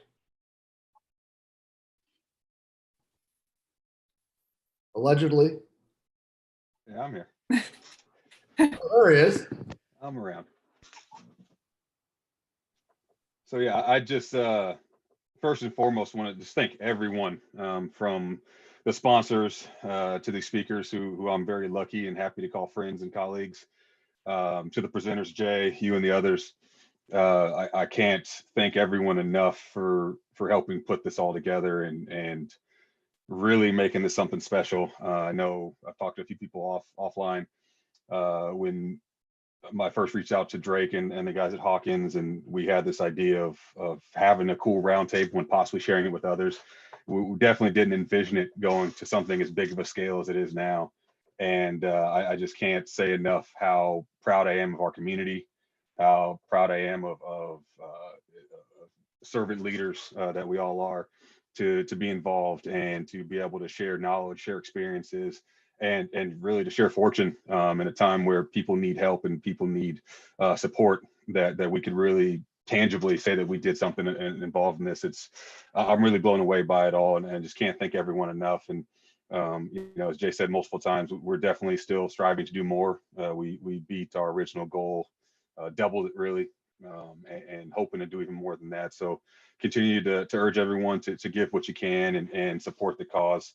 Again, these speakers donating their time, and some of but people like Rachel oftentimes are getting paid to speak, and for them to donate their time and their skills and knowledge to us, it's been just truly amazing, and just so happy to be involved with it. Just really wanted to step on and say that, and make sure that everyone knew how grateful we are for involvement and just being a part of this together.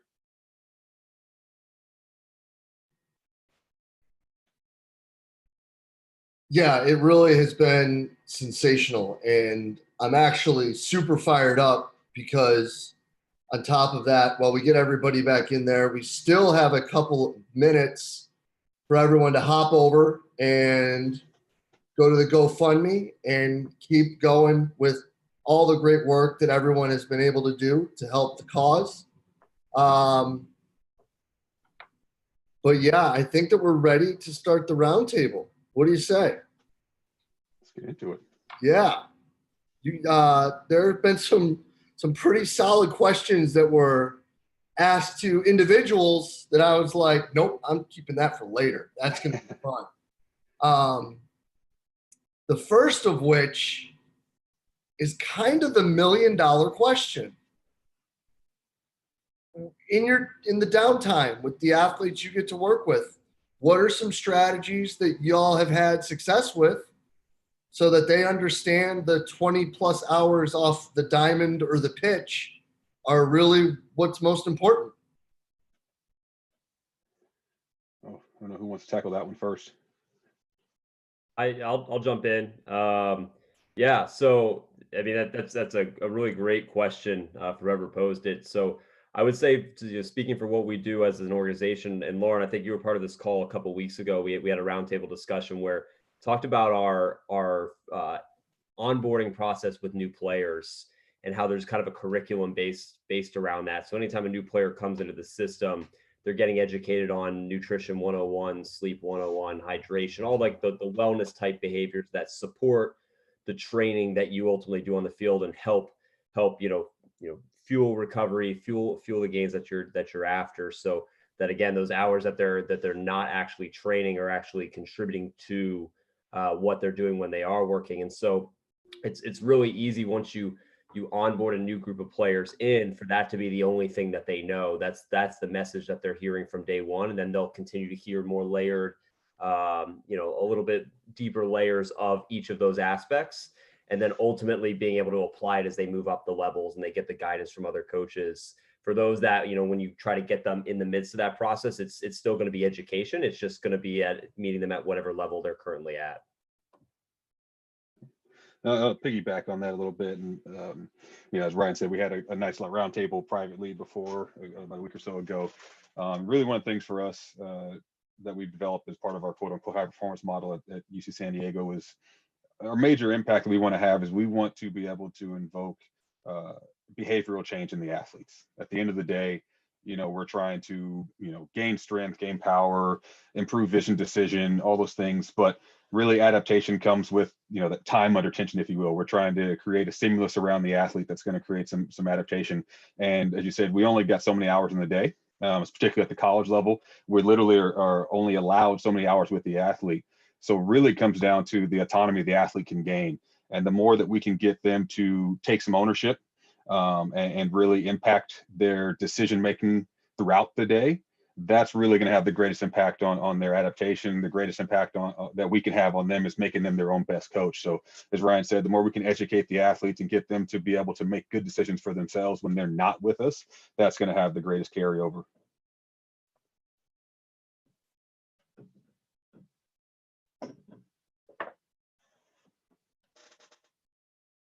Daniel.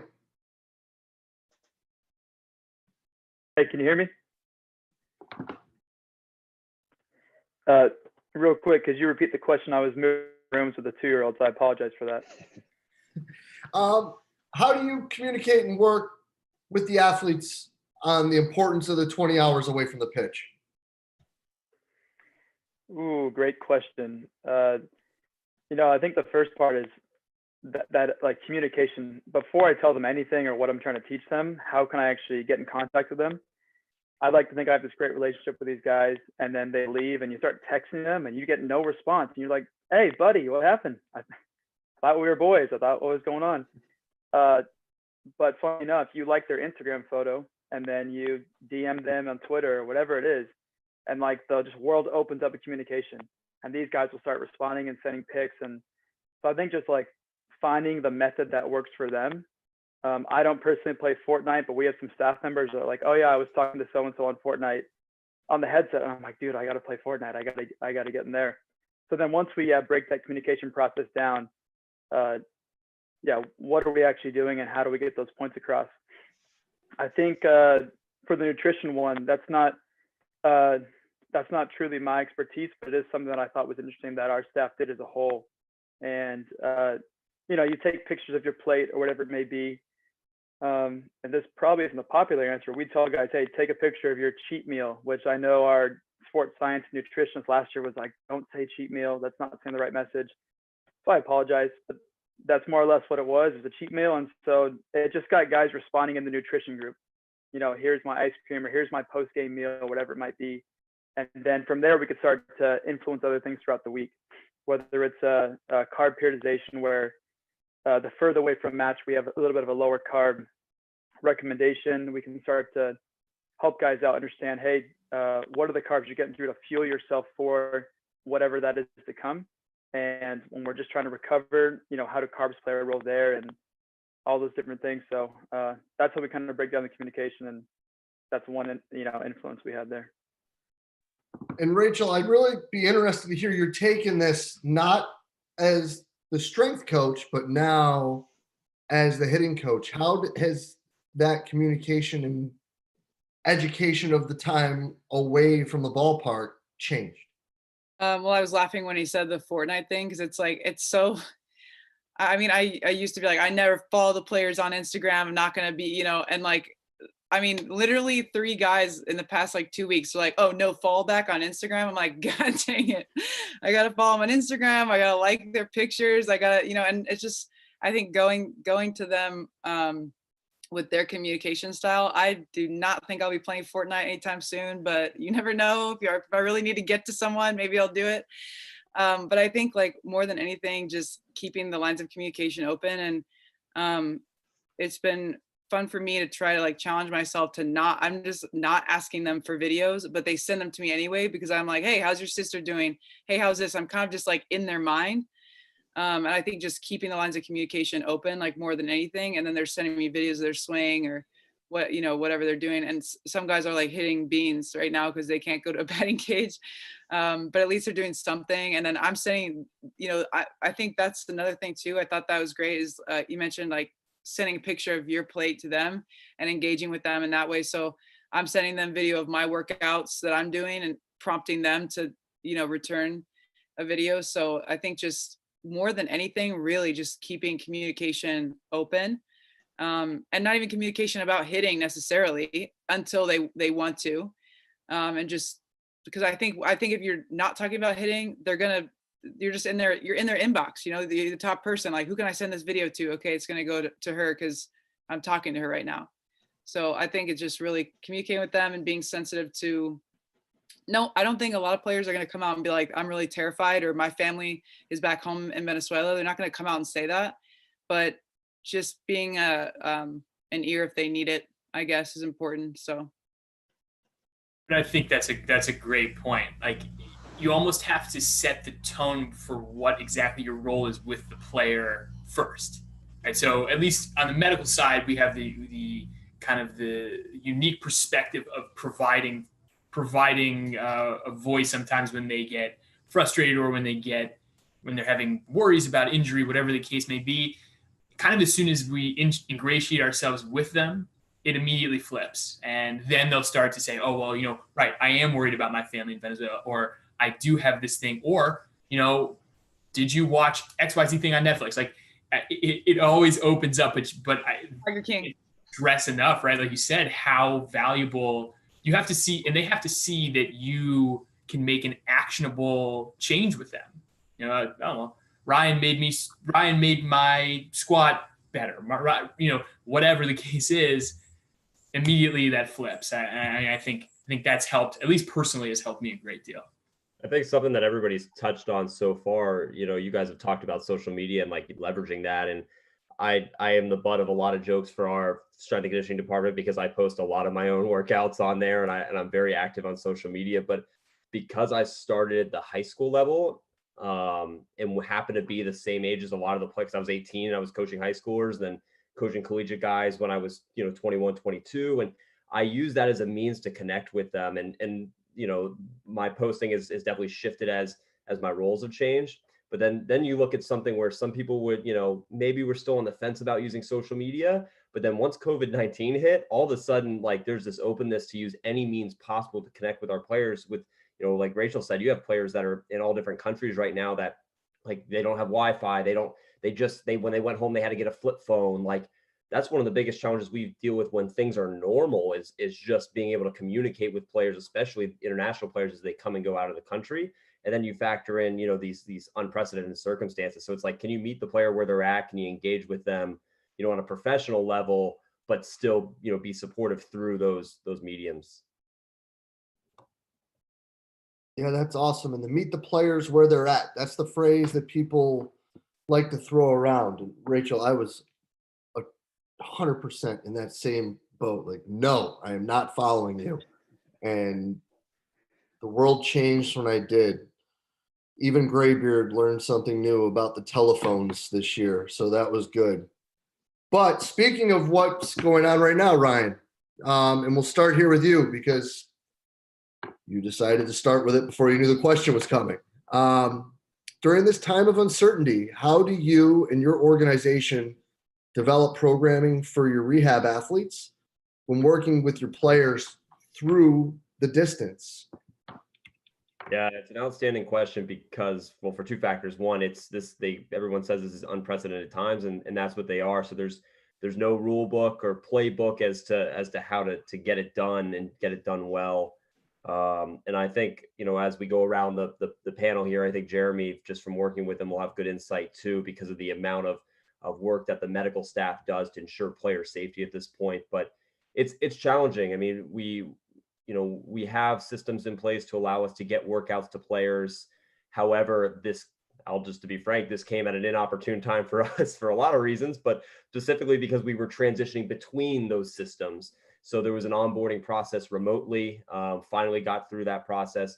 Players are getting workouts, but everybody has different resources. So whether you're healthy or not, the majority of our players have a base level of probably nothing to work with other than a book bag and water jugs and all these other outstanding ideas I've seen on social media, people using suitcases, and that's the means that they have. And then, when you layer in on top of that, we also, one of the biggest things that we have to stress above all of that is just to follow the guidelines that the state and the state and federal governments put into place for social distancing and making sure they're not going out into public places. So player safety and personal safety and health is like our number one priority as we connect with these players. And then to layer in the workouts, we just, again, try to meet them where they're at in terms of what they have to work with. And if we can individualize based off of that, so for example, to now talk about a rehab player, if we can individualize based off of that, we will. And Jeremy could probably speak to that a little bit more, but it all goes back to what do they have, and are more importantly, are they safe at this point? And I mean, I think it goes back to, like we just were talking, the lines of communication.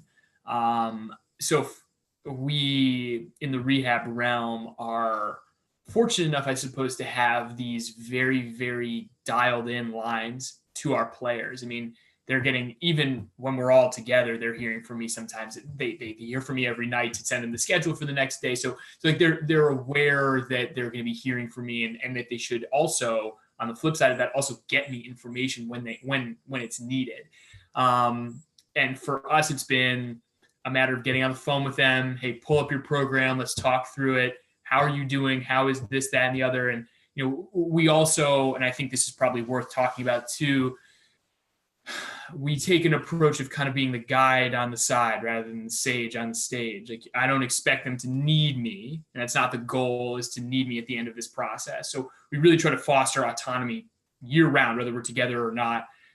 I should preface that means that they know what they come to us when they need something, but also they know that they're going to hear from me every single day, but that we're pushing them to find ways to once they leave the rehab group, to be able to treat themselves, if that makes sense. So we are pushing that narrative year round, and this is just a great example of a time where we can employ it. Hey, get on the phone with me, give me a call, let's talk every couple of days, and it can be brief. How's your shoulder? What are you feeling these days? What do you have available to you? And then we go from there. And I will say that, transparently speaking, it has been very helpful to have set those lines before we left. But at the same time, I think it only helps to sharpen that when we're apart from one another. Yeah, I think I'd jump in there. And my current role now at the university is very similar to Ryan's. I don't have any particular teams that I'm assigned to as a performance coach, but I do work with our long-term rehabs. And something that's a bit different in the college setting from the professional setting is that our seasons are pretty set, and obviously our contact times and hours are set. And so we come across this often where an athlete may have gotten injured outside of the school time and outside of their team sport. And so their injury and their treatment might have been getting covered by their own personal insurance rather than the schools, and who's literally paying for what and doing what. So obviously when they're with us, we're going to give them 100% of the care that we can and the resources that we have. But we've had times where there has an athlete essentially has an outside physical therapist or an outside orthopedic doctor they're going to see. And it becomes a challenge to, one, add more pieces into the puzzle, having more instruments coming in to that orchestra. And then trying to get us all on the same page without a chance to rehearse before, right? And the athlete is right there waiting for us and says, hey, here's my PT back at home. Here's my doctor back at home. They said this or that. And now, on the spot. So sometimes you have to, again, find a way to find that rhythm together with them. And so for us, it's really been the biggest lesson learned for us is being transparent with the return to play process in the beginning. We've actually switched now to creating this one-page kind of return to play benchmark report for the athletes that we present with the coach, with the physical therapist, with the performance coach with the team, so that the athlete from the beginning kind of knows the roadmap, right? And we use this idea that we're kind of the navigation system. We're going to help give them directions. Hey, there's traffic ahead, turn left, turn right. But they're driving the car, and we're just there to help guide them through that. And so kind of as we got to this point now where we're all forced to have distance and forced to be away, the discussions about where the athlete is in their return process, what their next benchmark is, it's more of a reminder to what they already have. And really they have this cheat sheet to go back to look onto. So really when it comes to that next step and motivation, and as Jeremy just said, them not feeling reliant on us, but us being a part of their journey, they see what's ahead of them.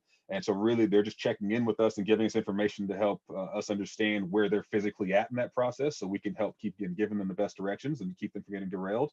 But really it has to be their journey. And again, we're just there to help kind of guide the car and guide them in their decisions of turning the wheel. So really, I think that the clarity up front and giving them that forethought and vision is a big piece to them, allowing them to work on their own when they're away from us.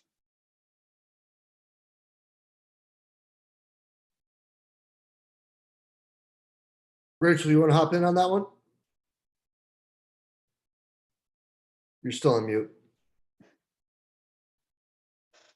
There we go. I just like picking up the threads of educating them like beforehand. And I think that's what we're all forced into immediately. But I think I'd be interested, like some collegiate coaches, actually, what's going on with them, because obviously kids go home over the summer, but I think in professional baseball, like, I mean, Lauren, you obviously have been at both levels. Like there's people that have been at both levels, but professional baseball, a lot of times guys will go home for 6 months and we won't see them. So it's something that, and especially like I've been fortunate using Team Builder for 6 years now. Like before, like we started using it when there's like athlete management systems weren't like a thing. And so for a very long time, I was fortunate to understand how important it is to have something in place for when the athletes go home. And I think that most baseball teams are probably set up for that pretty well. But I think maybe some college coaches are like, oh man, like we got to get videos. We got to do 1,000 videos and put them on this thing and get our athletes to be doing them right now. And so I think just being prepared ahead of time is huge, so that when they go home, like, you know, as Jeremy and Ryan kind of touched on, that they had already had that system in place. But another thread that keeps coming up is just educating the players. And so, and having like the collaborative conversation ahead of time, so that when they go home, they're not helpless. And so that's one thing of just like empowering them and having them understand the ins and outs, and not just like, here's the sheet of exercises, go do them, in, out, nux, see you later. Like having them really be educated and understanding what they're doing is like pivotal. Like it changes everything now, because they go home and it's not just a text message they receive with a list of exercises. It's like, okay, I know why I'm doing this. And that just goes to like buy-in. I think it's pretty general concepts for any realm that we're in. I think one of the biggest challenges that makes this different than an off season, Rachel, I think you would probably agree, is that we don't have the end date in mind right now. That's probably the only thing that makes a difference, because otherwise we are used to not having them necessarily around. And so those processes of communicating with them, it did come relatively natural once you got past the initial shock of, okay, now everyone's gone. But just not having the end date in mind, so you don't know when it is time to, we could start to like turn the dial up a little more and train harder. It's like we still won't know what that date is, or we don't know it yet. So I'm interested to hear how other people are dealing with that aspect of just preparing for a season that you don't know when it's going to start. Yeah. Well, I'd say Nicole just said, oh, I'm sorry, Rachel. Go ahead, Rachel. Oh, I just said, I don't know. But yeah, it just makes it like periodization is just not a thing right now, right? Like you're periodizing to nothing.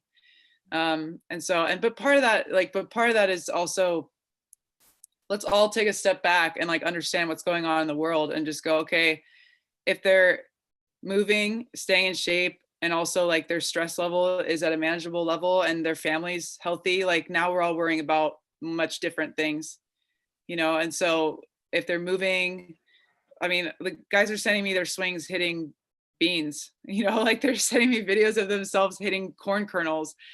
I don't really know if it's applicable. I'm just like kind of cheering them on and being like, hey, great job just taking the effort to go hit corn kernels in your backyard in the Dominican. Like that's an important thing within itself. So I think we're all realizing like there are more important things going on than analyzing their mechanics perfectly at the moment. That's something real quick I'll jump into, because I think that's the message we're sending our players, especially the ones in the rehab setting. A lot of the times it's, you know, trying to get back for this match or this training session, and they have pretty built out days when they come in, I'm sure, in any setting when it comes to the rehab process. So for a lot of our guys, when they come in, it's always hamstring prevention. No matter what injury you had, we have to up the volume, high speed running, and we have to manage certain velocities. Now they go home and they don't have their GPS device, if they even knew what that tracks, as much education as we do. And I think just to tell them, you know, some of these guys have kids and their wives are like, hey, I don't want you going outside. They say, hey coach, what do I do? Like, I don't want to make the wife mad. And I'm also a little nervous as well. And I think as fast as the fear of this virus has spread everywhere, that's such a big, just mental stress that's coming to them and their family.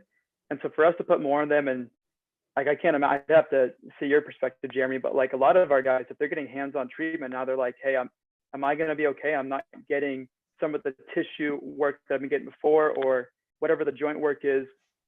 I know that's what our physical therapist is trying to figure out and get some sort of thing so they can get something there. But they get having these fears of like, am I going to be okay? Because it's not a normal rehab process. And I think kind of, Rachel, what you're saying is at least it's almost a confidence of like, we don't know when we're coming back, but in any event, like you have extended time. And for us, we're going to have probably a 4-week preseason at some point when we come back. But I almost think it's taking the stress off them, and it's, hey, if you went with a walk with your kid today, or you walked your dog, great job, you know. And if that was what you did, or I don't know what it is, but I think taking some of that mental stress off of them and the emotional stress that, oh, I didn't do my stuff today, like it's going to be all downhill from here. I think that's an important part of the process.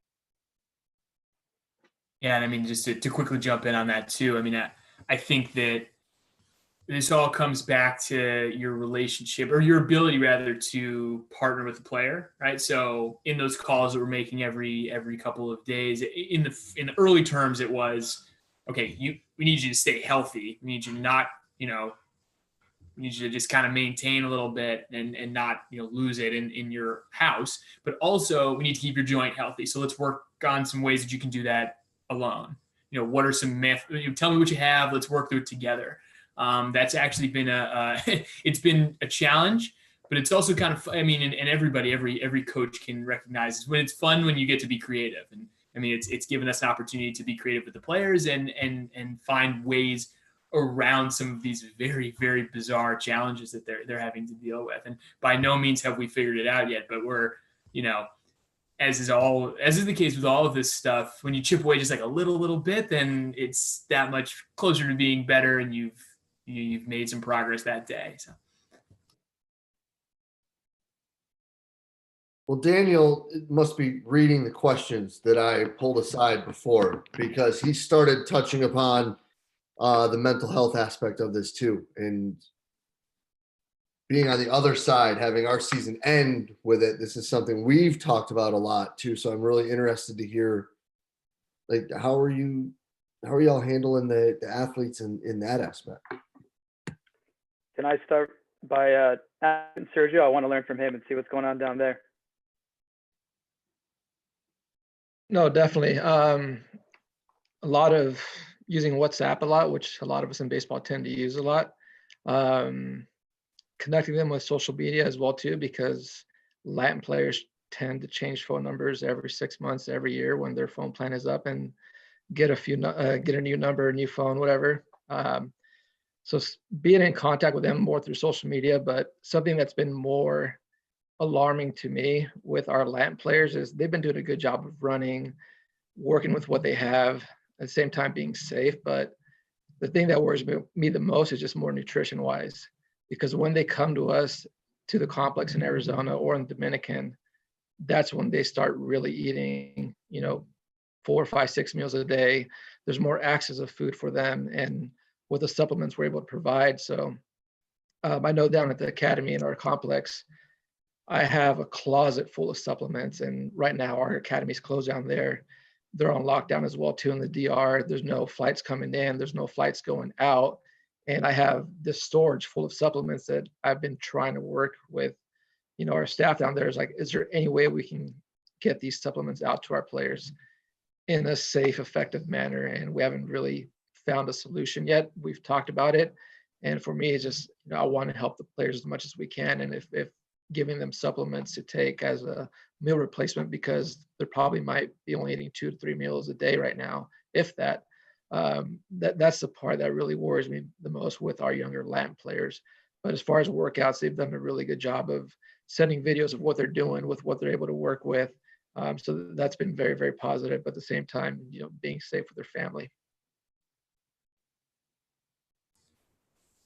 Daniel, I'm kind of curious to kick it back to you for a second. Because unique perspective that you have here too is that you have players. We have players who speak multiple languages, but you are probably leading the forefront on the multiple languages area. How are you guys communicating with everybody given all of the chaos? Yeah, I think fortunately most of these guys have heard English at some point through some player they worked with.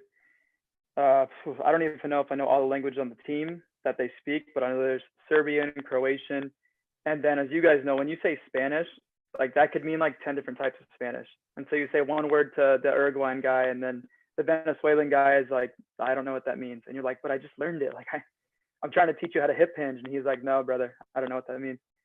So yeah, there's different types of Spanish there. And then our sports scientist was from England. And so don't even get me started on the UK guys. I love you, but I just understand it sometimes, some of that London talk. So yeah, all these different types of languages. honestly, I go into Google and I do English to whatever language and I copy and paste. And I know it's not perfect, but the guys, they try and work with that and they appreciate it. With the Spanish guys, I just basically, I hold no fear back. My Spanish is very elementary level from whatever it was in high school, and I took a little bit in college. And so I just try and do Spanish videos to guys, and they laugh their butts off all the time. They're like, that's not what you meant to say. And I've said some pretty inappropriate stuff, unfortunately, and they've had to correct me and been like, oh, you were just talking about my mom. You weren't talking about this conditioning drill. And I'm like, I don't know how I got there. But I think just trying, and then they'll try and text back in English. Yeah, that's probably the best way. But obviously, like you guys said, WhatsApp and Surge, I can totally relate to this Latin American cell phone changing thing. Like I have 6 numbers for one guy, and it's only been 4 months. And he just says like, oh yeah, this is my my Ecuadorian number, my second one. So I don't know. I have no answer. I just probably looking like a fool at all my guys. And I think, mean, to piggyback on that, like my first year in pro ball, obviously my background's, my parents are Mexican, they're both from Mexico, but I feel like we speak proper Spanish, if I want to put it that way.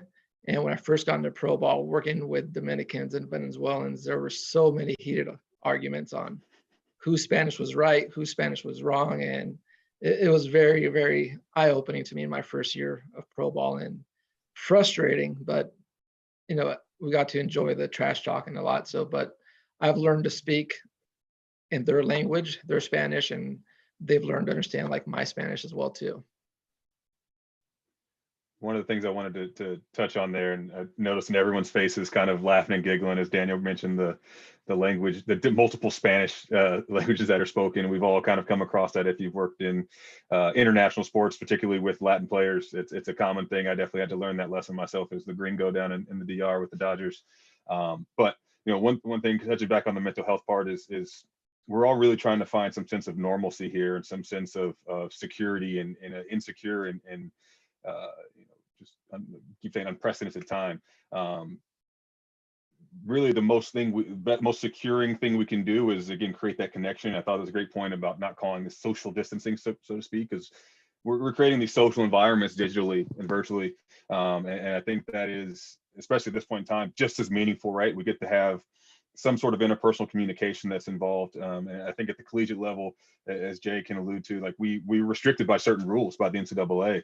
And I think recently there was a ruling that came out about coaches, strength coaches, performance coaches leading these training sessions over Zoom because of, or Skype or whatever you might be using, because of possibility of a player getting injured. We're not there to treat or help and whatnot. Personally, I disagreed with that ruling and that decision. I think it took away quite a bit of a normal connection we're used to having with those athletes. Before they came with that ruling, we actually started doing that quite a bit, where we had coaches, you know, kind of leading the athletes through, whether it be a body weight circuit or interval or something like that, just through a group chat. And the athletes being able to feel like they had a team workout, even though they weren't with their team. They were able to see their faces, other teammates working and struggling along the way. And I thought it was really, really impactful. In the beginning of this, I thought it was kind of cheesy and corny and didn't think it'd be that effective, but to really see the athletes find a new level of buy-in, quote unquote, just to see us reach out and create that environment to them to get back absolved into was huge. And I think so. We talk about, you know, how are we making them feel secure and feel welcome and feel involved while we're at a distance.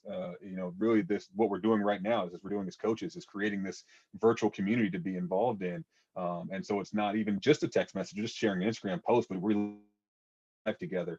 I think that's a huge piece that we can play into this is supporting our athletes and in creating this, again, virtual environment for us to be a part of, because that's what they're used to. They're used to having that structure. You know, for us in the college setting, you know, our seasons were going to be done here in June anyways. That's just the school year and the way it rolls. It's something we strive to do in the off season to keep this connection. But now, again, we're in a position where it's going to become a norm to have these interactions and have these conversations. And I definitely think it's something we can take advantage of to be even closer with our athletes in some ways, and to, again, make ourselves vulnerable in normal times. We wouldn't be able to, as Daniel said, to be able to, pull out the translator and try to say something a little different that I wouldn't have, that I might not have had time to work in that kind of soft manner in the weight room because we had to get our work done. Well, now I can kind of plan out and say next time, hey, I'm going to try to say this and see if that resonates and get the whole group to laugh together and make myself vulnerable and be a part of them in their learning and development process. And from the mental health standpoint, I know like personally being in a position, because we're a lot like our athletes, right? Like we're routine oriented. We go to work every day, we work hard, and we have a pretty clear way of appraising, like, if we're doing a good job on a daily basis. So for me, like the whole change was one, not having the team physically around me on a day-to-day basis. So not having the support system of my brothers, my family, this team. Not having the routines that I'm used to every single day was challenging, and very early on just didn't even know how to go about my day. And I've never worked from home, so super new to me. And then not having just an appraisal system of knowing, am I even doing a good job in all this work that I'm doing from home? And if I'm an athlete, I don't have my teammates next to me. I don't have my routine. This might be the first, somebody said this the other day to me, and they like kind of, it was just an epiphany. It's like, this might be the first spring since they were 4 years old that they weren't on a baseball field in our setting. So they're not competing and having their normal routines. And then wins and losses or batting average or anything you could think of that would normally appraise their work, or even if we look at process outcomes, like, are they doing the little things day to day to get better? Those are the things that we preach. It's hard for them to know if they're doing a good job. So like things that we could provide to help on that front. And we've kicked it around kind of as our performance teams of finding ways to try to get this information out to them through our mental performance coaches, but is having routines, like for myself personally, like making a schedule for myself, even if that means like when I'm going to have breakfast. Like I'm so routine oriented that works for me, and maybe athletes, that's something that they can do, is just create a schedule for themselves so they're accountable to get themselves out of bed for their own well-being every day. And then just, again, you guys have all touched on the networking and speaking to each other and creating this web of communication still, so that you still have your support system around in some way. If we can all just interact, that's huge. The last piece, I don't know how to appraise whether or not we're doing a great job on a daily basis. But I just do think that safety is the number one priority, and then everything else can fall underneath that. But those are like some of the challenges that I can only imagine that they're going through. And then you factor in, Sergio talking about whether or not that there's the food and the resources, where they're currently at, and all the other stress that comes just with the uncertainty of not doing your job, and doing what you love. I was also gonna just chime in quickly on, like, it's funny how I don't know if it's socially acceptable to say this, but I'm doing great. Like I'm doing wonderful. But it's because I think I've spent a lot of time alone, and my entire identity is not wrapped into my job. But for most of these young guys, like that is their identity. It's who they are. So it's not just filling the time. It's like they're bored, like they're literally bored because they've never had to consider what they would do if they didn't have baseball. But they also have their entire like identity wrapped into being a baseball player, and like, okay, my friends know I'm in spring training, like I'm cool and I feel good about myself because I'm doing something cool. And then the season starts, and then I can put a picture on social media, and like their entire identity is wrapped into that. I'm fine because my identity is not fully wrapped into my job, and I can, like, reading and writing and other creative projects are filling my time, and also my identity. Like I'm cool because I can feel self-worth because I'm moving forward on other creative projects, or I'm doing work with the Yankees still, but with my extra time that I can do other things. Or some people have families, obviously, that they have an identity in their family. But I think one of the mental issues that the guys are struggling with a lot, and I don't even know if they can verbalize this or understand it really, but they don't know who they are if they don't have baseball. I think you touched on a huge point there, Rachel, and I'm glad you did, because it, kind of brought to light in my head, and Ryan just brought up as well. But this kind of this idea of the self-efficacy here and the self-worth that the athletes, many of our athletes, no matter what level they're at, collegiate, professional, and even at the high school level, they find so much value in the reciprocation they get from their sport. Whether it be the praise from the coach, the scoreboard itself, the stat sheet at the end. I would definitely say I'm at the same point as Rachel said. Like I feel, and I've actually talked with my mom about this last week, but I feel somewhat conflicted internally, because I feel like I'm in a good place right now. I feel like I've had a lot of things actually go well during this time, whether it be putting together this and being a part of such a great event and seeing some of my career network things come to life. But at the same time, turning to the side and seeing one of my best friends not have work for weeks at a time and not know how she's going to be paying her rent next month. And you know, obviously the deaths around the world. And so having this reflection point to say, you know, being realistic about what's going on, but also be able to look in the mirror and count my blessings, so to speak, and say, wow, I can really actually appreciate what's going on. And I think that's really important to bring up with our athletes, to say, hey, you're healthy. If your family's healthy, those are all really good things. You have the ability to continue to work out, exercise those things, and we're going to be here to help support that and create that structure for you as best we can. But count those blessings. Don't get caught in the downtrodden side of this, and keep looking forward to say, how do I keep appreciating what I have and build onto it? And that, I think, to me, is helped me get through this time of uncertainty, of saying, what other things that are going well? What can I really look and appreciate to say, what, you know, as Rachel said, these other the creative avenues and things I can look at, and what do I have time to keep growing as a person? And we can set that example for our athletes in the same way by doing what we're doing now, being involved in these things, looking for continuing education, looking to be involved, and to help others, even if they're not in front of us, and encourage our athletes to do the same, give their own self-worth there outside of the sport, and keep growing as a human. And that will definitely reflect back over into their sporting side. And I think it's important to know that this is such an awesome opportunity, and if you could frame it that way, for our athletes to find their identity and who they are outside of their sport. But just knowing and being realistic that they're probably going to need a life preserver or a life raft just in case. They've been thrown overboard. They're going to have to learn to swim, and we hope that they do.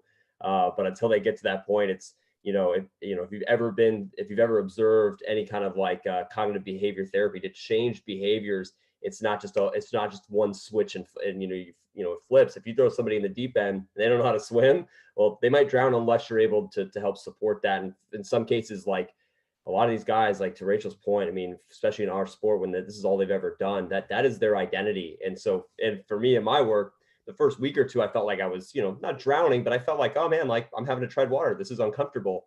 And then I, used life preservers, so to speak, have tried to find a way, okay, well, I'm going to lift at the time I would normally lift every morning. I'm going to have my coffee at the normal times. I'm going to make my schedule. And now 2 or 3 weeks in have settled in. And we hope that our athletes in some way can find that sense of normalcy, but also find a sense of identity outside of here. Because I think to Rachel's point, it's a really good opportunity to try to learn who you are when you have a big piece of you removed for a minute. It's also like a wake up call to us as coaches, and like definitely something that's on my mind on a regular basis is just to, because athletes don't just experience identity loss in COVID. It's like when they get done playing. So everyone experiences some kind of identity loss when they get done playing, and we need to set them up for success instead of, they get out and kind of flounder around. Like we should probably take a little bit like closer look. I mean, in college setting, I think it might be a little different because you're actually setting them up for their career and you're talking, oh, when do you graduate? What's your internship? There are some other things I think they're present. It's a very natural transition in some ways, but definitely for the guys in the professional level or somebody who gets injured and has to deal with an identity loss like immediately.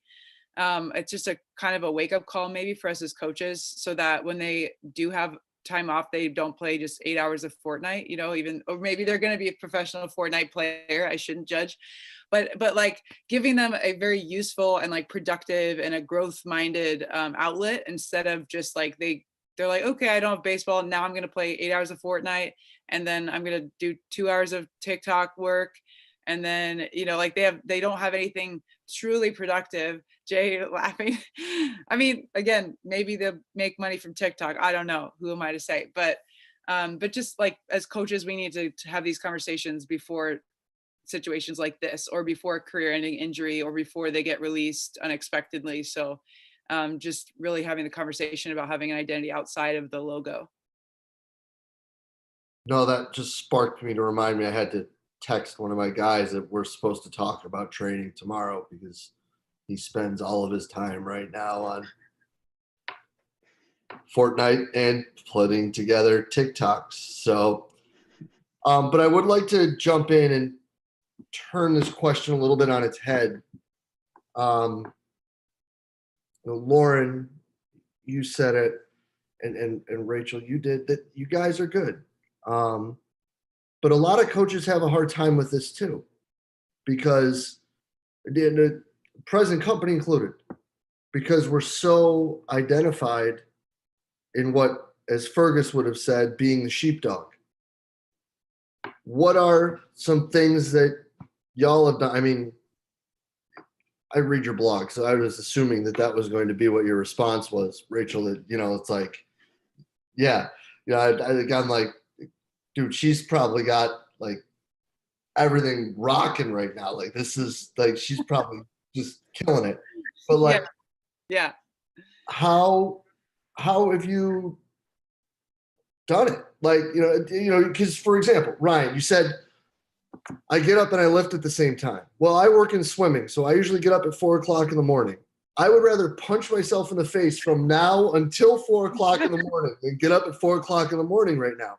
But I have no problem doing it if I know that those women are going to be in that weight room. But right now, there's no way. Dude, you How gotta have like, you had success with that? oh, this is, I mean, I'll go since you called me out. I don't know if I'll put out a blog, but stay tuned, Jay. I'll send it to you if it goes out. I guess it's like, I've had to twice in my life, been 3 times maybe in my life, had like identity losses. And like one of them was in college when I developed the yips over the course of a couple of weeks and went from like, I mean, it wasn't a career ending injury in the physical sense, but it was in the mental sense. Like I went from being able to function at an extremely high level to not being able to throw a ball in the matter of a couple of weeks. So that tells you why I can't throw batting practice. So that was one. And then also just like getting into the field, I was discriminated against pretty heavily and had to waitress for a year and sit out of baseball. And so I had to be able to like find a way to have self-worth outside of coaching or outside of sports. And then like even leaving the Astros and going to Europe for a year where no one even knows what baseball is in the Netherlands. Like they don't even, so like you can't, even if I wanted to have an identity and say, oh, I was working in professional baseball, I couldn't. And so like that anonymity is just so valuable. And I think about this quite a bit. And that's probably why I'm okay right now and why I have a blog and why I have, social media, and I'm working on projects to start an event, a women's event. It's because I know that having only one identity is dangerous. Because when that's stripped from you, whatever that is, that could be anything, but for a lot of us, it's sports, it's the logo. What if you're fired? What if what if like you're fired unexpectedly, something happens? Or what if you're fired because your team is losing and you feel like you've done a great job and you have this identity wrapped into some self-worth that you've put all this work into your job, and then the coach gets fired and you're gone. So I think that, again, this is just a wake-up call to all of us to have to look in the mirror and go, wait, who am I actually when I don't have the logo on my chest? So I think because I've been forced into a couple of situations just throughout my life, like I've had to ask myself those questions before right now. So I have started those other creative outlets and other outlets where I can connect with people and feel self-worth outside of my job. So when something like this happens, I'm like, okay, I've got 5 other identities online that I can go right to and feel great about. So I think it's a wake-up call to all of us in this profession where the logo across our chest is very much what we put our self-worth in. I think about this a lot from the medical view, from the people helping people perspective, let's call it that. So I think when it boils down to it, I think we're all in this profession, we're all working with players because at the end of the day, we like to help people, we like to see the results. It's the vessel by which we've chosen to do that. And I think the important part of it is that, you're finding a way, what's helping me personally is getting on the phone with players, having that contact and making sure that they know that we as an organization are there for them. We're there to help them. We're reminding them that we're there to help them day in, day out. And it reinforces that narrative. There's that narrative underlining your life. And we've encouraged some of our players to also do that, reach out to their friends and see how they're doing. And, I think that it boils down to what's the core reason why we're here? What is the cause and what's the purpose?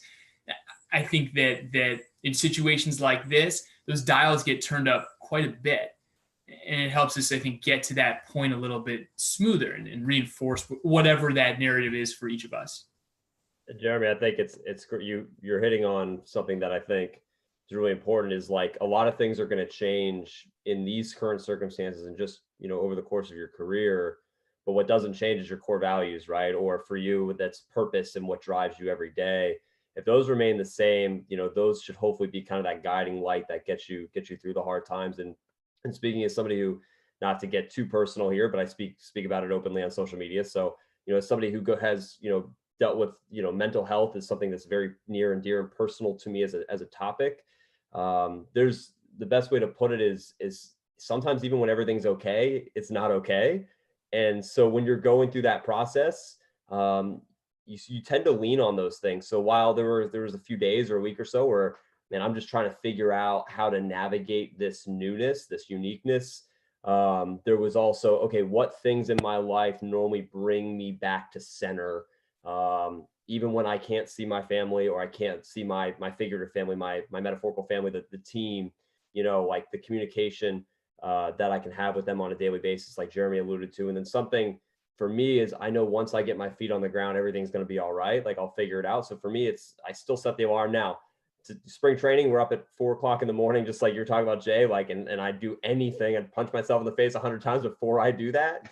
But my alarm's at, 5:45 or 6 every day. And I'm either going to work out first, or I'm going to write or read for 30 minutes, and I'm gonna make my cup of coffee. Like that's where I'm starting. And I know if I could drag myself to that, I can usually start to center myself in back to what normally keeps me rolling. So, whether or not this is something that you're used to doing, even when things are normal, it's just always going back to like who you are, what you stand for, and what things get you out of bed every day and motivate you and give you purpose. That's, I think, something that can always ground you, even when circumstances change, and I'm, we're fortunate right now to still have a job and have a lot of work to do still on a daily basis. And as that evolves, like, it's going to be this evolving challenge, and how to meet that challenge. I think something that Rachel and Ryan both touched on there, going back to who I am and how I got here today, and our kind of core values. And one thing I know for most of us in the athletics realm is we're pretty objective driven, right? And having being goal oriented, so to speak, and having again that worth that's driven out of it. And again, we fall back to that coming from the sports. But oftentimes it really is just that, of having something to reach forward to and something to aim for. I know for myself personally, as an athlete, for those that don't know, I come from Inglewood, California, South Central LA. Generally speaking, socioeconomically, it's lower tier.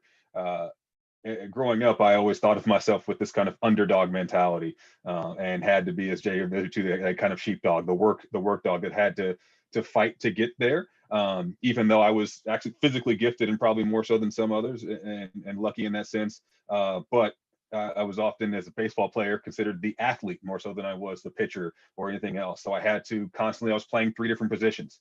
And so I was essentially developed into this jack of all trades. And I carried that into my professional career.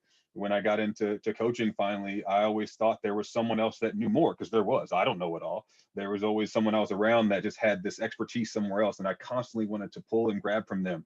And so as a coach now, I've kind of become just that, of this jack of all trades, master of none, which I embrace now. But really, I've been able to identify myself as that. And as Rachel said, finding out in these times in your life where you're going to have this identity loss. There's going to be these transitions and chapters in life that come about.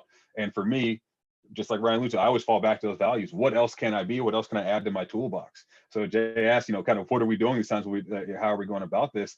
I literally, I've been learning coding. As Rachel talked about, I've been learning different programming languages. Similarly, like when I was in the DR, I had to learn Spanish. To me, learning is what drives me. The more I can learn, the more I can take out of things. That's what makes me feel more self-worth. And so, finding those core values for you that help drive you along the way and keep you moving forward is really, I think, a huge part of this, a huge impact to keep us all moving forward and keep us feeling secure and sane.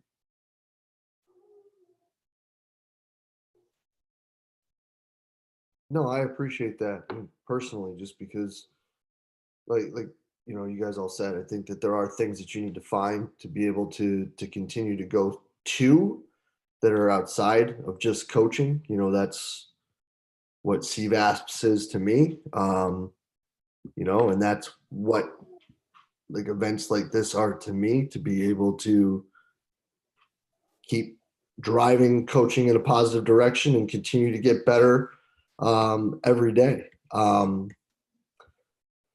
let me get you guys out of here with this one, because I think this kind of fits into that. And I think that this is kind of one of the difficult questions that we get asked.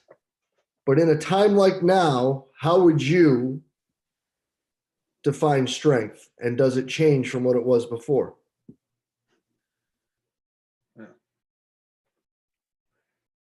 Yeah, guess I'll going jump deep at into 9 that o'clock on a Friday, you know?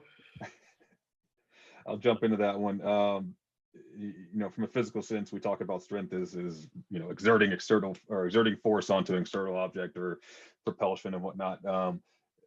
When you break that down more to the intramuscular and the cellular level, we're talking about resistance against force and opposing force.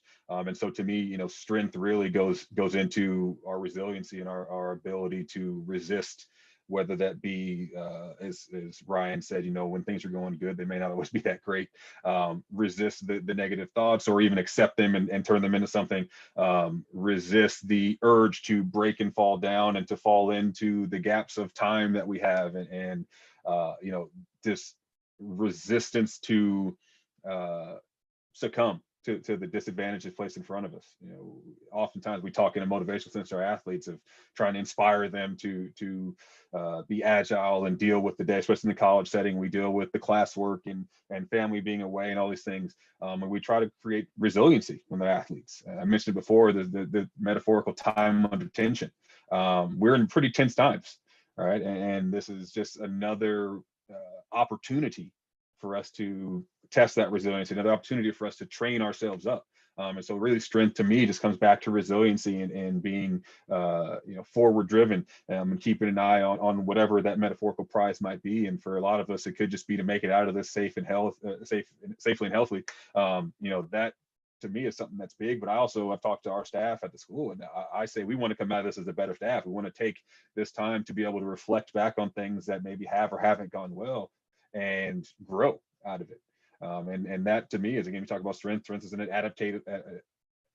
adaptation and a progressive thing that we hope to build on. So for us, whether it be physically and or mentally, it's constantly looking to evolve and grow and adapt. And this is just another stimulus, another opportunity for us to grow into. Yeah, I think that was awesome, Lauren. And I think taking that perspective, for me personally, strength has always been three things. There's been three aspects. It's the mental, the physical, and the emotional. They're all areas that we can work on. They're all areas that can get resistance, that force us to adapt. And they're all areas that we got to keep in check. And if we want to take the sports science, look, underneath the hood, it's one of those things where if you think about the physical, that's easy, right? Not every day you're going to have the same level of strength. Like your readiness is going to change and fatigue's going to accumulate, and it's just not always going to be there. It's easy to see in the physical side. The mental and the emotional to me is just no difference. Some days you're not going to be able to bring it to that same level, and you're going to try to persevere, and you might fail, or you might just not bring it to the same level. But being able to keep those three areas in check at all times, supporting one more than the other, leaning on one more than the other in other times, I think is for me is how to get by and stay strong through any hard times, but specifically here as well.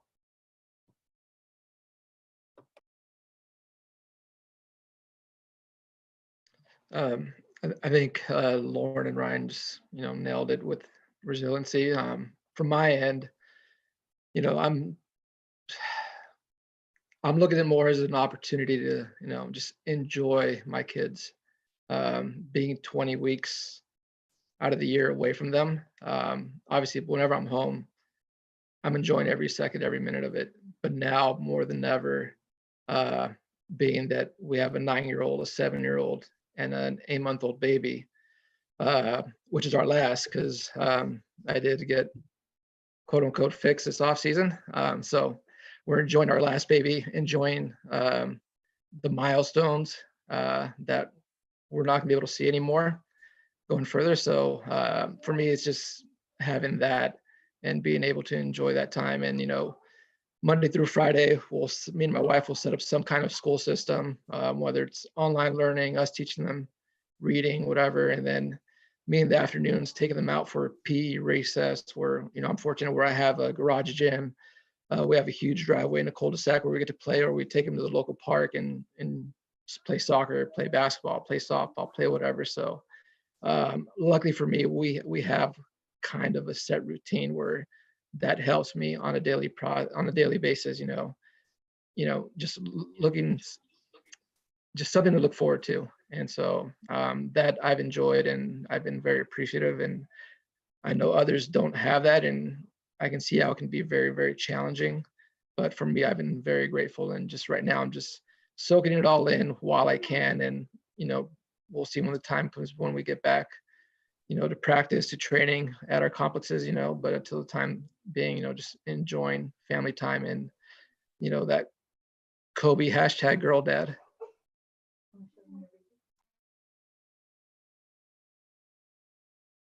I'll jump in real quick. Just how strength has changed. Oh, I'm so jealous right now. I need to go wake up my son. Yes, Sergio. I think kind of building up what you guys said, and here's a different perspective I'll throw in it. For me, what I've learned is that it's more about pulling back, more about surrender than it is about actually pushing forward. Because I'm not even an infectious disease expert, but even if I was, I don't know how to stop this thing. The virus has kind of, I think, flipped our world on its side, and for me, it's kind of bringing us back to probably some stuff is the way it was supposed to be. We see these streams in Italy that are clearing up, and this pollution in different countries that are clear, and nature's kind of taken over again. And so I try to understand what were some idols in my life that I didn't think were there, and it's being very apparent. Money, sports, politics, some people might say fame in their life, whatever it is. And the world's basically putting a stop to all that and saying, hey, let's kind of reassess and take a breather here, take a step back. Nature's going to put you in its place. And it's a sad thing to see what's happening. But it also shows me the important things. What is my ultimate protection for what I believe? That's God. Where is my refuge? That's the home. What is my support system? That's family, whether I'm with them or I'm talking on the phone. And as a dad of two, and I'm the oldest brother of some siblings, and just trying to be a leader in my community, I think it's important for me just to be honest with them and say, in my perspective, putting my hands up and saying, okay, like all I can do is whatever, contribute to physical distancing or try and reach out to other people. But I'm just going to take a breather. Nature's going to take its toll right now, and we have to support, be in prayer, whatever that means for people. But yeah, finding strength and surrender and not really having the answer, just throwing the hands up and saying, okay, I'm gonna respect the process right now and sit back. I'll like throw in the last bit, but I think like your original question was what is strength? And it's like this is a fascinating social experiment of some sorts, because people are, without money, and they're like without their jobs that they have their worth in. And it's like, I just feel so grateful. Someone asked me today, like, if it was hard to, if how I view being discriminated against or having a tough road coming up. And it's like, I'm so glad, because I've already been like, I haven't been to the depths of hell. I would consider that, if I was losing my health or whatever, but I've already been in some pretty dark spots, and I've been broke. I've been like 1 year ago, 365 days ago, right now, I was sleeping on 3 mattresses that I pulled off of a curb in Amsterdam in the Netherlands. Like, I don't know. You can't really like hurt me. Like, and so I think we're going through a really interesting social experiment where people are losing money, and they're losing, like, I love that you said, Daniel, idols. You're losing the things that you once had, and now you have to consider like what is really important, and who am I when I don't have these things. And so I feel just fortunate where right now I feel great in many ways, but probably because I've been broke, I've been fired, I've been out of the game, I've been through all these things, and I feel really great. And it's because I've had an opportunity to lose these identities already. And so, and now strangely, all these people are losing all of these identities, and I'm witnessing this, but I'm not at the moment, which could change, by the way. I don't know what my job is. We're all uncertain. All of us could lose our jobs. Who knows? So there's an uncertainty level with everything, but it's like, it's a wake up call to all of us to maybe we should, live more frugally, or again, just like realize what are the idols in our lives that we're putting so much worth to. And you asked what is strength, and the first thing that came to my mind is like, we all go through either intentional growth or unintentional growth. Unintentional growth is when something happens to you and you're forced to go through something hard, and then you look back 5 years later and you're like, wow, that was the best thing that ever happened to me. That's unintentional growth. And I don't count that as strength, right? Like, I was discriminated against. That wasn't my choice. Somebody made me go through something hard, and I am grateful for it. But I think real strength is when you look something in the eye that's difficult and you still do it. And so I talked to my best friend yesterday, and she's a nurse, and she has a 1.5-year-old. And she said, Rachel, I'm going to go to New York because they're short staffed with nurses. So I think that's strength, so all of us are going through something that we didn't even choose. It's not us. We shouldn't credit ourselves for going through something hard. Like, she's looking at that and saying she's a 1.5-year-old son. And she's like, they're understaffed and they're calling for nurses, and I'm going to go to New York. And I think that's strength. No doubt. Thank you, everyone. But I think it's fair to say Lauren trains the strongest person in the room, because that woman over his left shoulder has had that barbell up over her head now for an hour and 3 minutes. It's been a So week straight, Jay. A week Dude, straight. She's holding it. I don't know what you're doing over there, but We've got a good. pretty intensive shoulder care program here. She's getting it in. Wait. Has anyone recognized that Jay has switched his shirt at least 7 times? Has anyone else seen that? Yeah, He wore I red, actually- gray, black. So someone just- caught it and put it in the chat, and I'm sending them all Okay. 4 of the books that we've put out with the seminar. That's paying awesome. attention. Love that. Yeah. Gotta, And Jay, was that 5 shirt changes? I was wondering the same thing. was 6. This is 6. 6. That's pretty It was funny. just the zip up. That's all. Got to go with the old school Jordan. Like So you that's gotta one of the go perks with that comes with Jumpman having a at the end. Jordan sponsorship at the school.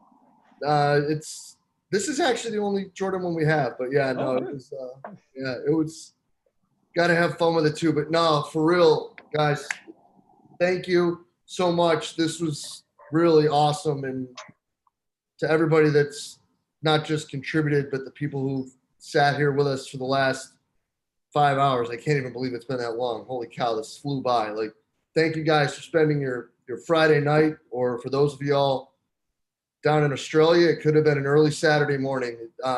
Truly appreciate everybody. This is really cool.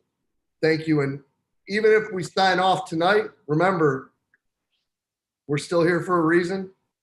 We've added to it, but if you've got a couple of dollars you can throw in the GoFundMe, I know that everything that, Ben and Drake have done, they would truly appreciate it. So cheers, everyone. Thank you so much. This was great. Yeah, Everybody, thank you guys. Thank you. Everybody have a good night. Yeah. Good night.